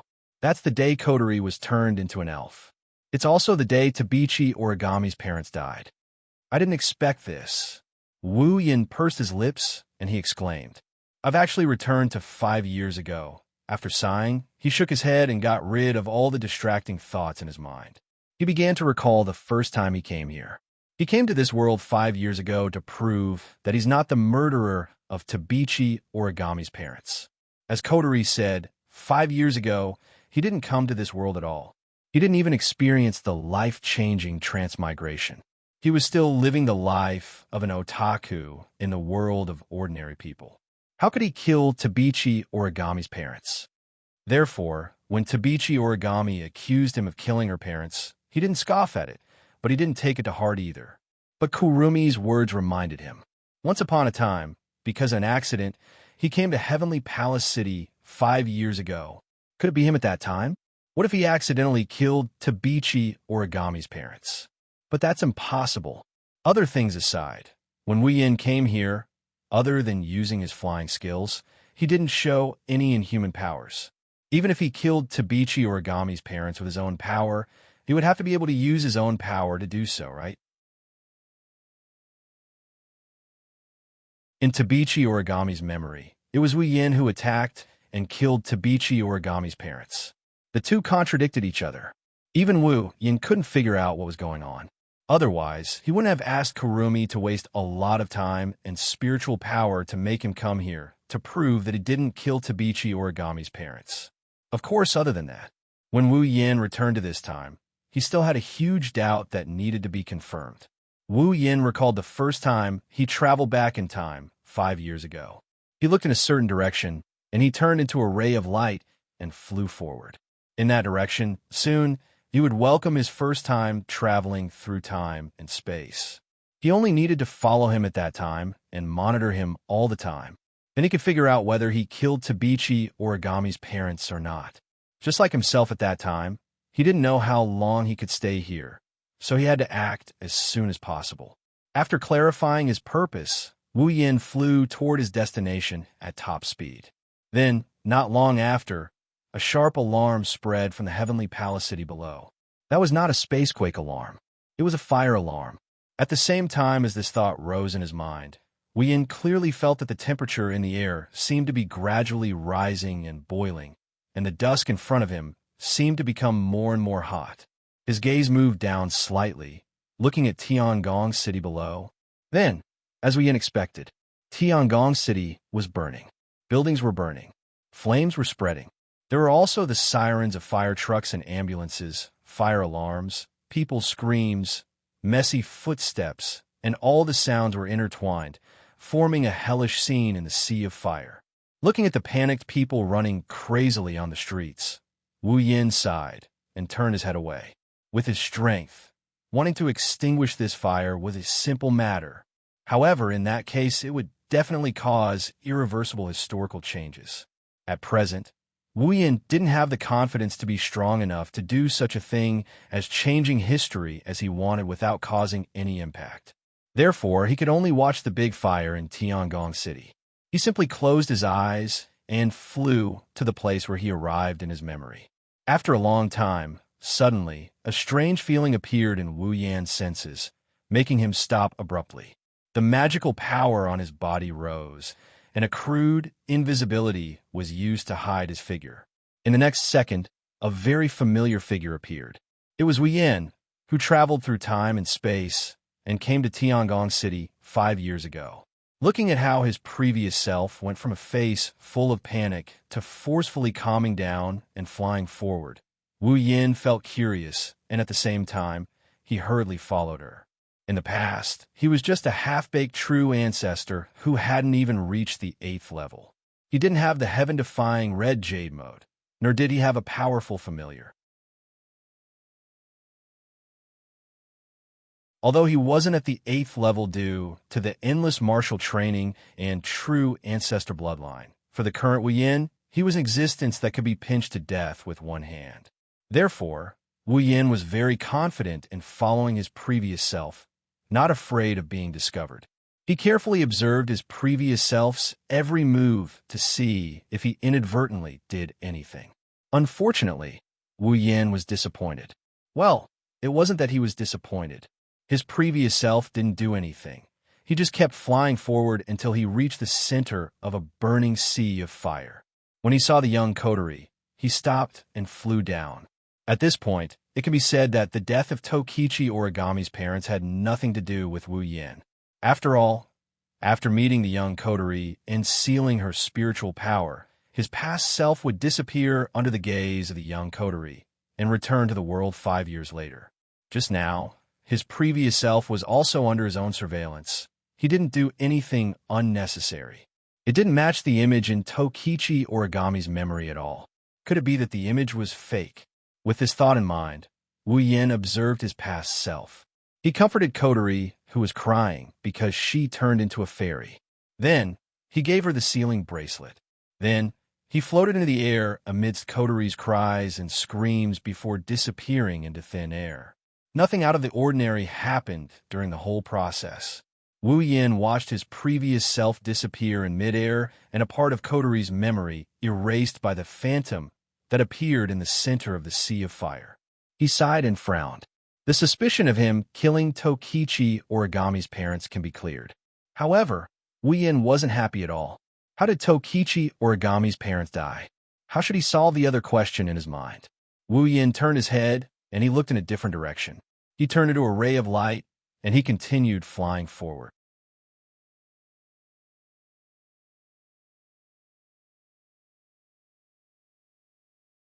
Chapter 1249.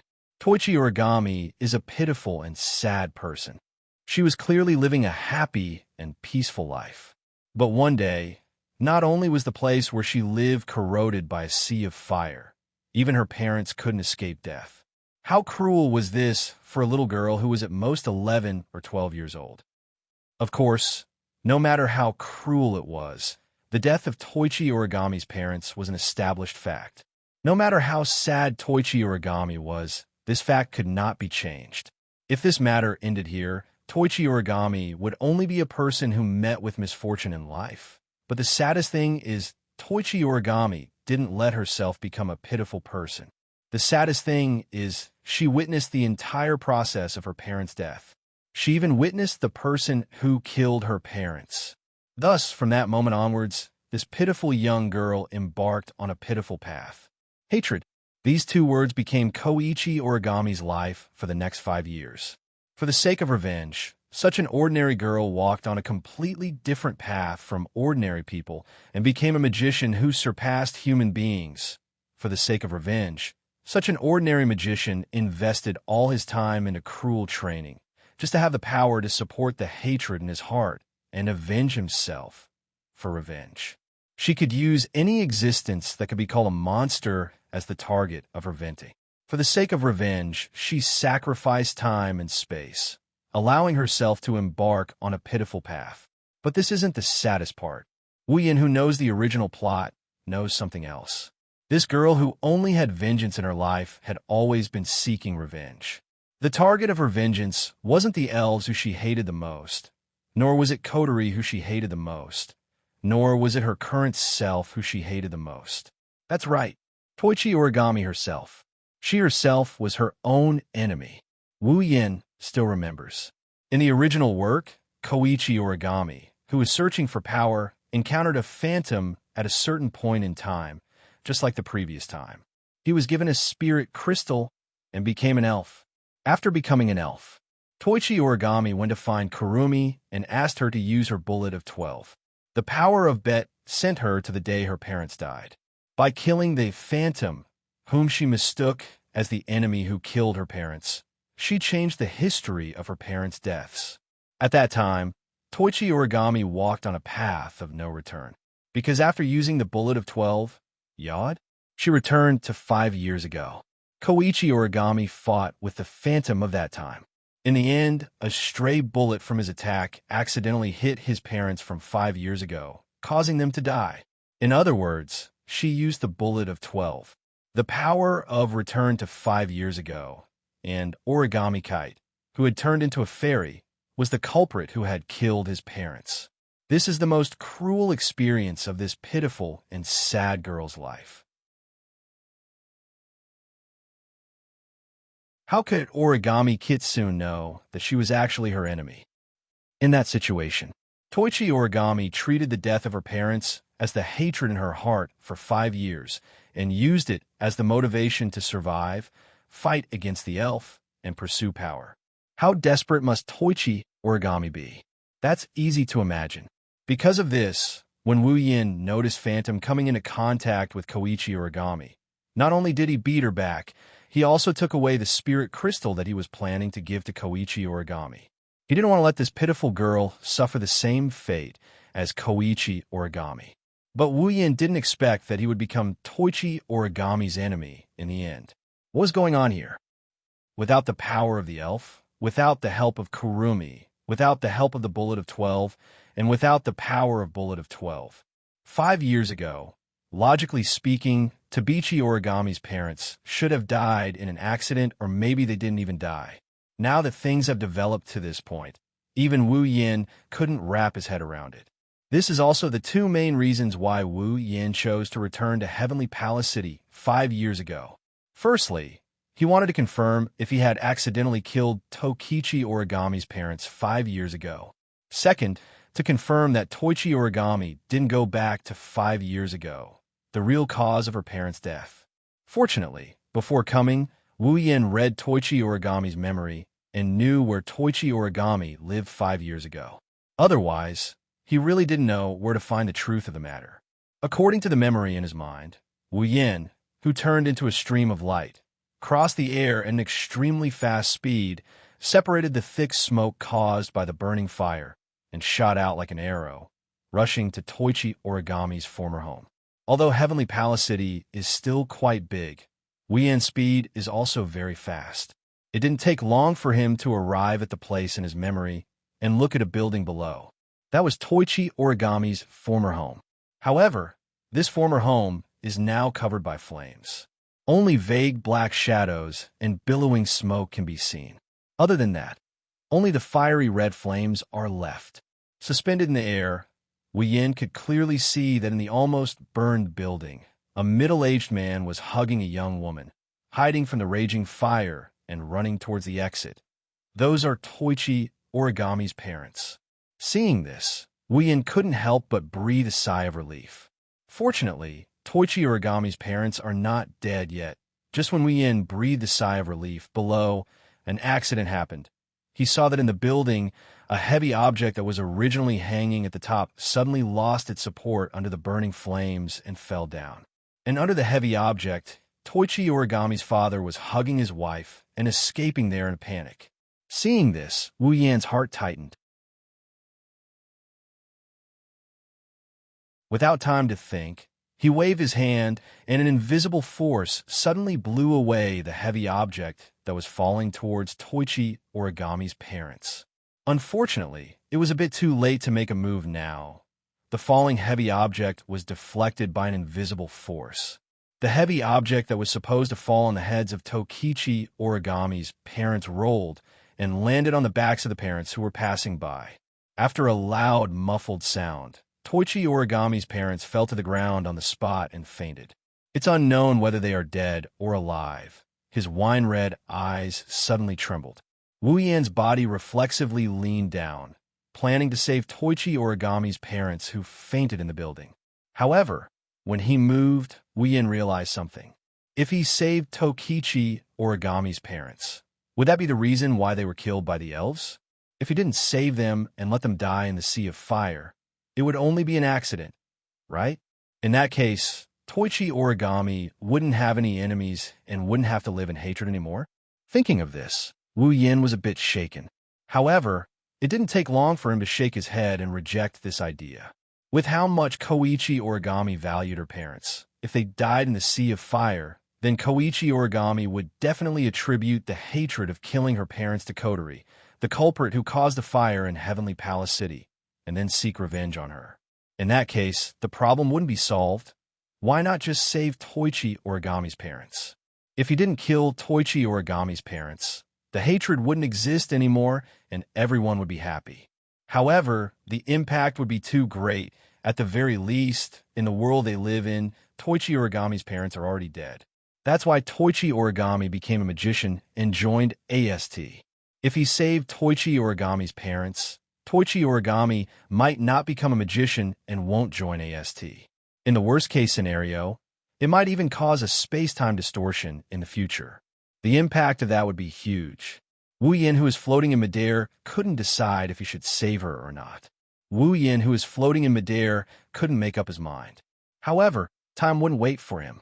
If this continued, Toichi Origami's parents would die in the sea of fire. He didn't have much time left in this world, so he didn't have time to think. Should he save them or not?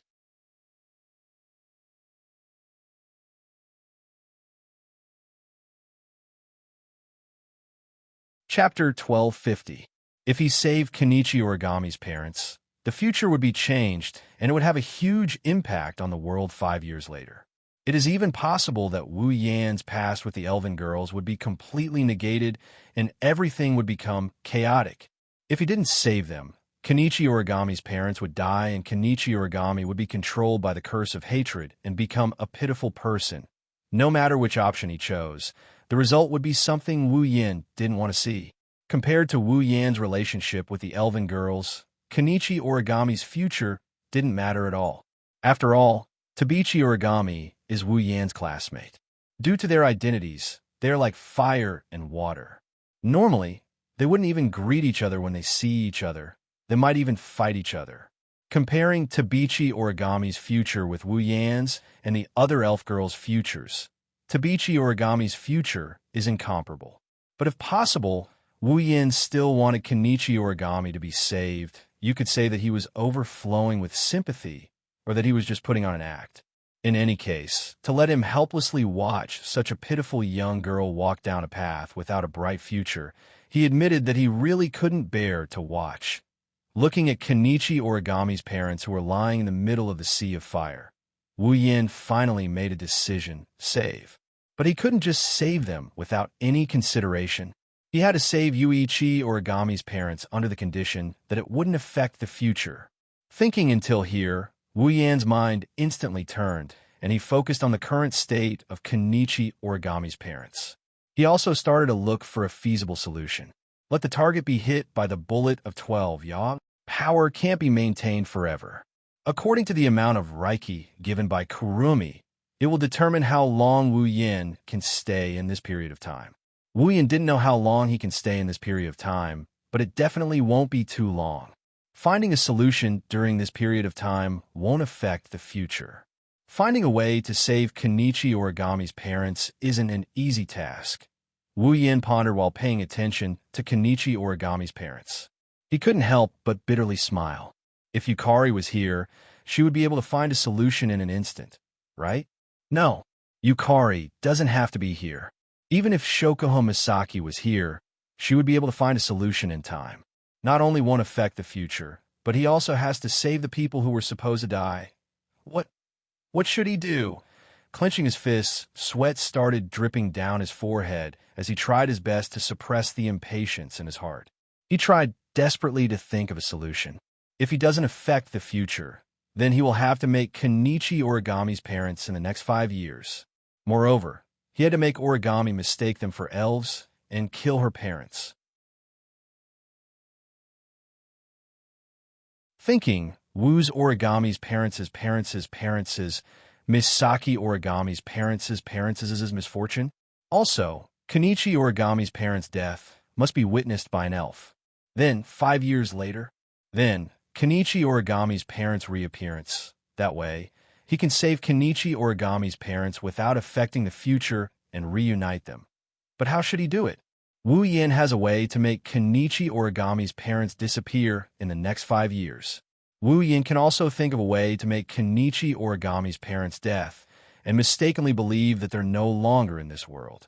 But what should he do if he wanted Tokichi Origami to witness his parents being killed by an elf? Where am I going to find an elf to kill Kenichi Origami's parents? Was he supposed to ask Kotori or Phantom for help? That's just bullshit. The best way to deal with this is to do it himself. But he's not an elf. No. Wait, Wu Yan paused. A bright light flashed through his wine-red eyes. Who said he's not an elf? In this world, wasn't he treated like an elf? Thinking of this, Wu Yan's expression changed drastically. In the end, it turned into a bitter smile. I see. That's how the video came about. Wu Yin sighed with a bitter smile. I really feel like I'm a sucker. Wu Yin took a deep breath and disappeared from the spot. When he reappeared, he was in the building next to Kenichi Origami's parents. He reached out to check the breathing of Tabichi Origami's parents. When he found that they're still breathing weakly, he relaxed his tense expression. Good, they're not dead. A dense light flashed from his hand and shone on Tokichi Origami's parents. Instantly, the injuries caused by the falling heavy objects and the burns caused by the flames on the heavy objects recovered at a speed visible to the naked eye until they were completely healed. After that, Wu Yin retracted the power of the holy angel. He picked up Kenichi Origami's parents and disappeared again. How could this be? Outside the house that was covered in bright red flames, a little girl of about 11 or 12 years old stood there in a daze. Her white hair was pinned up to her shoulders with a hairpin. She watched as her house gradually turned into black charcoal. Her expression was gradually covered by despair. Daddy, Mommy. Kenichi Origami's petite body trembled as she screamed at the top of her lungs. She was hoping for a response. In the future, she would have charged into the fire without hesitation. However, she was only a child and didn't have the courage to do so. Daddy, Mommy. Kitsune Origami could only continue to shout. The more she shouted, the more her body trembled. The expression on her face also became more and more desperate, until a certain moment, a loud sound suddenly rang out, covering her voice. It was the sound of the house's door being kicked open from the inside. Kenichi Origami saw her sweaty father holding her mother's shoulder as he rushed out of the house. He was in a sorry state. Daddy, Mommy. Origami's face lit up with joy. Just as she was about to rush towards where her parents were, a beam of fire fell from the sky and entered her eyes. Bang! With a loud explosion, the beam of fire fell where Kenichi Origami's parents were. It caused a violent shockwave and blew Kenichi Origami away. Up, under the attack of the shockwave, Origami Kite fell to the ground not far away. However, the pain that she imagined did not come. This made the young Origami Kite stunned. She subconsciously moved her gaze back to where her parents were originally. However, there was no one there anymore. All that was left was a huge crater. A strong sense of dizziness struck Toichi Origami's mind. It was as if the entire world was twisting. Her vision was shaking. Toichi Origami stared blankly at the hole where her parents were supposed to be standing. There was only one thought left in her mind. How could this be? Keeping a blank expression on her face, Yuichi Origami uncontrollably raised her head and looked at the source of the fire. Then, her pupils violently shrank. In the sky above the burning street, a figure was suspended in the air, looking down disdainfully. On his body, there were streams of fire moving back and forth like pythons. At this moment, Kenichi Origami understood. It's this person. It's this godlike person who killed my parents. Crazed hatred and anger surged into Origami's young heart and mind. Looking at the figure floating in the air, Origami's sorrowful cries filled with despair and darkness resounded through the entire space. Kill you. I will kill you with my own hands. Sigh. In the air, Wu Yin just destroyed the illusion of Kenichi Origami's parents with a beam of fire. He heard Kenichi Origami's sad cry and sighed. From this moment onwards, Tokichi Origami will bear the burden of hatred and spend the next 5 years, but that's for the sake of a better reunion 5 years later. I hope that in the future, you'll be able to laugh out loud. Wu Yin looked at Tabichi Origami for a bit before he turned around and disappeared from the spot.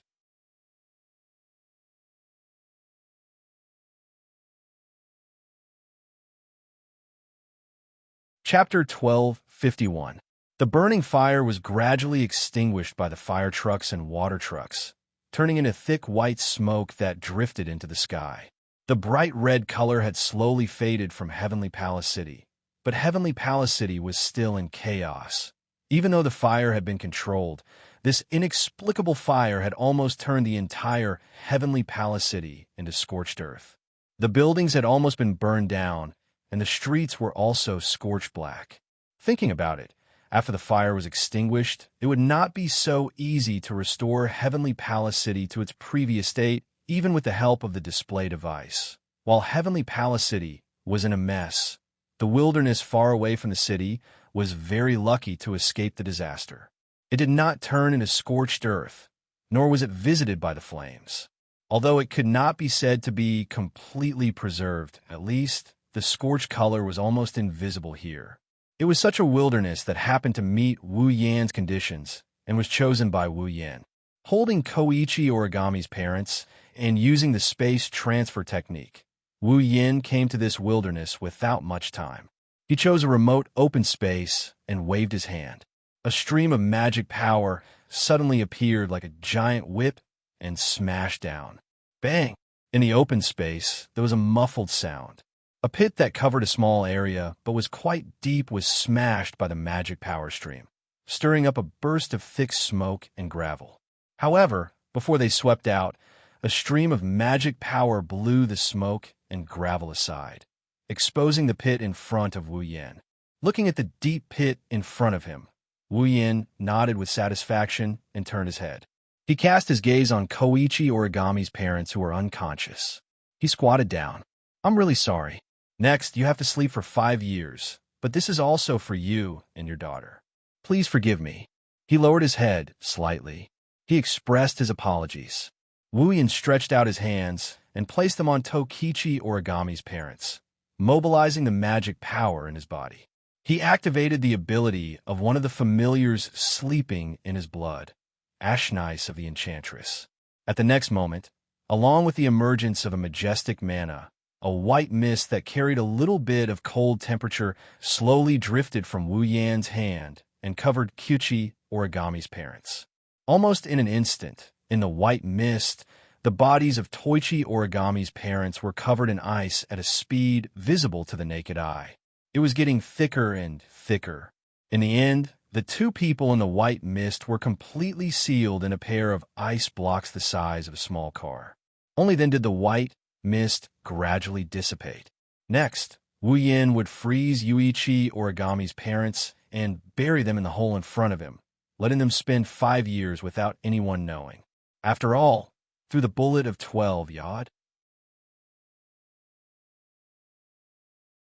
Wu Yan, who came to this world 5 years ago with the power of the bullet of 12 yod, will sooner or later be exhausted by the power of the bullet of 12 yod. Returning to the world 5 years in the future due to the exhaustion of the power of the bullet of 12 yod is an irresistible phenomenon. He can't directly bring Yuichi Origami's parents back 5 years in the future, so he can only use this method. When Yuichi Origami's parents wake up again, it should be 5 years later when Yuichi Origami's parents are brought back to this world again. With that thought in mind, Wu Yan used his mana to lift the 2 huge ice blocks in front of him into the hole.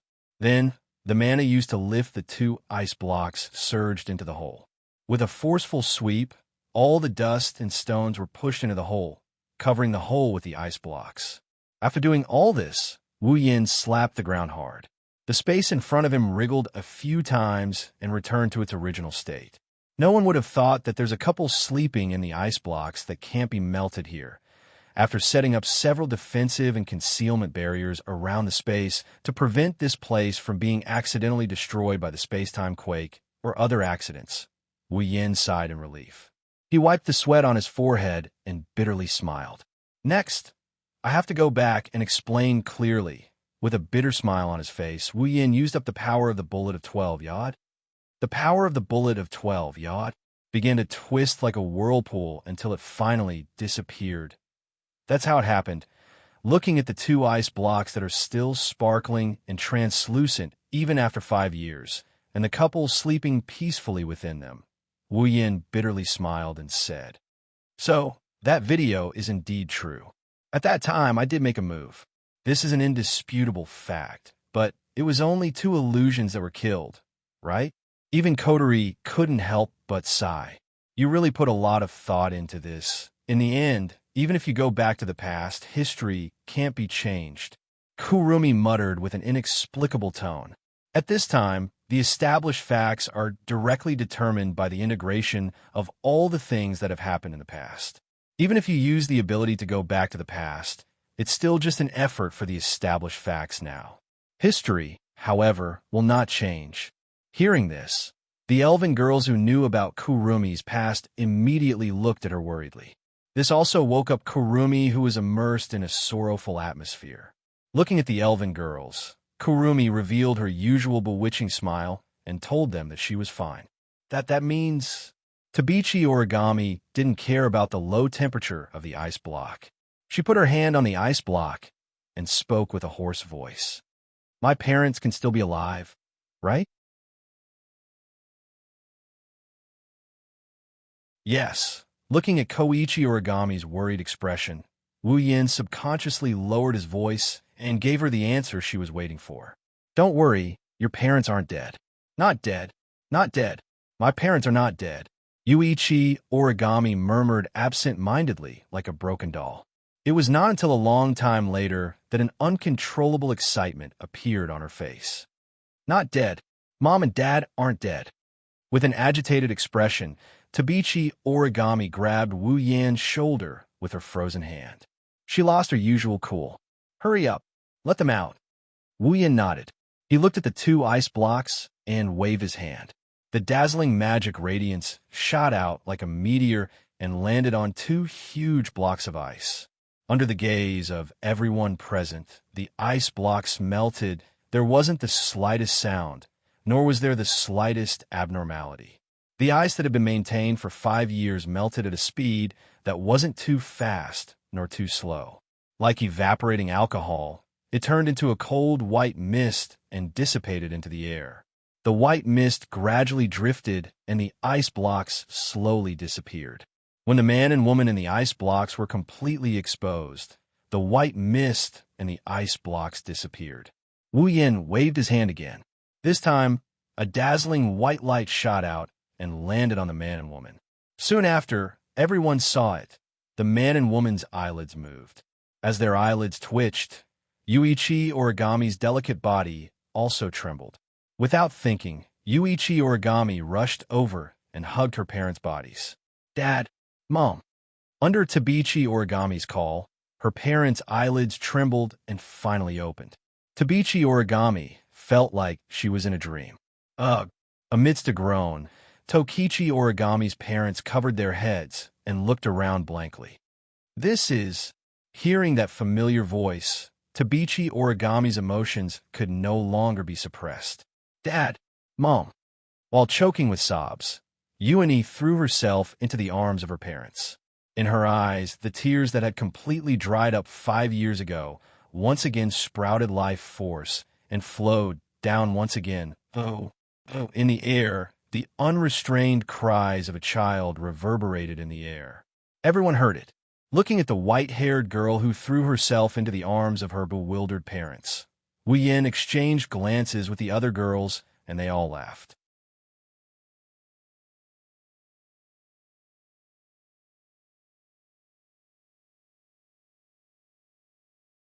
Chapter 1252. See you on the top floor of the Central Plaza in the evening of the Afternight Festival. Looking at the message on his phone, he scratched his cheeks and sighed as he made his way to the Central Hall. It had already been 3 days since Yuichi Origami unreasonably made a move on the square of the Heavenly Palace.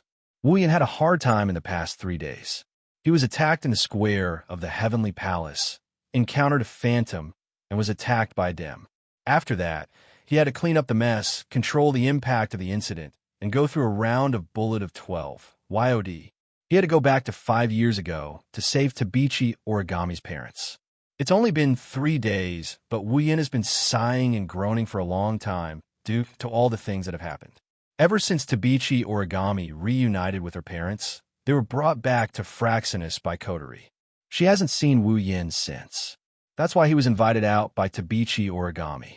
To be honest, Wu Yin was very surprised and even a bit nervous. He didn't know what that icy beauty would do next. For Wu Yin, these 3 days were very hard to bear. For the students of the 10 high schools, these 3 days weren't very relaxing either. They didn't have any memories of the elves and magicians. Jeune Na, Yu and the rest of Ratatoskr, led by Ratatoskr, had erased all of these students' memories. However, they still retained their memories of the Tianyang ritual. Due to an unknown explosion, the last day of the Tianyang festival was cancelled, which caused all the students to protest. After 2 days of hard work in the Tianyang sacrificial ceremony, the last day of the night sacrificial ceremony, which only belonged to the students, had been cancelled just like that. How could anyone be willing to accept it? Therefore, the group of students burst out with unimaginable enthusiasm. They protested fervently. The elven girls were also unwilling to let it go. They kept bothering Coterie. She had no choice but to use her connections with Ratatoskr. She cooperated with the students. The afternight festival was postponed for 3 days. It was held once again. The students were very satisfied with the result. Therefore, even though it was postponed for 3 days, today, the students were still as if they weren't affected at all. They were happily celebrating the night sacrifice. It was almost evening now, and the clamor could be heard everywhere. This was the best evidence. After passing through the lively streets, Wu Yin arrived at the central hall. The doors to the central hall were already closed.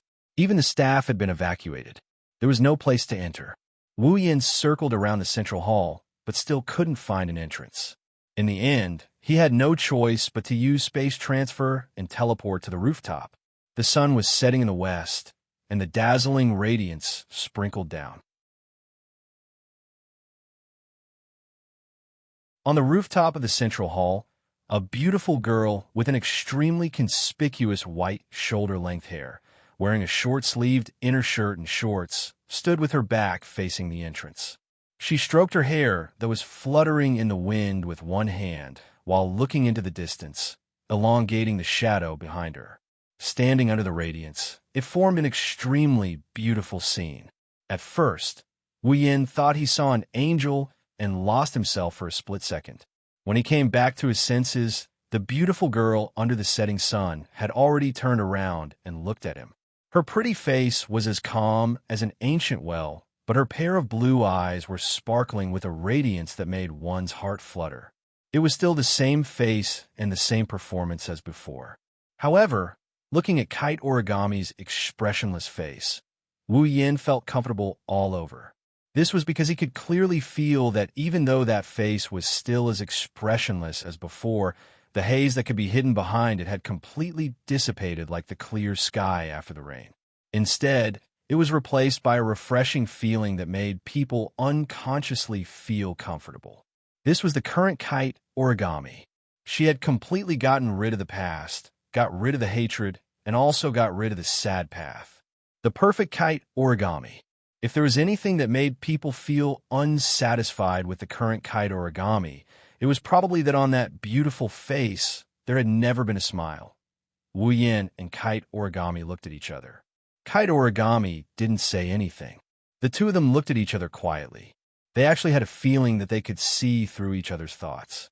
If outsiders saw them looking at each other like this, it would be hard for them to imagine that 3 days ago they just had a one-sided battle to the death. After some time, Kite Origami finally broke the silence and walked in front of Wu Yin. She then bent down and deeply bowed to Wu Yin. Thank you, and sorry, gratitude and apology. This was the most realistic portrayal of Kite Origami's current mood. As for what she was thanking and apologizing for, there was no need to mention it again. Kite Origami has now been reborn. Wu Yin clearly realized this and couldn't help but smile and shake his head. You don't have to take it to heart. You saved me. Kite Origami looked into Wu Yin's eyes. I won't forget this. Wu Yin scratched his cheek. I think I saved your parents. To me, the person you saved is me. Toichi Origami used the simplest words to express her true feelings. I was redeemed because of you. Is that so? Even Wu Yin felt a bit embarrassed at being asked this way, but he still asked anyway. How are your parents? Yes, after a checkup, they have completely recovered to the level of a normal person, but because they slept for too long, their bodies are too stiff. It will take a lot of time for them to move normally. Kite Origami's face was expressionless, but her eyes were bright. She was clearly in a good mood. Ratatosker has already used the excuse of being in a coma for 5 years as an accident to let Mom and Dad adapt to the world 5 years later. When they return to normal, they will be able to move freely. Then, are you okay on your side? Wu Yin teased. You were originally a little girl, but suddenly became a beautiful girl. Your parents must be very uncomfortable. Yes. Compared to that, they're not used to my expression. Kite Origami replied, making Wu Yin laugh. Then you have to smile more often in the future. Don't let others think that you've developed a weird habit. No. Kite Origami said without hesitation. Even if my personality is bad, Mom and Dad will still treat me well like before. Then they're really great parents. Wu Yin praised. No wonder you are so attached to them. Yes, they're the best parents in the world. When Yuichi Origami said this, she tilted her head. There was no smile on her face, but there was an unusually cheerful wave in her eyes. Kite Origami looked at Wu Yin and suddenly said, I have decided to leave AST and join Ratatosker. Wu Yin paused and frowned. Is this okay? I can't leave my current life. Kite Origami shook her head. Although I want to live a normal life, I won't be able to get used to it without my magician skills. Kite Origami put her eyes in front of Wu Yin, as if she was speaking with her eyes. Coterie also invited me to join Ratatosker. She said she didn't want to let go of me who is better than the real one. I also want to repay you, so I agreed. This coterie. Wu Yin smiled bitterly. He hesitated and asked seriously, Have you really decided? In order to obtain power, my body underwent a magical treatment that is even stronger than the real thing. After a thorough examination, I have less than a year left. Tabichi Origami didn't answer Wu Yan's question directly. Instead, she changed the subject. Coterie said you have a way to restore me to normal. I don't want to lose the chance to spend my life with Mom and Dad again, so I can only work for you. From now on, I am yours. With this sentence as the conclusion, Yuichi Origami bowed again. Please help me one more time so that I can repay you. Wu Yin looked at Kite Origami, who kept her head down. He rolled his eyes at her helplessly.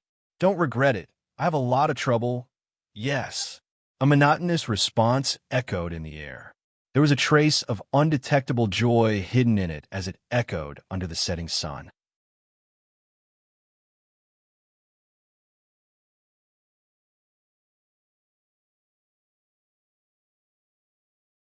Chapter 1253. Lying in his bed, Wu Yin, who just woke up, looked at Tabichi Origami, who is lying on top of him with her hands on both sides of his head. Her face is only 10 centimeters away from him. She is looking at him with her clear and expressionless eyes. She didn't say a word. The wine-red eyes and the blue eyes looked at each other. Both of them had nothing to say to each other. For the next 5 minutes, Wu Yin and Tabichi Origami just stared at each other without saying a word. The atmosphere was so cold that it sent chills down the spines of the onlookers. Of course, the reason why this happened wasn't because the two of them had short-circuited their brains. At least, Wu Yin wasn't. During these 5 minutes of staring at each other in disbelief, his brain was spinning rapidly to think of a problem. What the hell is going on? Well, Wu Yan's brain was indeed short-circuited. He couldn't help it. The scene in front of him was too strange. After a conversation with Yuichi Origami last night, the two of them had buried the hatchet. Since Yuichi Origami was no longer a member of AST, she had completely let go of the hatred in her heart and will no longer hate the elves. The group of elven girls also knew about Yuichi Origami's incident and no longer viewed her as an enemy. But no matter what, Yuichi Origami didn't have a good relationship with them before this. However, the current situation was that the person who had just buried the hatchet and declared that he wanted to repay him not only appeared in this house full of elves today, but also in his own room in such a manner. No matter who it was, they would feel strange, right? No, perhaps I should correct this. Yuichi Origami, the culprit, wouldn't feel strange. Time slowly passed. Another 5 minutes had passed. The two of them were still staring at each other in this manner. The atmosphere in the room was getting stranger and stranger. Finally, Wu Yin couldn't stand this strange situation anymore. His face froze. He spoke. Can you tell me what's going on? As if she was waiting for Wu Yin to speak, Tabichi Origami calmly replied the moment Wu Yin finished his sentence. Get up. Huh? I'm here to wake you up. Can I ask why? This is Shurji's order. Shurji? Yes. Actually, can you be more specific? Around 7 a.m., I came here as instructed and knocked on the door at 6:32:34. Then, after about 3 seconds, Shirori answered my knock and opened the door for me 15 seconds later. Then, wait. I was wrong. I shouldn't have asked that. Wu Yin resisted the urge to flip the table. He took a deep breath and looked at Tabichi Origami's pretty face. He wiped the cold sweat off his forehead. Then, I'll ask you a question. No problem. First, why are you in this house? Kotori asked me to come here. She said there's something to discuss. Discuss something? Wu Yin paused for a second before he recalled something. He frowned. Is it about the phantom? How can this be discussed in the house? It's fine. Yuichi Origami replied concisely. Kotori said Shurji will find an excuse to run away as soon as I come here. Is that so? Wu Yin started sweating. He shook his head and returned to the topic at hand. Then, why would Shurji ask you to wake me up? Maybe it's just Wu Yan's imagination. Tabichi Origami's eyebrows twitched for a split second when she heard his question. She didn't reply until a while later. Although I don't know the specific reason, according to my observation, this should be an excuse for Shirori to drive me away when I'm in the process of improving my relationship with her. Don't you understand? Wu Yan's lips twitched as he complained. Then, why did you wake me up in such a way? This is an experiment. What? This is an experiment. Tokichi Origami repeated the question with an expressionless face without the slightest bit of impatience. Then he explained, it's because I've only learned how to use a female identity to intimately awaken a good friend who is also a female in the past. I don't understand what's the best way to awaken a man, so I tried to do this experiment. Can I ask where you learned this from? From a book. Yuichi Origami answered without hesitation. A book that's only available for rent in a very special store. I know that without you telling me. Wu Yin felt like all his energy was drained away by Tabichi Origami's emotionless words. He felt like he was out of energy. In conclusion, now that Shurji has run away because of you, you still followed Shurji's order to wake me up, but you didn't know what method to use. As a result, after experimenting one by one, when I woke up, I experimented with one of them, and the result became like this. Is it like this? Correct. Well then, let me ask. Wu Yin forced a smile as his expression turned unnatural. If I don't wake up, what will you do next? Yuichi Origami was silent for a moment before replying with a blank expression. According to the book, a certain part of a man's body will be particularly energetic in the morning. I'm going to stimulate that part and let you get up comfortably. Cough, cough, cough. A breath rushed into Wu Yan's heart and throat, almost choking Wu Yan to death. Fortunately, as a true ancestor, Wu Yin couldn't die. His face turned green. Let me ask again, how are you going to stimulate it? Lick. With her usual cold expression, Yuichi Origami said something that couldn't be ignored. Although there are many other ways to stimulate that part of the mind, according to statistics, licking is the most suitable and most comfortable way. Wu Yin didn't know what expression to use to respond to Yuichi Origami's answer. Excited?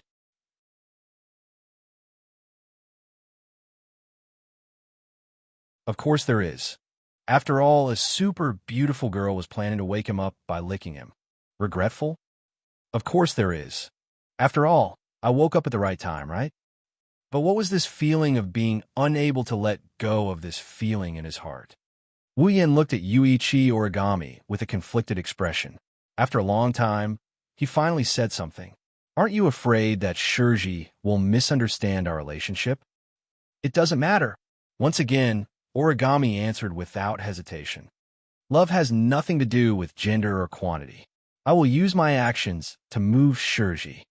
The problem is, your actions have scared Shurji away. Wu Yin reminded her out of kindness. That's because Shirji hasn't gotten over it yet. Yuichi Origami said calmly. And because it's you, I did it. Because it's me? This time, Wu Yan's expression changed. Where did this come from? You are my benefactor. Yuichi Origami remained calm. So it doesn't matter. Because you're my benefactor. So it doesn't matter. Wu Yan's eyebrows twitched, his heart twitched uncontrollably. He felt that it wasn't a good thing to bury the hatchet with Yuichi Origami. If he had a good relationship with such a girl, once they started chatting, his lifespan would decrease. Looking at Wu Yan's pained expression, Tabichi Origami tilted her chin and said this. Don't you like it when someone stimulates your mind in the morning? Hearing Yuichi Origami's blunt words, Wu Yan showed a conflicted expression. He smiled bitterly and answered hesitantly. That depends on the person. In the situation, there are many other factors. In other words, Yuichi Origami interrupted Wu Yan and went straight to the point. You like it? Cough, cough. Wu Yan coughed again. Before he could speak, Origami Kitsune spoke. Since that's the case, let me do some exercises for the next time. After saying that, Yuani folded a piece of paper and got into the quilt. Wait, not you. Oh.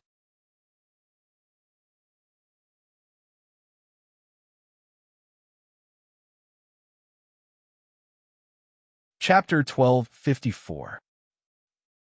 Kotori sat on a sofa in the living room. She glanced at Tabichi Origami, who is sitting opposite her, with an unapproachable expression. Then, she looked at Wu Yan, who is sitting on the sofa beside them. Wu Yan looked like he's in a trance. She frowned. Did something happen between the two of you just now? Or did I miss something?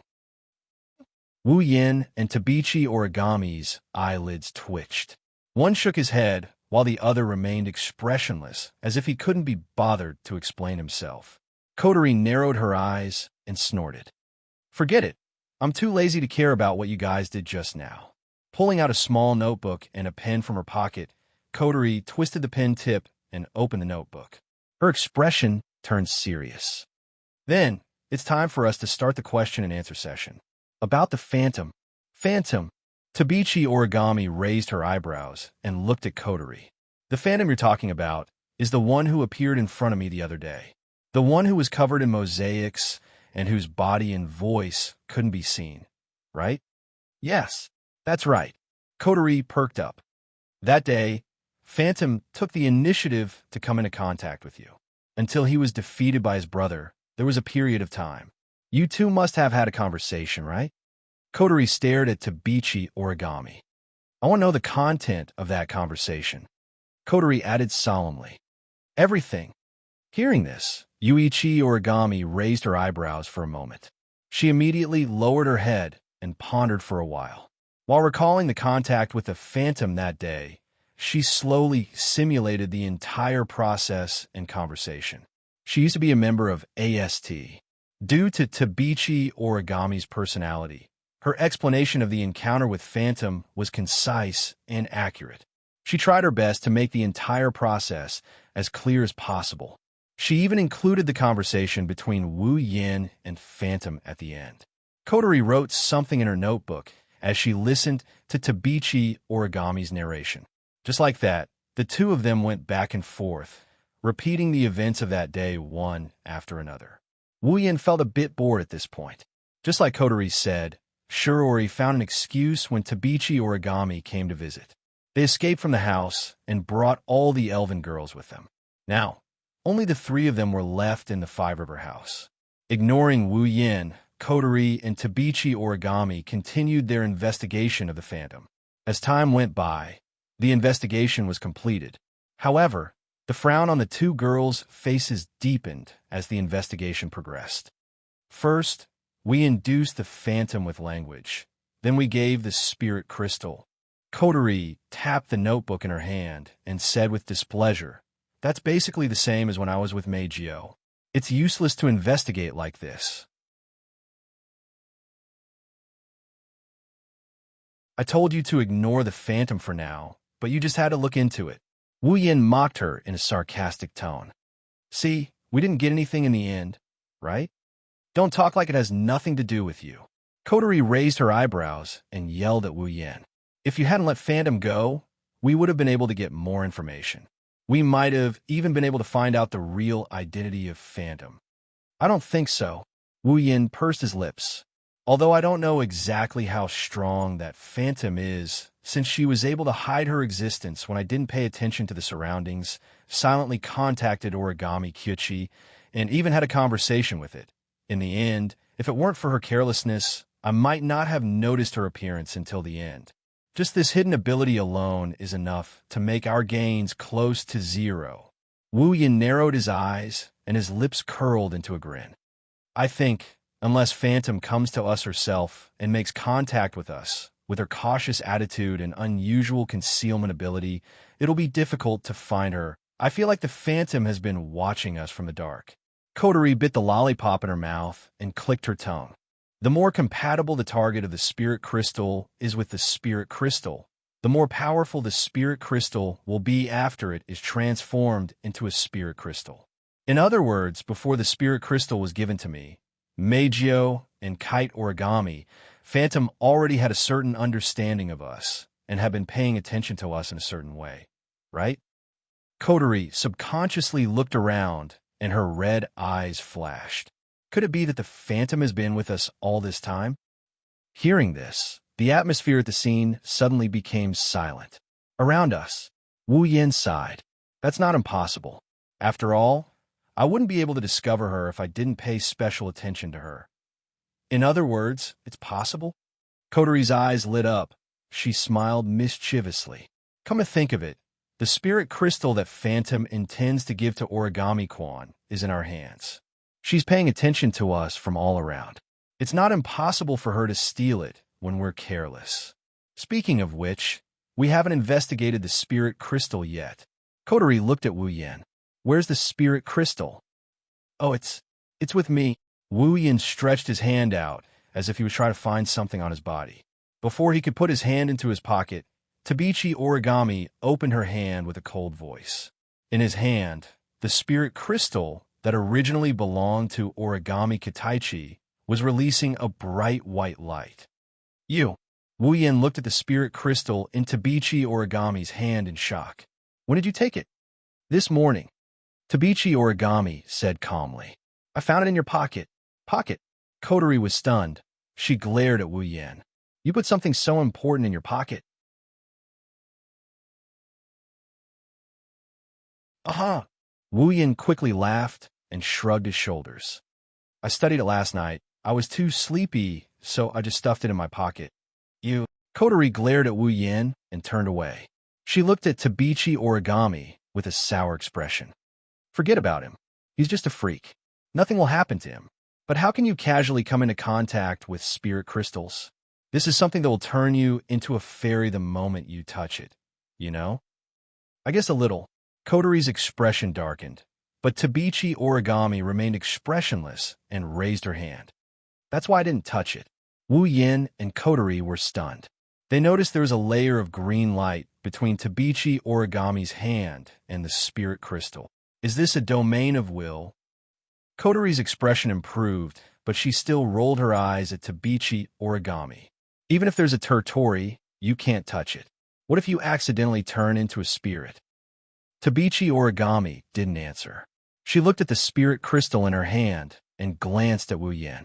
She seemed to be thinking about something. Beep, beep, beep. Suddenly, an alarm sound came from Coterie's radio. Before Coterie could react, an anxious voice came from the radio. Commander, this is bad. Elaine?